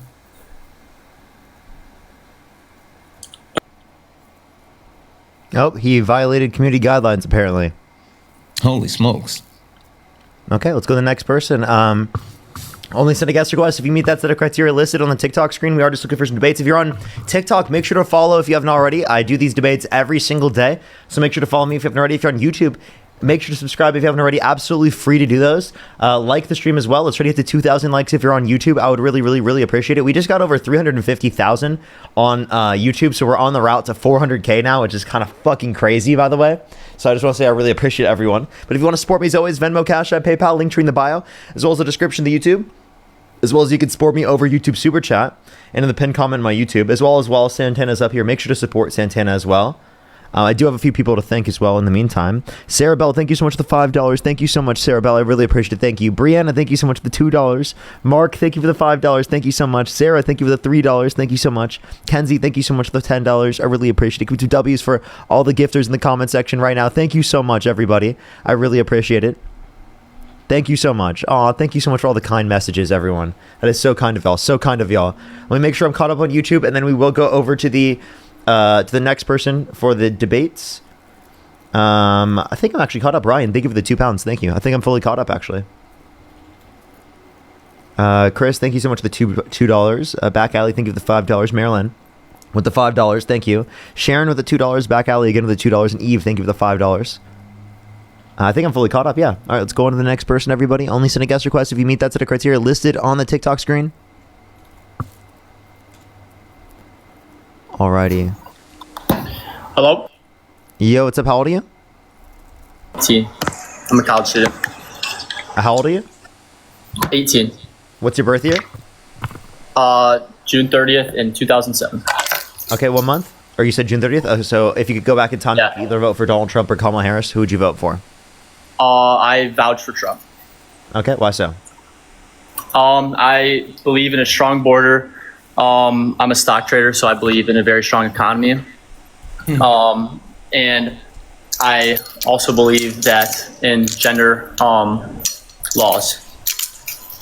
Okay, so strong economy. We'll start with that one. So if you look at the economy is in a worse off state right now because of Donald Trump. Real GDP is increasing at a slower rate. Unemployment has gone up since Trump got in office. The jobs report was so bad that Trump fired the head of the Bureau of Labor Statistics because he said it was politically biased information. Then he put a new person in office that indicated even less jobs than the month prior. And that's 7 to 10 times less what we saw under the Biden administration around a year ago. And it was so bad that Jerome Powell has risked inflation going up even more, which has gone up by 0.6% since April because of the Liberation Day tariffs, which have caused prices to go up. And he's risked that even going up to a greater extent by reducing interest rates because it was possibly going to lead to stagflation if he did not. Inflation is down this year in total compared to last year under Biden. So it's trending up since Liberation Day tariffs. So it was on a trend down due to conditions due to the Federal Reserve, and Trump has caused it to trend up. So it's 2.9% now. It was 2.3% in April. So 6 months ago, since 6 months ago, it's increased. September is usually the worst month in the economy, historically. This is because of Trump, though. It's because of the tariffs. And that's what it was not only indicated by me, but Jerome Powell and leading economists. Okay, we can talk about tariffs. So do you think it's fair if other countries have tariffs on us, but we don't charge them? Yeah. How so? Because it is the case that it harms their economy. It harms their economy? Yeah, and we don't want to harm our economy to an even greater extent and harm our consumers to an even greater extent by imposing tariffs on us. They're just because they've imposed tariffs on us. On them. Impose tariffs. We're not going to impose tariffs on them just because they've imposed tariffs on us, because then we're going to have to pay more. Because when we place tariffs on them, it causes our consumers to have to pay more. A lot of the time the companies take the hit, though. I'll say it again? I said a lot of the time companies. That's not true. What? That's absolutely not true. Most of the times companies pass on that additional cost. They don't quote unquote take the hit. They quite literally, not only do they pass on the cost, but they find each and every way to squeeze more money out of the consumers, whether it's through shrinkflation or through shrinkflation or through greedflation. Like literally, Kroger went and testified in front of the House and said that they use like the veil of inflation to increase their prices more. Gatorade literally adjusted the size of their bottles as far as their product, but sold them at the same amount with the smaller packaging. Like companies literally find each and every way they can to squeeze additional money out of their customers. Yes, but this goes back to demand though, because if prices are raised, let's say, okay, let's use iPhones for an example. If iPhones go up in price because of tariffs, then the demand is not going to be there. So therefore, the company's not going to be able to be profitable. So say it again. Wait, Okay. so you're saying it's going to make less companies profitable from countries around the world, so they're going to try to compete. That still doesn't better conditions for consumers or in general, because it is the case that it would likely lower labor standards in those countries around the world. Plus, oftentimes they can't even do that. No, like my point is I'm saying if prices are higher, if a company raises prices higher because of tariffs, the demand is going to be lower for that product. Therefore, the company is not going to be able to keep up because their consumers are not going to be wanting to pay the higher price. If they raised it, that's what I'm saying. Most of the companies are going to take the hit or have already. No, they can't. They'll take the hit if they can, if it will increase their profits. But if they cannot, they'll pass it down to the consumer, or they'll go out of business, which is going to cause there to be less competition within the context of the markets, which will allow for existing companies to increase prices. Even you take a look at Walmart, like one of the largest companies within the U.S., and Trump directly tried to threaten them and say, hey, you need to take the hit.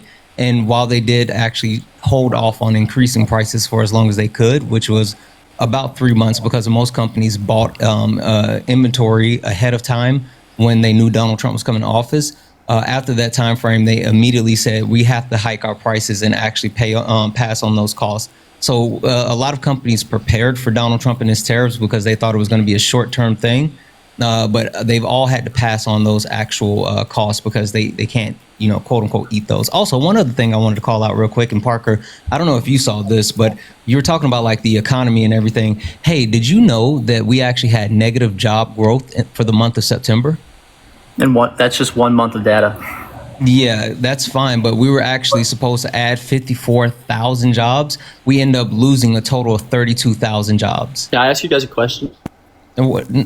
Sure, but come back and hold on. Wait, before you pivot, because I was holding this from earlier. I just wanted you to address this. Like, he's really bad for the economy, so much so that he's completely shifted the projections that we forecast, like prior to him being in office, like across the board with multiple indicators. I mean, Parker mentioned how inflation was on a trend down, and now it's trending up. The job market was growing, now it's contracting. The GDP is contracting. Like, it's a lot. Okay. Do you guys pay attention to the stock market at all? Yes. Okay. I guess you don't have to address it, but cool. Yeah. No, I'm addressing. He has to say that. Yes, I'm bringing up a point. So when there's uncertainty in the economy, right? Usually the stock market's gonna not like that and crash. Yep. Due to tariffs. Due to tariff. And, what do you mean? It did. When Trump first got in office, it crashed did because of the uncertainty relating to tariffs. Everybody in Wall Street and around the world saw the opportunity to buy it back because it was an unnecessary dump. And the stock market continues to hit all-time highs. It did yesterday. You understand that it was hitting all-time highs under the Biden-Harris administration as well? I do. So there's nothing distinct. There's nothing distinct about that under either administration. If anything, it would be at a lower, or it'd be at a higher rate now if the Biden administration were still in office. I'm talking about uncertainty in the market. Uncertainty causes the market to dump. Yeah, the market fluctuates, but also, I mean, that's a little bit disingenuous for you to say, because you, being someone who actually trades, you know for a fact that the market is not the economy. No, and you also know that most people don't actually invest in the market. So those are two really. No, I know that's why I asked you guys first, because I understand that you may not know as much about it as I do. But No, that's not a hit at you guys. Trust me. Like I watch your stuff, Parker, a lot. But I just love debating. This is what I love. So I try to be respectful. But that's one of the points I always bring up is the stock market. I feel like that's a good indicator. It's actually not. It's only showing of like mostly like the top 10%. If you're talking about most of the stocks that are owned. So if you want to look at the overall economy, look at real GDP, look at real median wages, look at unemployment, look at the jobs reports, look at inflation. Those are significantly better qualifiers for looking at. Yes, but that also plays in the stock market as well. No, not really as much. The stock market isn't going to determine what that is overall. So, dude, look at what economists have to say as well.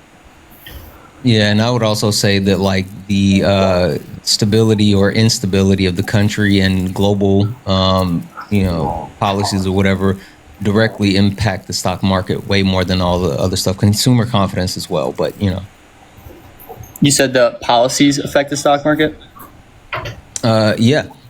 Okay, so then if Trump's policies were bad, like you guys agree with, then wouldn't the stock market go down? The stock market crashed multiple times after Liberation Day.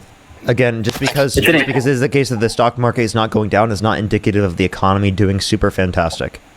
Mm-hmm.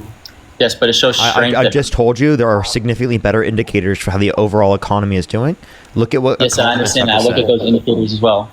Also, like you do understand the only reason that the market kind of settled and rallied and continued to actually develop, regardless of what Trump is doing, is because taco. You know that, right? Trump always chickens out. That's literally a term that they coined on the stock exchange floor. They say taco.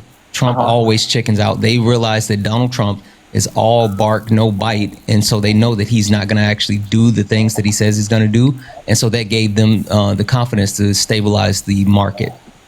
I didn't know what people meant by taco for like a month and a half, 2 months, and I was like so Really? confused why people were saying it. And I had no clue what it meant. I just didn't say anything about it. I'm not gonna lie. Like I said nothing about it. Like I did not acknowledge. I just I like Taco Tuesday too.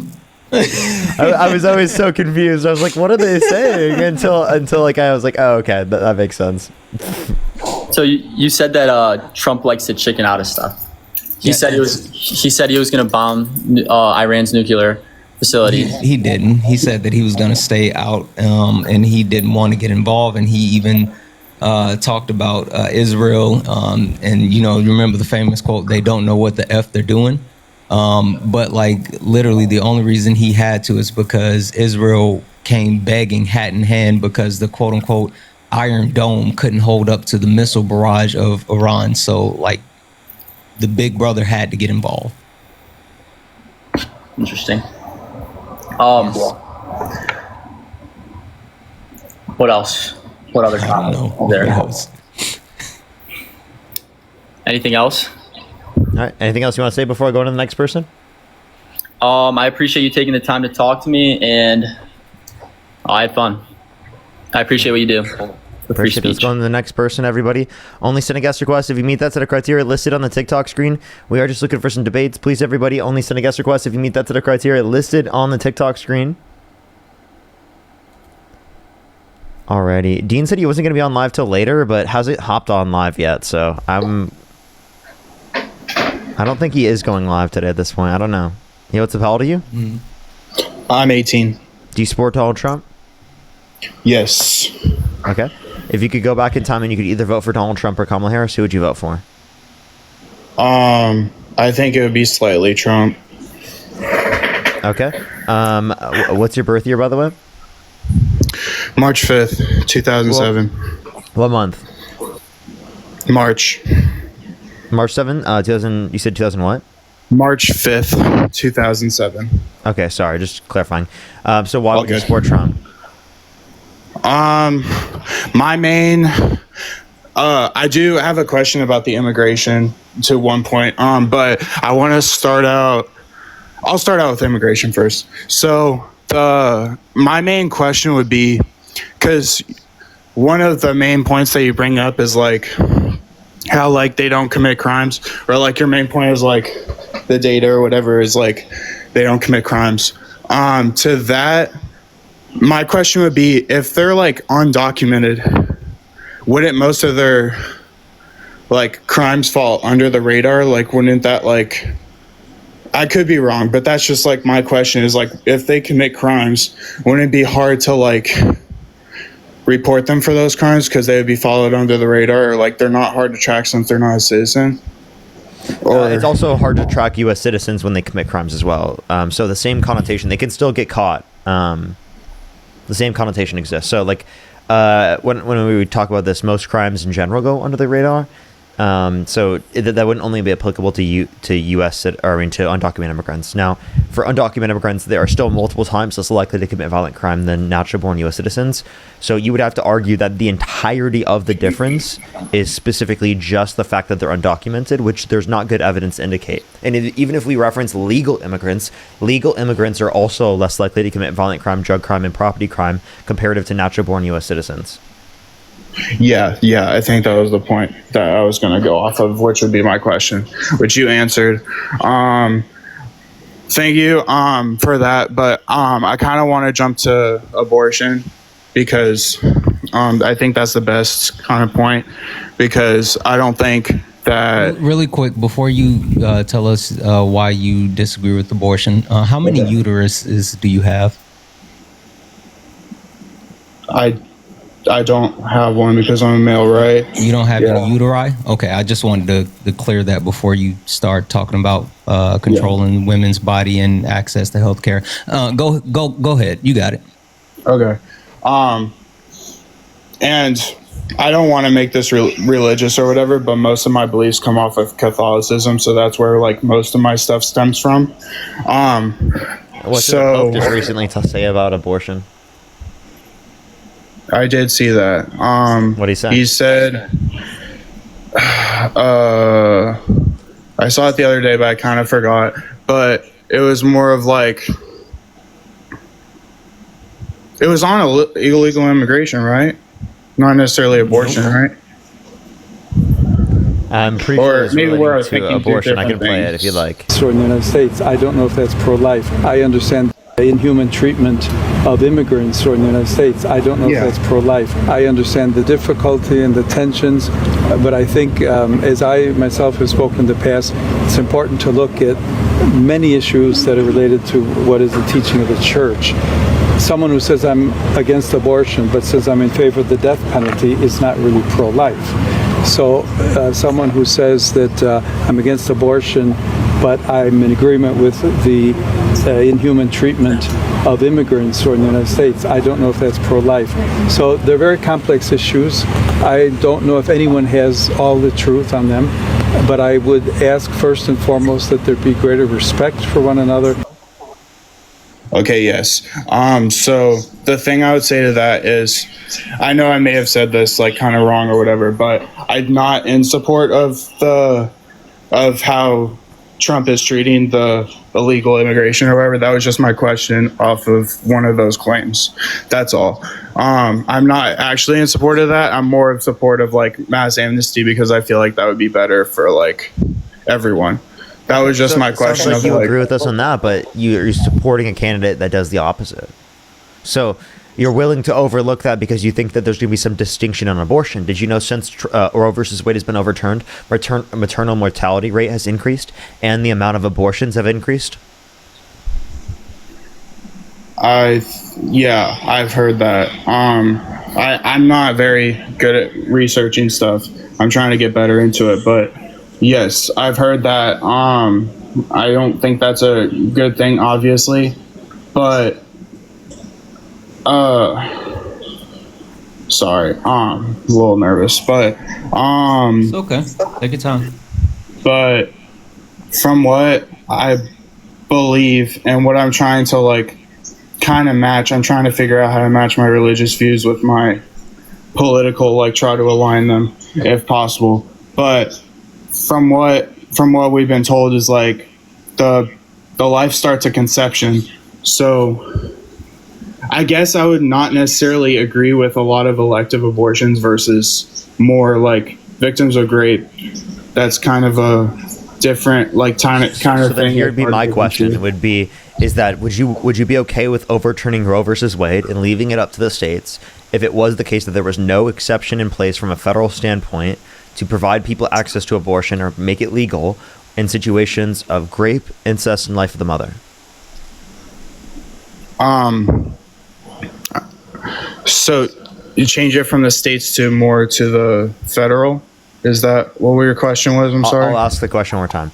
So would you be okay with leaving it up to the states, right, and restricting people's access to abortion by overturning Roe versus Wade if it was the case that there was no exceptions in place from a federal standpoint to protect federal access to abortion in situations of rape, incest, and life of the mother? Possibly.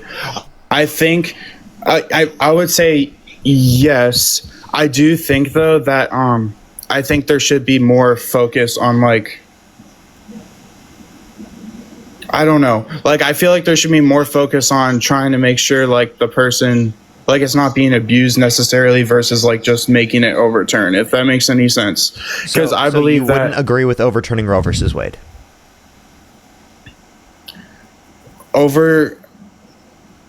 Ideally not. I do think there could be like some sort of reform in the sense of like people with victims of rape, but I don't think that we should overturn the part where it's elective abortions, because I believe that Roe versus Wade and leave it up to the states. So you have two choices: federally protect access to abortion or leave it up to the states. Which one is more preferable? Federally protecting access to abortion? Well, then you agree with I think there could be more I think there could be more abuse with leaving it up to the states, as like shown in Colorado and other things, I think. Okay. So then you agree with Kamala Harris's policy, right? Which is federally protecting access to abortion prior to viability, meaning that you don't agree with Donald Trump's abortion policy. So what specifically about Donald Trump do you support as a reason as to why you would like to support him?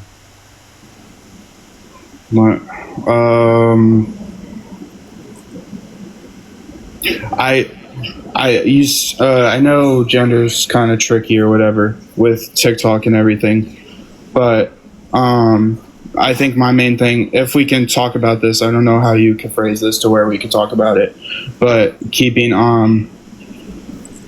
I guess the right how do I phrase this?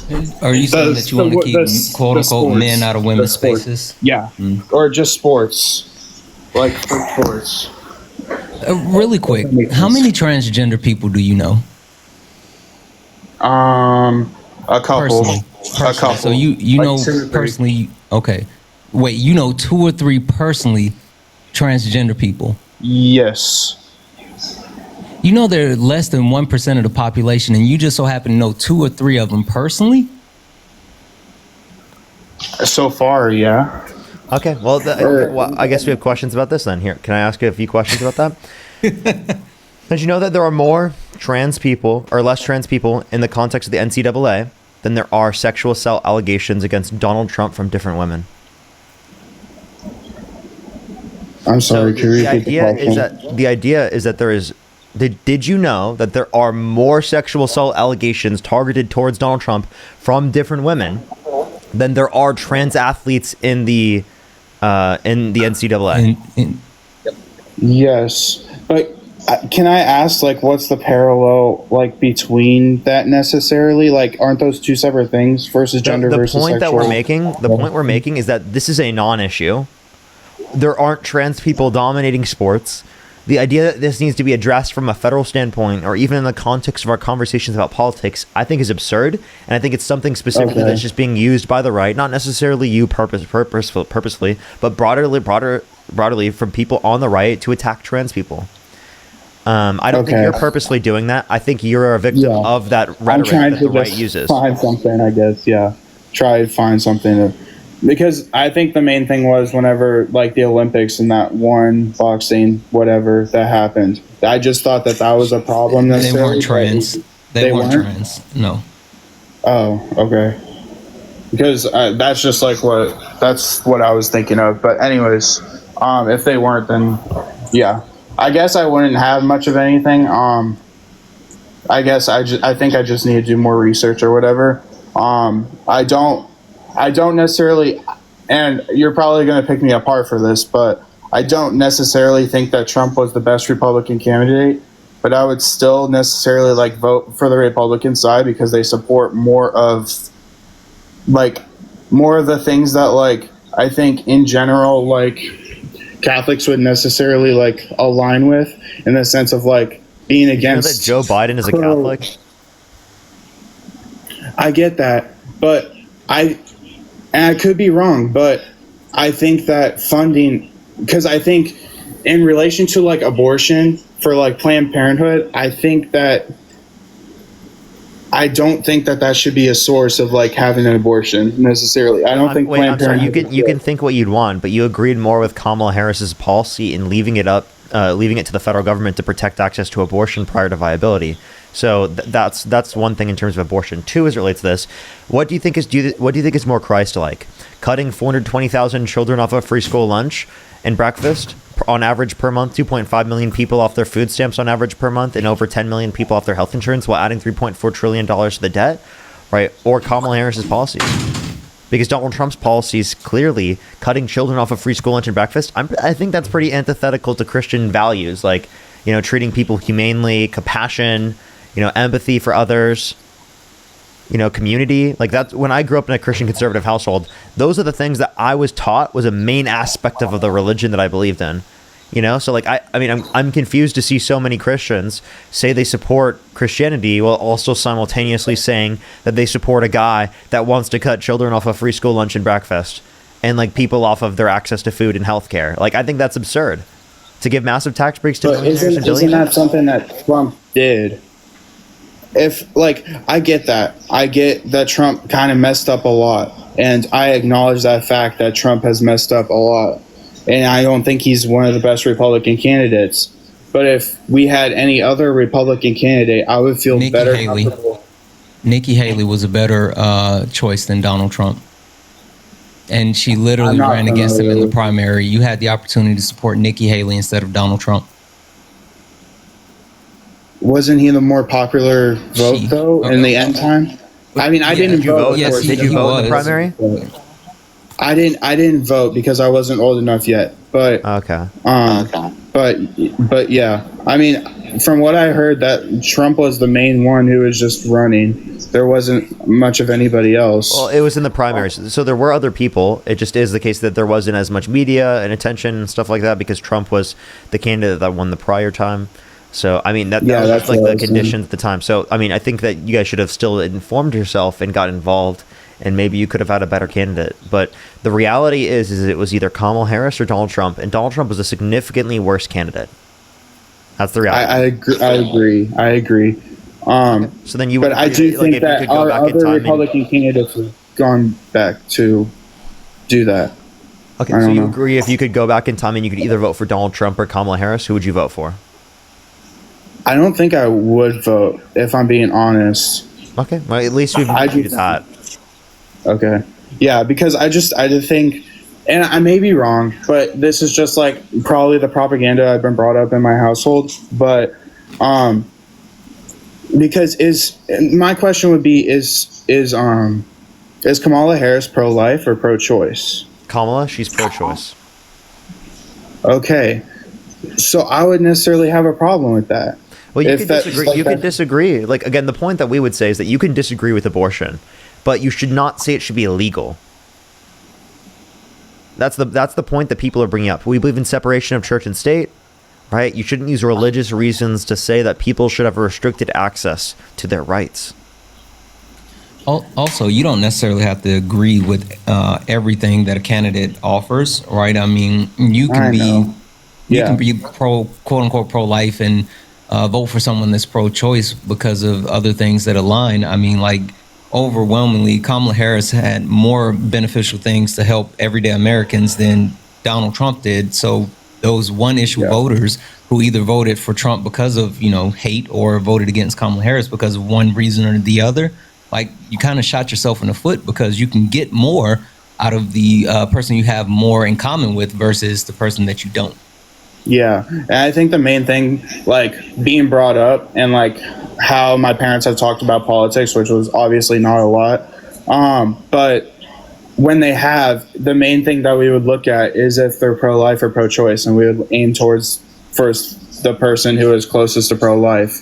And we wouldn't necessarily look at anything else, because I think with our Catholic Church, I feel like abortion is kind of a problem right now within our like thing that we're trying to fix. Like that's, I feel like, is one of our main aims to try to fix.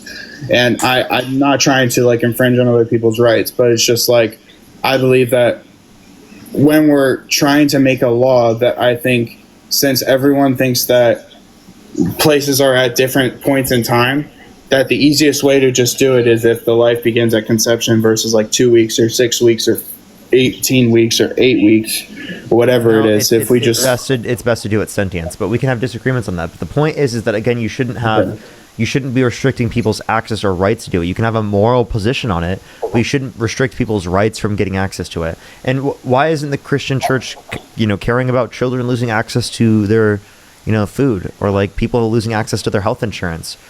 Right. And again, I think our belief is that they're getting killed every day. Because again, that's what the Pope just said. The Pope just said it's not just about abortion; it's also about the inhumane treatment of people.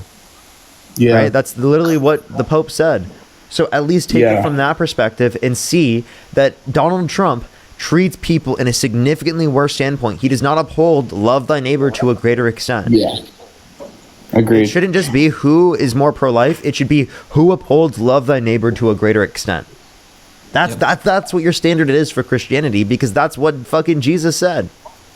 Yeah. Yeah.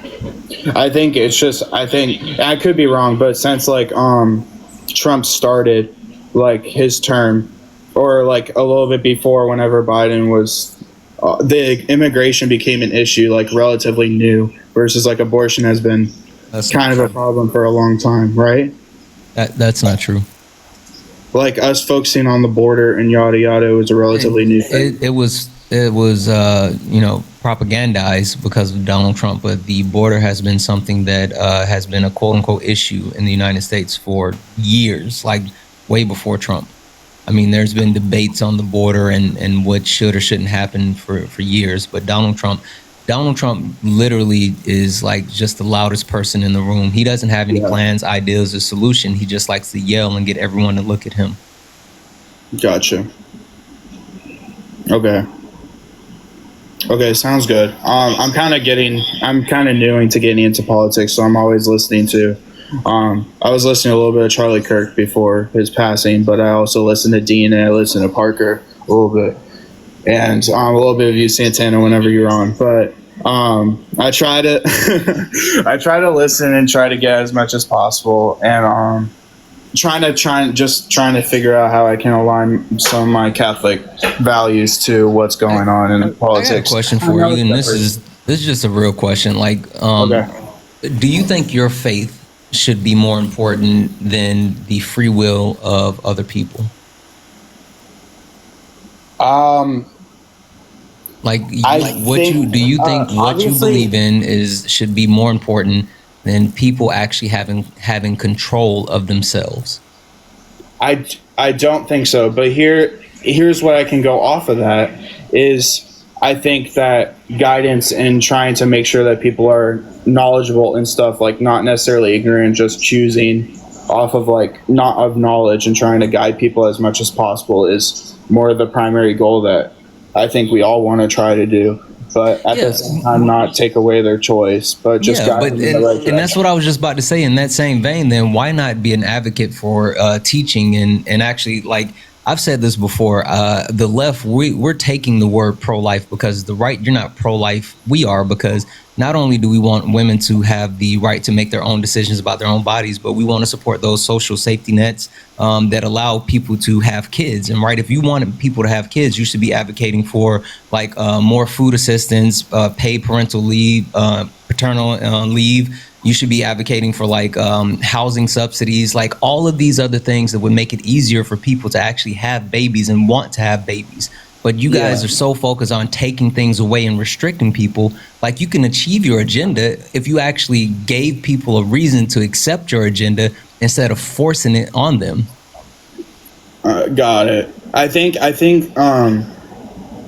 I get that, and I think that should be helped, because I think I have a couple of questions to that as well. Is like, what's the for helping paternal, like, sorry, you mentioned like helping Paid paternal paid paternal leave.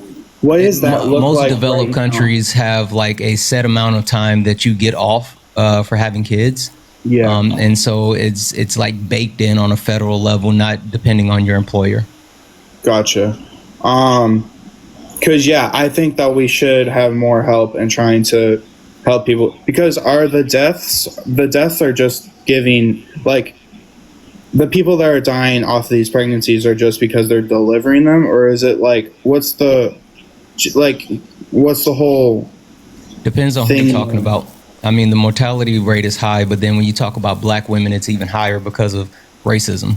And I'm not going to explain it to you. You should probably go look that up yourself. But literally, medical racism is the reason why black women and black babies die at a higher rate. Okay. Gotcha. I think that might be it. That's all I got. But I will definitely look into that. I think we should work towards like helping more people rather than just trying to take everything away and yada yada. So yeah. All right, thank y'all. I'll keep researching. Keep researching. Let's go on to the next person. Only send a guest request if you meet that set of criteria listed on the TikTok screen. Probably going to get one more person for the debates here for tonight, everyone. If you're on YouTube, hit that thumbs up. Go for it. After you finish, I have something really cool that I wanted to announce. That's the like big reason I wanted to come. Of course, I want to hang out a little bit, but I have like something really cool I wanted to announce. You want to announce it right now, actually? Then go for it. Sure. Okay. Guys, as you know, for the last couple of days, we have been, we had Late Nights with Santana. We were doing a panel discussion around toxic masculinity and also male fragility. It was an all-star panel. We had a lot of great creators come by, including our very own Parker Get a Job. And it was a great conversation over the 3 nights. We reached a lot of people. We shared a lot of resources. I have an actual link that's going to be going up in my link tree with additional resources, including like crisis hotline. If anyone is in crisis and you need support, you can dial 988. If you're a veteran, you can select option 1. We also talked about like there's a 24-hour DV hotline. RAIN, which is one of the charities we did crowdfunding for or mutual aid for. We took up donations because we wanted to actually donate funds to RAIN and Movember. RAIN, it helps victims of DV and also sex violence. And then Movember helps men with their mental health. So with actually the amount that we raised the total of $1,601. Now, I chipped in a little bit extra and we were able to donate $1,800. That's not the cool part. So while I was making those donations, we were going to donate $900 to each organization. But while making that donation, I actually found out that apparently companies do what's called a donation gift match. And surprise, surprise, the company that I work for actually does it as well. So not only were we able to personally donate $1,800, but my company matched $1,800. So both organizations from the 3 nights that we raised money received a total of $1,800. So it was absolutely amazing. I've been posting the receipts in different people's Discords. It's absolutely amazing. I just want to say, Parker, thank you for the support. Parker crew, thank you all for everything that you guys did. It was absolutely amazing. And being able to donate that much while also educating and providing resources, it was just a really great thing. That's amazing. That's amazing. Can we get some fucking W's in the comment section right now? We fucking love that. That's amazing to hear. That's incredible to hear. That's so fucking good. That's so good. I was actually shocked when I saw that. I was like, holy shit, let's do it. Yeah, that's amazing. The match too. That's so perfect. That's so perfect. Yeah. I'm so glad that happened. W's in the comment section right now. Show some appreciation to Santana and everyone who was a member on that panel. Everyone who's a member on that panel. Really good. That's great. That's amazing. Really good. That's really, really good. I do have some people to thank as well, everyone. Rachel, thank you so much for the $5. I actually have almost got to 6 hours today. So I'm going to do my last conversation here for today. Water, thank you so much. Really appreciate the $5. Thank you so much. Witch, thank you so much for the $10. Thank you so much. I really appreciate it. Thank you. Omar, thank you so much. Really appreciate the $20 on YouTube Super Chat. Thank you so much. I really appreciate it. Give me some W's for Omar in the comment section right now. Thank you so much. Emil and Anna, thank you so much for the $10. Thank you so much. I really appreciate it. Thank you. Thank you so much. They said I was recently offered a job with the VA and the shutdown crushed the opportunity. I'm so sorry to hear that. I'm so sorry. That's terrible. The shutdown is fucking nuts. It's horrible. Odd, thank you so much. I really appreciate the $10. Thank you so much. I really appreciate it. Thank you so much, Odd. I really appreciate it. Thank you. Give me some W's for Odd in the comment section right now. Thank you. Really appreciate it. As well as I need to catch up on Cash App and Venmo. Kaylee, thank you so much for the $5. Thank you so much. I heard you was going to later. Stephanie, thank you so much. Really appreciate the $5. Thank you. Gabrielle, thank you so much. Really appreciate the $5. Glenn with the $5. Thank you so much. I really appreciate it. Thank you. Thank you so much. And yeah, Gabrielle, that's fucking crazy. Thank you so much. I really appreciate it. Thank you. Alex, thank you so much for the $250. Alex, can we get some W's for Alex in the comment section right now? For the $250 on PayPal. Holy shit. W's for Alex in the comment section right now. That is incredibly kind of you. Seriously, W's for Alex in the comment section right now. Thank you so much, Alex. I really appreciate it. Thank you. That is fucking crazy. Thank you so much. Haley, thank you for the $5. Mark with the $5. I really appreciate it. Thank you so much. Zia, thank you for the $4. Thank you. I really appreciate it. As well as Victor, thank you for the $1. Thank you so much. Again, W's for Alex in the comment section right now. Thank you so much, Alex. That is crazy. Thank you so much. W's for Alex in the comment section right now. That is so fucking kind of you. If you're on YouTube, everybody, YouTube, hit that thumbs up. Let's try to get to 3,000 likes before we end it for today. This is going to be the last conversation for today. If you're on TikTok, tap that screen. Follow me if you have not already on YouTube and TikTok. Make sure to do so. I go live every single day and we do debates like this. Jillian, thank you for the 5. Yes, he doesn't have a uterus. It's weird that he's always worrying about other people's. Kim, thank you for the 10. Hello. Parker's my little brother. Wesley, how old are you? 25. Do you support Donald Trump? Yep. If you could go back in time and you could either vote for Donald Trump or Kamala Harris, who would you vote for? What? If you could go back in time and you could either vote for Donald Trump or Kamala Harris, who would you vote for? Trump. Okay. Give us 1 second. Let Santana finish thanking people real quick, and then we'll go on to... No, that was it. We're good. We can keep going. Okay, for sure. Felicia, thank you so much for the $5. Absolutely. Thank you so much. So why do you support Donald Trump? No. I feel like he helped make stuff in my life a lot cheaper. You know what I mean? And I feel like, as policy goes, he's not the smartest, guy. You know what I mean? Like, I'm not saying, but I say compared to Kamala Harris's policy, Kamala. He's technically a better candidate in my opinion. Okay, so how did Donald Trump make stuff cheaper? I mean, if you look at the tariffs, like they've made us $500 billion, right? If you look at stuff, as time goes on, inflation has gone down, stocks have done well, right? Hey, you just said honestly, a lot of stuff that wasn't just true. as like a what? Yeah, so can you tell me what a tariff is? You just said a lot of stuff that wasn't true. Literally. What's a tariff? A tariff is when you have a tariff is an import tax on another country's supply. Okay, and who pays that tax? Consumers. Okay, so if it's paid by consumers and Trump imposed tariffs, that would cause prices to go up. That would not make stuff cheaper. Since Liberation Day, when Trump has imposed the tariffs, inflation went from 2.3% to 2.9%.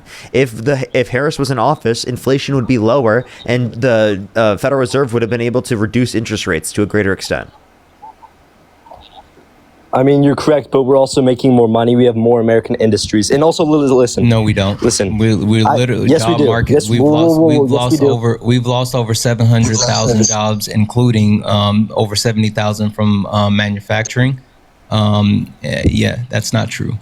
And also, you said that literally we're making 7,000. Are you sure we've lost 70,000? You're lagging, my guy. And also, in terms of making more money, we actually aren't, because in comparison to Harris's administration policies, right, Trump is actually producing less revenue, and that's why we actually have more debt signed into law under the Trump administration comparative to the Biden-Harris administration by $4 trillion to a greater extent under the Trump administration comparative to the Biden-Harris administration. And secondly, the campaign plans for the Harris administration compared to the Trump administration would mean $4 trillion more for Trump's administration signed into law in terms of debt-related spending, right, based upon a central estimate. So wait, was I just listening to like propaganda then? Because like this is what I was like told. Yeah, and I can use the sources for this. This is the Committee for Responsible Federal Budget, a nonpartisan committee from the federal government. And the other estimate in terms of the big, beautiful bill is from the Congressional Budget Office, a nonpartisan committee from the federal government. Both of them indicated that Donald Trump is worse for the debt. I can't hear you while you're out of the app. Just like sorry, I went out of the app. My low power turned on. I need to go get a charger in a sec.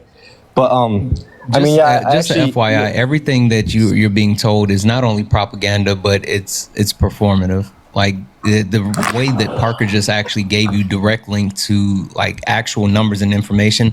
The reason why this administration does things like, hops in garbage trucks or goes to McDonald's or, puts on an ice vest and points a weapon at people by accident while trying to take a picture is because they don't actually do things, but they want to make it look like they're doing things. That's why Donald Trump holds so many like press conferences and he has like stacks of paper that have nothing on it. It's all performative. They're not actually doing anything, but they keep lying and propagandizing it, and you believe it because you see it. Well, also, but here's the other thing. I just feel like as a conservative, like I couldn't have voted for Kamala. And why not? I couldn't have voted for Kamala because of societal expectations and just like family, you know what I mean? What societal expectations? I mean, just like I talk about it a lot. I feel like I'd be betraying myself because like, how so? All my friends are conservative. Like my parents are, my grandparents were. Like, bro, so you would rather betray the country? Debate me. Have them debate me. I'll debate every single one of them. I'll convince every single one. I'm serious. Genuinely, use facts, use reason, use critical thought. Don't just succumb to the beliefs of everyone around you just because people have those beliefs around you. You have got to critically think. Yeah. If everyone around you said 5 is equal to 4, would you start saying 5 is equal to 4? Yeah. Yeah? Okay. Nah, just kidding. No. Just kidding. I'm messing with you. But like, so just because it is the case that people around you say a certain thing does not mean you should say that same thing. Yeah, I guess you're right. Well, also, but the thing is I didn't necessarily like agree with Kamala Harris on the topic of abortion, right? So, I feel like it'd be unethical with her in office and that being allowed in every state. You know what I mean? Wait, didn't you say you agree with Roe versus Wade versus like it being left up to the states without the federal exceptions being in place? No. I mean, yeah, I agree with him more than just the federal government doing it, but I disagree with abortion. So you agree with Kamala Harris so okay, you can disagree with abortion, but you agree with her policy more. That doesn't make any sense that you would say. No, but I feel like her as a president would enable voters to vote more in favor of abortion in their particular state. Isn't that like what democracy is? I mean, shouldn't people be able to vote on things that's important? Even the premise of like quote unquote sending it back to the states, right? Like, what? Yeah, but the thing is I'm not saying that that's not what democracy is. I'm saying that I wouldn't prefer her in office because then it'd make voters more towards it, right? So I'm assuming that democracy is going to work as a system. So having Kamala Harris would make women feel like they can control their bodies. That's what you're saying? No. I mean, yes, that is what I'm saying, but it's not their bodies. It's literally their bodies, bud. Literally their bodies. I disagree with you. Sure, it's literally their bodies. I disagree with you. The kids, they're a parasite draining the resources of the woman. So you're calling, so you would say that however old you were when you were born, you were a parasite. Yes. So when does that parasite draining the resources of my mother until I was no longer on her resources, at least physically. Yes. Okay. But listen here. When was the turning point in where you stopped being a parasite? When you got cut off from your mother's womb, right? Well, correct. I mean, that was at their viability. like after that point, you know, I could live outside of the womb without her resources. Yeah. Now it would be other resources, and again, you would be an advocate for Roe if you agree with us. Okay, but you don't think that every baby should be allowed? Not every baby, and we'll get to that later. But you don't think that baby should be allowed life, right? Like you don't think before viability it shouldn't be allowed life. Prior to sentience, there's no good reason to have like a value. Okay, for but will it inherit as a sentience? person. Will it inherit sentience outside of the womb? What? Will it inherit? Will it get sentience? Will it have the potential to get sentience? Like it has the potential for sentience in the future, yeah. So then you just take away some things' potential just because. Yeah, you're okay with that. Like, is it wrong? Is it wrong why to are pull you out? okay with that? Wait. Is it wrong to pull out? You're taking away potential when you pull out. Why are you okay with that? Why are you okay with that? You're okay with taking away potential. Is it wrong to pull out? What? Is it wrong to pull out? I mean, in my opinion, if you're not using the proper protection, it's technically wrong in my opinion. Okay. All right. I forgot. Wait. Also, go ahead. No. You said it was wrong to pull out. That was crazy. I heard him. Crazy. Well, I mean, yeah, I feel like everybody should use. Wesley, everything has potential. Did you know that my fart has potential to be poop? That's not how it works. That's not how the digestive tract works. It is. It absolutely is. If I don't make it how to would the your fart have the potential to be poop? Those are two different bodily functions. Have you ever sharted? Those are two different bodily functions, Have sir. you ever Sir, sharted? respectfully, those are two different bodily functions. Have you ever sharted?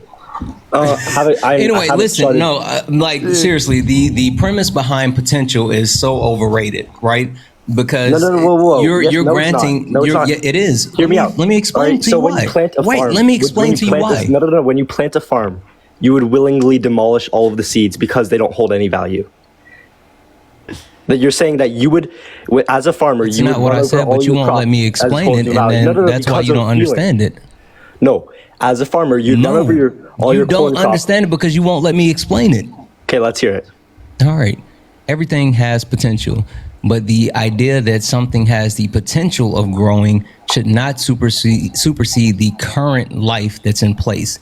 I'm not saying that. That's why you plan for your children's future. That's why you pay for their college. Hey, Wesley! I sit there and let you demonstrate what you know. Like, stop talking for a half a second. Let me finish. I'm sorry, sir. All right. So, the point that I'm trying to make is, in your analogy, as far as understanding that, yes, sometimes you may have to clear a bush in order to plant new seeds for it to grow. But you also understand that if there's a possibility that there's a seed that could poison other seeds, then it's okay to get rid of that one seed. Like you don't have to actually see that potential through.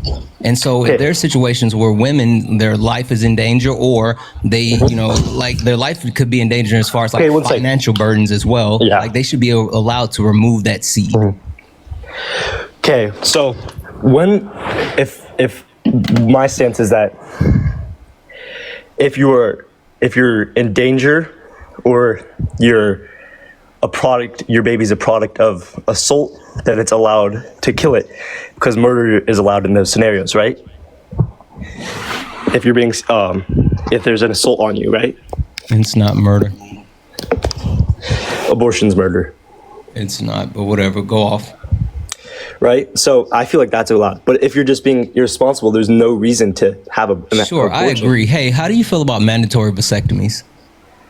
Mandatory vasectomies, I think they are sometimes necessary. I don't think they are always necessary. Why? We should advocate for mandatory vasectomies. Listen, without your baby batter, there's no need to get an AB, right? So if we actually do it with the guys, first and foremost, right, it's super safe. It's an outpatient procedure, just a quick snip, you get to go home, right? It's reversible, so you can actually go ahead and reverse it back, or you can actually freeze your sperm prior to getting it done, and it's more safe and effective than any other type of birth control that you can implement into a woman or ingest, whether we talk about the shots, the pill, IUDs, like it's way safer than all of those other things. So we should be advocating for mandatory vasectomies because, again, without your baby batter, there's no baby.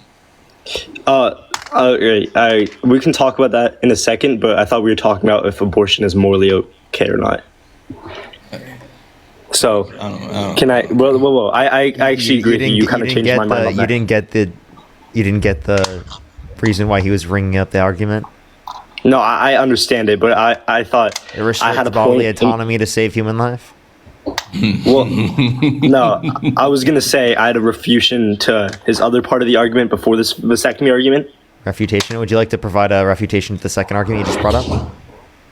Can I refute the other one before he interrupted me? Right after, we promise we'll let you do it. I just want to hear a response to that one. I'm sorry, I had the other one in mind while he was giving the vasectomy argument, so I wasn't able to pay attention to it as closely as I want to. So can I give the other respond to that, and then he'll bring back up the second argument. Okay, so so I can respond to the abortion one initially, right? We're waiting. All right, so for potential, so you wouldn't, as a farmer, you wouldn't just kill off all your cash crop just because there's a potential for a storm, a dust storm, right? You wouldn't do that because those seeds right now will increase in value over time. That's the reason you invest in stocks. Mm-hmm. Hey, why were eggs so expensive while Joe Biden was in office? What? Why were eggs so expensive when Joe Biden was in office? Avian flu. The bird flu, yeah. And so what were farmers doing?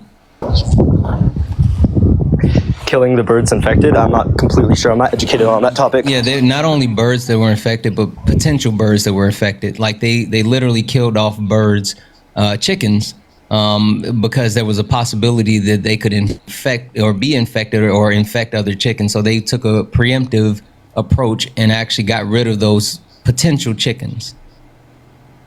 Yeah. So literally farmers do exactly what we're talking about, not what you're talking about. Okay, so when you said that you would potentially kill a chicken just because of virus, how does that equate? No, I'm not saying that I would potentially do anything. So I'm telling you you that it potentially literally happened. No, I'm not saying that I potentially did anything. So when I'm telling you immigrants that are it literally migrating to a happened. country, let any of them in because there's a potential for them to have a crime? Should we not let any immigrants in because there's a potential for them to commit a crime? I'm not even talking hypothetical. I'm telling you that was it your literally argument. happened. I mean, respectfully, that was your argument, sir. No, my argument is that it literally happened. It literally, what you're saying that you wouldn't do, farmers did. That's the point that I'm making. Yeah, I mean, it did happen, but hear me out. Listen to me for a second before, berating on my argument, right? When you say that farmers should kill any chickens that potentially have the avian flu, does that mean we shouldn't let anybody in who potentially could commit a crime, or we shouldn't invest in any stock that potentially could fall, right? Just because of something might have something. I disagree with the farmers on that, right? I understand that's not what I said. Wesley, I'm not making a proposal. I'm not making a proposal. I'm telling you that's what happened. Yes. I understand that's what happened. I do understand that's what happened. That's what I'm grasping. But you're using it as a metaphor, and I just refuted that metaphor. I'm not using it as a metaphor. I'm saying that that's not a metaphor. That literally happened. No, but you're using it as a metaphor in this situation. I'm making a comparison to your metaphor. And a metaphor is a comparison without the use of words like or as. A metaphor is a comparison. You're using it as a metaphor, so I use my own metaphors. It's a real life thing where people decide to invest in a stock no matter if it would fall or not, right? And so for a person, I shouldn't just stop the chances of life for a living organism just because it might have the potential to do something great. Now, when you're gonna say, you guys might say, oh, but would you kill a bacteria? But a bacteria doesn't have doesn't have as much as potential as a baby, so right? How about this? You shouldn't value a zygote just because it's the potential to be sentient in the future.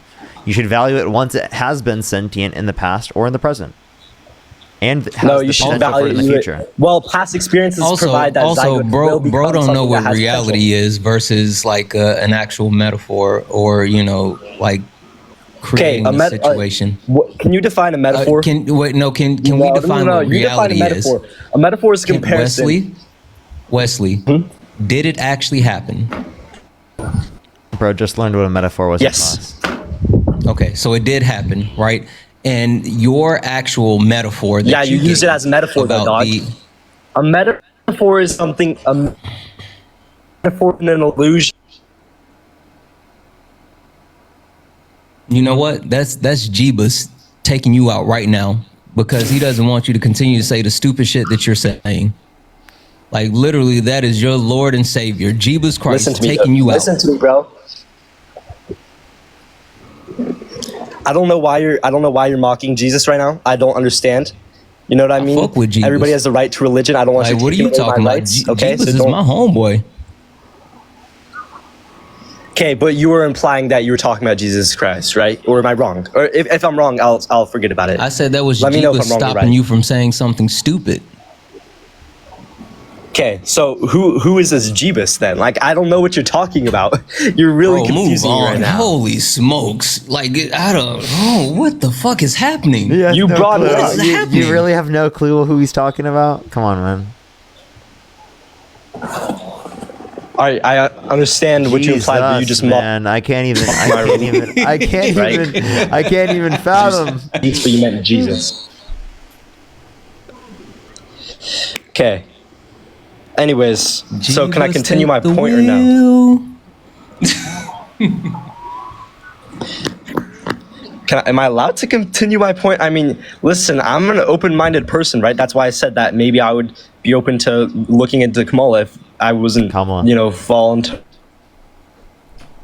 propaganda, right? I gotta fix that Trump mobile. Like, I gotta do something about that Trump mobile, Wesley. Wesley, we hear every other word that you're saying. Like literally every other word. And fun fact, that every other word is still stupid. What am I saying right now that's stupid to you? Like, respectfully. For some reason, you don't have a uterus, but you're trying to advocate for restricting women from healthcare. That's stupid. Didn't you come on the live stream saying that Donald Trump was going to make stuff cheaper? Yes, you're correct. I did. I forgot that he said that. He literally said that. Okay, but I didn't. Listen, I was falling to propaganda, but here's my thing. Refute my argument about abortion first. Like, I want to hear a refutation about the investment opportunity. I think we have. Wait, you're. Okay, no, tell me it. Parker, I want to hear it from you. I don't really trust this Saitama guy, right? I want to hear it from exactly. you. One Punch Man. I'll take it. Saitama. One Punch Man. You heard it here. That's why he's dizzy right now. I hit him with the serious punch. Anyway, go ahead. Let's hear Parker. Okay, there's a few things I want to bring up here. One, you were saying that like it's there's related to your religion, right? And there's a different perspective that you have. So one will address the religion. You believe in separation of church and state, right? So you don't believe religious reasons are a reason for why the law should be a certain way. So what would be the reason hold for on. your Wait, can I refute that real the quick? context of religious reasons? Yeah. Here, one sec. Can I refute that? Religion. Can you let him finish his point before you try to refute it? Hey, let me refute it, buddy. Religion influences my moral perspective on things, and I feel like morals should influence law. So I'm not saying religions directly, but I think it is sort of a pipeline. So to where it's not your religion, religious it's still going to be your individual perspective. So describe to us why your individual perspective is that it should be illegal for people to be able to get access to it. Actually, no, I'll ask you this question. Do you think that if I were to pay for my girlfriend's abortion, that I should go to prison? No.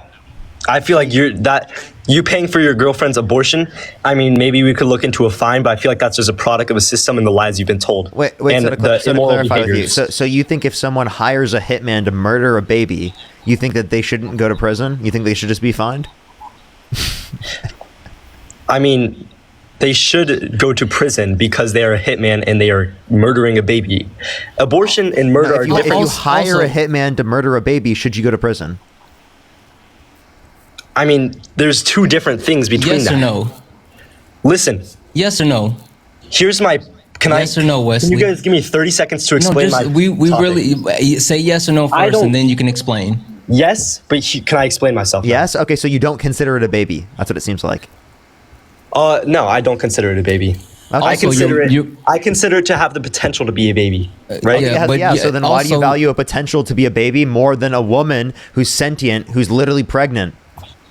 Okay, if the woman was in real danger, should she get the abortion? Yes. If she's a product of rape, in any context, you value the sentient woman more than you value the thing that has a potential to be a baby. No, you don't. Not in every context. What do you mean? No, you don't. What are you talking about? Not in every context. Let me ask you this question. Let me ask you this because the woman has no real danger against her. Let me ask you this question. Would you rather save? Would you rather save 2 zygotes or 1 newborn baby? Would I rather say 2 zygotes or 1 newborn baby? I'd probably rather save 2 zygotes. You'd rather save 2 zygotes than 1 newborn baby in a burning building? You would let the the newborn baby burn alive. I mean, yeah, because the 2 zygotes, it's a 9-month separation. You said 2 single cell organisms. Oh my god, I've got to save the 2 single cell organisms over the fucking newborn baby. So here, Parker, hold on. I got 2 things really quick. Wait, Wesley, before you go into another hypothetical, I got 2 things. No, 1 sec. Parker just hit you something. Allow me to respond to it, sir. No, Wesley. So 2 things, right? Number 1. Women, yes, being pregnant is absolutely women being in danger of losing their life. Like literally, there's almost no other situation that they're closer to losing their life than when they are pregnant. So that statement saying that they're not in jeopardy of losing their life is absolutely wrong. Secondly, you talked about your morals. Your morals are shit because your morals led you to vote for Donald Trump. I don't trust your morals. Your morals should not dictate what anyone's doing. Your morals are horrible. That's it. Those are 2 things. Like seriously, the baby's like literally like crying, right? Like alive, like just sitting there, and you'd rather save the 2 fucking single cell organisms. Parker, listen, I'm gonna empathize with you for a second. My cousin was also there when Charlie Kirk's life was ended, right? What traumatized you more? His life ending? His life ending? What type of fucking crazy pivot is this shit? What type of crazy pivot is this shit? I'm bringing it back. No. Talk about this. That's actually a crazy thing to do. Can you please talk about that? I'm using it as metaphor. I'm using it as a hypothetical question. Wait, hold on. You asked me a crazy pivot about the burning building. Let me use my hypothetical question. I feel like it's Wesley, seriously. You shouldn't do that. That's fucked up. Like that's emotional manipulation for you to actually try to bring up some type of like traumatizing situation. And plus, maybe give the chat a trigger warning before you actually do anything like that. And please don't tokenize victims. Like it's all weird. Everything that you said was completely weird. Don't do that. Like that's disrespectful. You're crossing boundaries. You're tokenizing people. You're traumatizing people. Like stop. That was all fucked up. That's like actually a crazy thing to ask me. Like, I'm just gonna be totally honest, man. It had no relevance to the conversation. I won't let you tell me that it had relevance to the conversation. I know it didn't. Right? So please just address what I had to say. I know you don't want to engage with what I had to say, but like that's actually like nuts for you to do.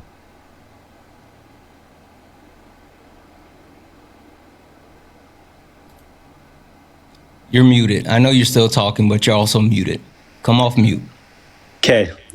So I'm sorry about that. I'll use a different example. So listen. I tried to like say like without like bring it up. Like I try to use like I empathize with you because I'm related. Like I know that event like it affected me too. But sorry, my bad. I'll use a different example if that's okay with you, right? A different metaphor, a different hypothetical, because like so. If I'm seeing a normal baby versus 2 zygotes, I feel like I would probably rather save the normal baby. But let me explain myself, right? It's because I would be traumatized if I saw it right there crying in a burning building besides 2 zygotes who can't communicate with me. But do I believe that those 2 zygotes have the same amount of potential as a normal baby? And the answer is yes, I do believe they have the same amount of potential because I'm not biased against anything, right? So the point that I'm saying is very obvious, is that you have an intuition that you would rather save the newborn baby than the 2 zygotes. Correct. But for some 100%. reason you're trying to say in your head that you would rather save the 2 zygotes, and that's not what you actually want to do in the scenario. Yeah, no. I'm serious. Like genuinely, if we were to drop you into that scenario, everyone knows you would actually save the newborn baby. Yeah. Sorry, I couldn't gather my thoughts when you asked me that question, but like, I understand. That's fine. Right. Like that's why I use the examples, because it clearly demonstrates that you don't value a zygote the same as you value a newborn baby. And what's the relevant difference? The relevant difference is the sentience, the subjective experience, right? That's obviously going to be important for us to acknowledge. So that's all the point I was demonstrating, was that you value subjective experience significantly more than you value newborn, just cellular life, right? A single cell organism. Okay, but does that, just because I value it more, does that give the right to harm a, maybe make it like not have any life whatsoever? Because me and you were both in that same position as a zygote before. Like, were we not? Like, I believe we were, right? Fuck them zygotes. Okay, so but we were also in the position where we were also a sperm and an egg at a certain point. Like those two sperm and eggs but sperm and eggs aren't combined yet, so they're not really. But there was the potential for that. No, but they weren't combined. So if you left a sperm by itself, it wouldn't grow into a baby. You don't value. Okay, if a zygote stayed a zygote forever, would you value it? No. Okay, because so it would never become a. You don't just value a zygote. You value the potential, right? That's what I've been saying. Okay, so if you value the potential, well then why don't you value the potential insofar as there's a past or a present established instead of just a potential in of itself? Because again, the potential in of itself exists with the sperm and the egg. I mean, no, not necessarily doesn't, in my opinion. It does. Can I explain myself? Yeah, go ahead. Okay, so I believe that if you left a sperm on its own, then it wouldn't become, grow into a newborn child. And if you left an egg on its own, it wouldn't become into a newborn child. It's the fusion that makes it important. If you left a zygote on its own. If a zygote was left on its own. Okay, but due to past experiences, we know that it's literally a parasite. It needs something to feed off of to grow. It wouldn't grow on its own. Sorry, can you let me talk for a second? I'm still trying to get my point across. So if it was zygote, if I knew a zygote was never going to become a baby, then I would say, go at it, right? Because it's never going to become a baby. Go out and you can eradicate its existence. But because it's becoming a newborn baby, that makes it have value. That makes it hold value, right? So again, the point that I was making is that you don't value it by itself, right? And in the context in which you brought up, you said if you just leave a sperm cell by itself, it's not going to happen. It's not going to lead to a person. If you just leave an egg cell by itself, it's not going to lead to a person. If you just leave a zygote by itself, it's not going to lead to a person as well. So the same point that you just made. But if you leave it by itself, it also has those outside resources from the mother that allow it to become into it. That's why I said if you leave a zygote and it's just going to stay a zygote, then I don't value it, right? That doesn't make sense to value it, right? Right? Or yeah, you wouldn't value just a zygote by itself. I understand, that's the point that I'm making. But then you're just saying just the potential is valuable, but you don't value just potential, right? I do. Well, I value. I feel like I'm 99% on the potential side, right? Okay, so I have a question. So if there was a sperm cell and an egg cell that you knew in the future would lead to a person, would you say it would be wrong to kill that sperm and egg cell? I mean... Okay, so for example, if I had some sort of contraption, right, that had a sperm and an egg on track to cause fertilization, right, and I click the button, meaning that they're on track. So if I just leave it to its processes, it will lead to a human life that will then become like a person later on. Would it be wrong for me to break the process before it leads to fertilization? Well, I mean, first interruption of like a lot of natural processes, in my opinion, is evil. But also, I feel like, I mean, yeah. Wait. Make that statement again. I feel like interruption of natural processes. You think in a person is technically evil? All IVF is it? Do you think IVF That's is exactly what I was thinking. I said some. I didn't say all. If I would take antibiotics to save my life, right? I also say it weird, sorry, but I would take a vaccine to save my life, right? But I'm not gonna say no. None of them are good, right? But I'm just gonna say I feel like some are evil. So you interrupting the natural process of an egg fusing with a sperm cell, I feel like that was technically based evil on your morals? Yes. Okay, your shitty morals. Got it. Keep going. What about my morals is bad? They're shitty. You voted for Trump. Keep going. Yeah, the point. Hey, I voted for Trump because of. The point we're saying is that there's a contraption, and the sperm and the egg are on track to cause fertilization. It's going to happen, right? Given that it's going to be a person, right, that set of criteria is already met for you. There's cellular or human life within the condition, and there's a future subjective experience within the condition. All right. Sorry, I wasn't paying attention. Can you say that again? Okay, so in the situation where there's a contraption, a sperm and egg on track to cause fertilization, right? It is the case that they are literally on track to cause that, right? Mm-hmm. If you let it to its own situation, because it's already in the contraption, it's going to lead to a person, right? It's meant in this set of condition, there's cellular human life. In this set of condition, there's a future subjective experience because of all the conditions that we've already established. Therefore, it meets your criteria for value. Under that context, would you consider it valuable prior to the point of fertilization because it's on track to fertilization? I mean, I feel like that's tough waters. I mean, I haven't really thought about that topic, haven't really studied it. You know what I mean? So as it stands right now, I don't feel like I could provide, an answer that would be worthwhile to you and your stream. You don't need to study it. Here's the answer I'm going to come up with. You don't need to study the thought experiment. What are you initially thinking? Here's the answer I'd come up with on the fly, right? So I would say that, you have the sperm cell and you have the egg cell, but by themselves, they hold no value, right? That's correct. You would agree with that statement, right? Because they didn't combine into something that's, magical that provides human life, right? Not magical, but like, you see what I mean, right? Anyways, so I personally feel like that it would be morally wrong to interrupt them. But if it was necessary, then I feel like technically it wouldn't be bad if it was necessary, but it is morally wrong according to me. Your morals are shit. Wait, what's morally wrong? Like, I'm confused what you were trying to say. Okay. In my opinion, it is morally wrong to disturb that natural process. But if necessary, a natural process here. It's on track to fertilize. All right, if it's on track to fertilize, and is it 100% going to become a fertilization? Yes. Right? In my opinion, it is morally wrong, right?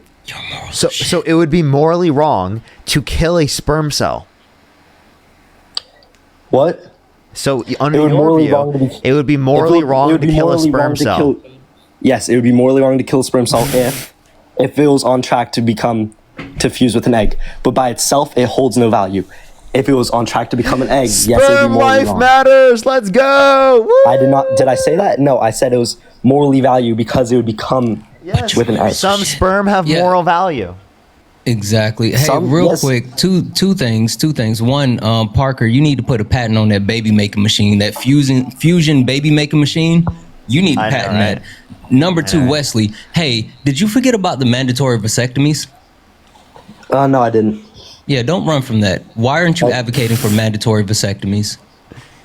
I mean, I don't know. I just think it's like, I don't feel like it should be mandatory I feel like that's more of a personal decision, right? But also, I don't feel like vasectomies are a good thing in general. Oh, wait. So when it's the man's body, it's a personal decision, but when it's the woman's body, it's a community decision. All right, so I believe Plan B and vasectomies are similar, right? Like they're not. No, well, vasectomies are surgery, but they do similar things by preventing Plan birth, Bs right? are emergency contraceptive. Like that's not what it is. Vasectomies would be just birth like control. I was about to say IDF. Why am I blanking on the thing that you put in? IUD. IUD. Yes. Why was I about to say IDF? That's crazy. That's crazy. Bibi Netanyahu is a war criminal. I agree. Israel is a terrorist state, and Free Palestine is backwards. Anyway, it would be the same thing as a IUD. Okay. So except it's way safer. Okay, vasectomies and IUDs. I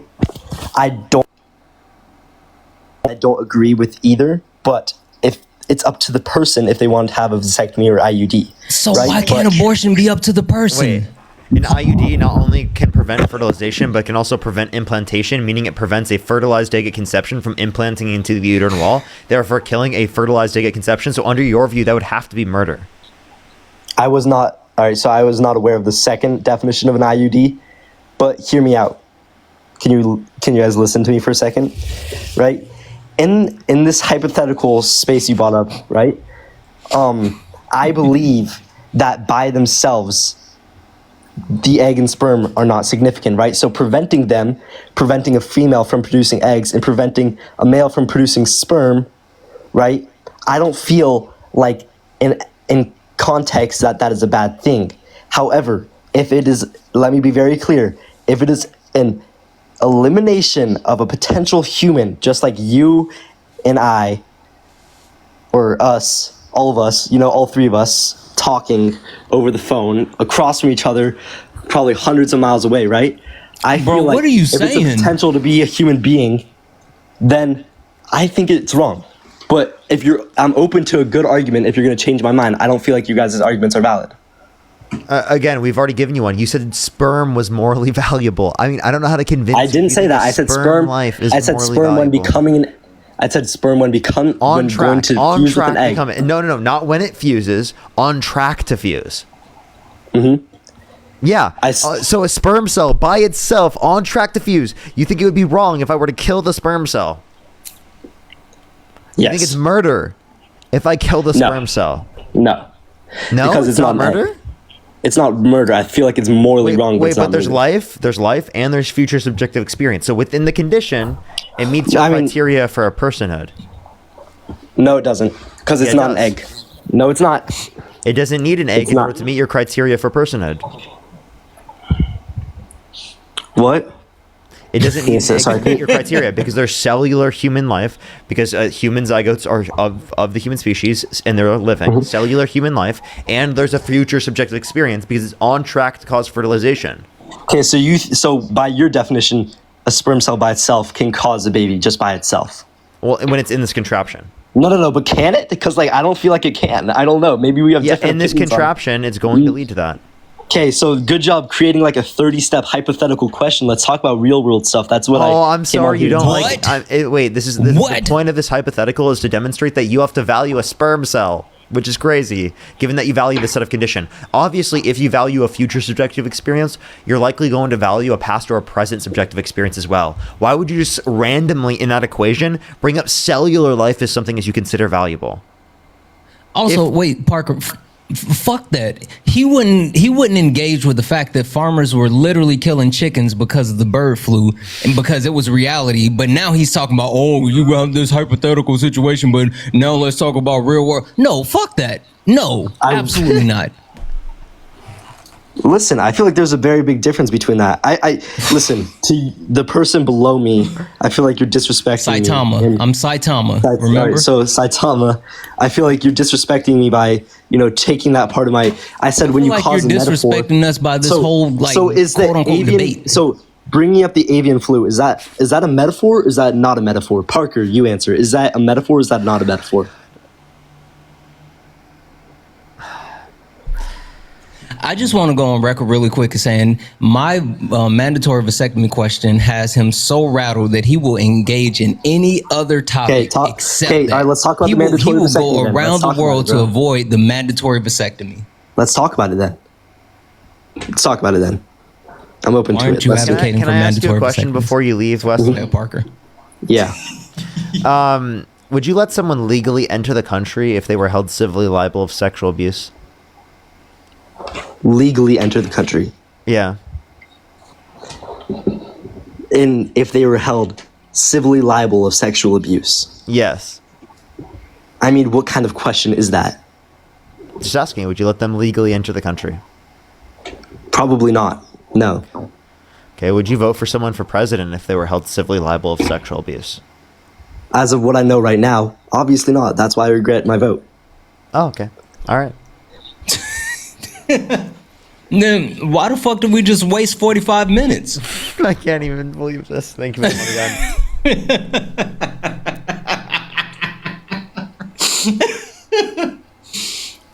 God. Again, I still want to call out the fact that he couldn't answer my mandatory vasectomy question. Yeah, seriously though. That literally got him to concede immediately. Immediate concession. Yeah. That's why for a bit I was just running that as point one in the argument because it just it would get people to concede like that.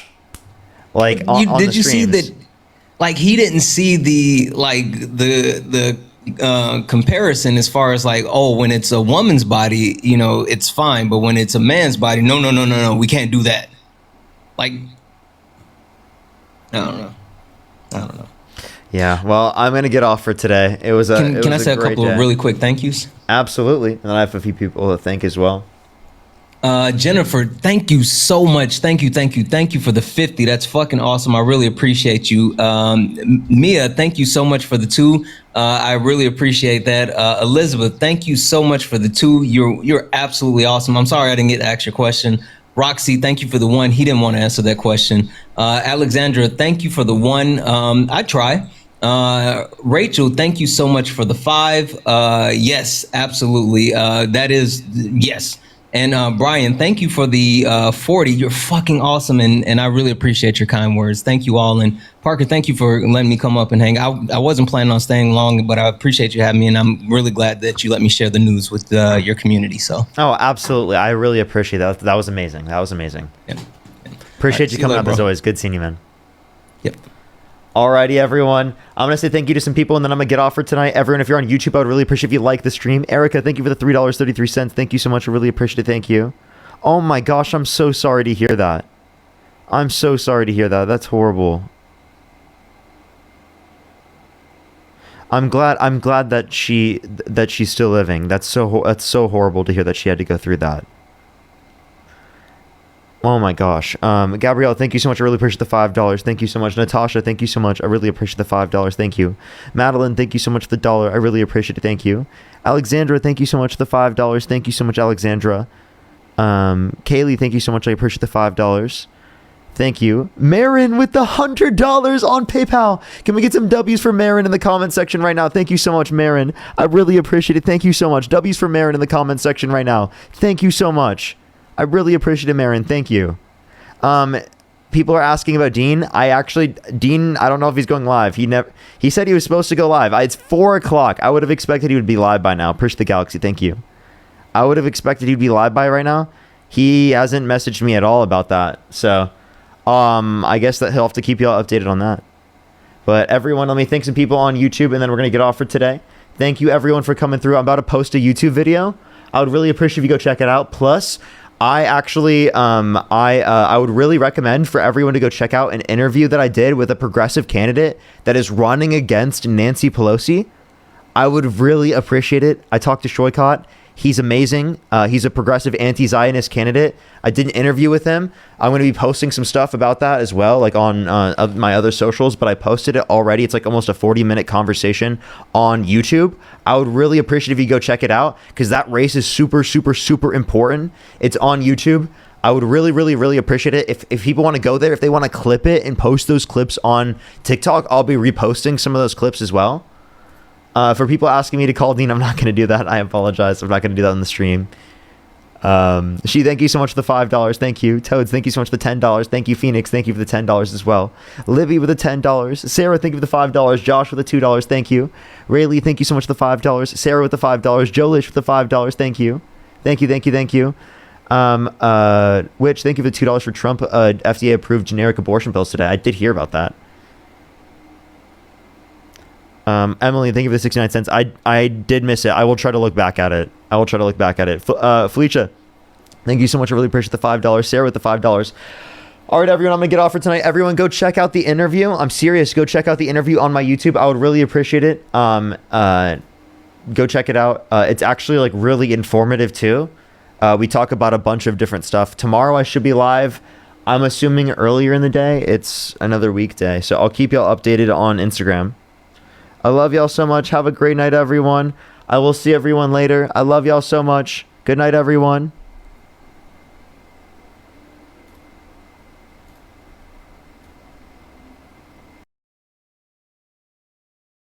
Hey, what's up, Tracy? Hey, Kimmin. Welcome in.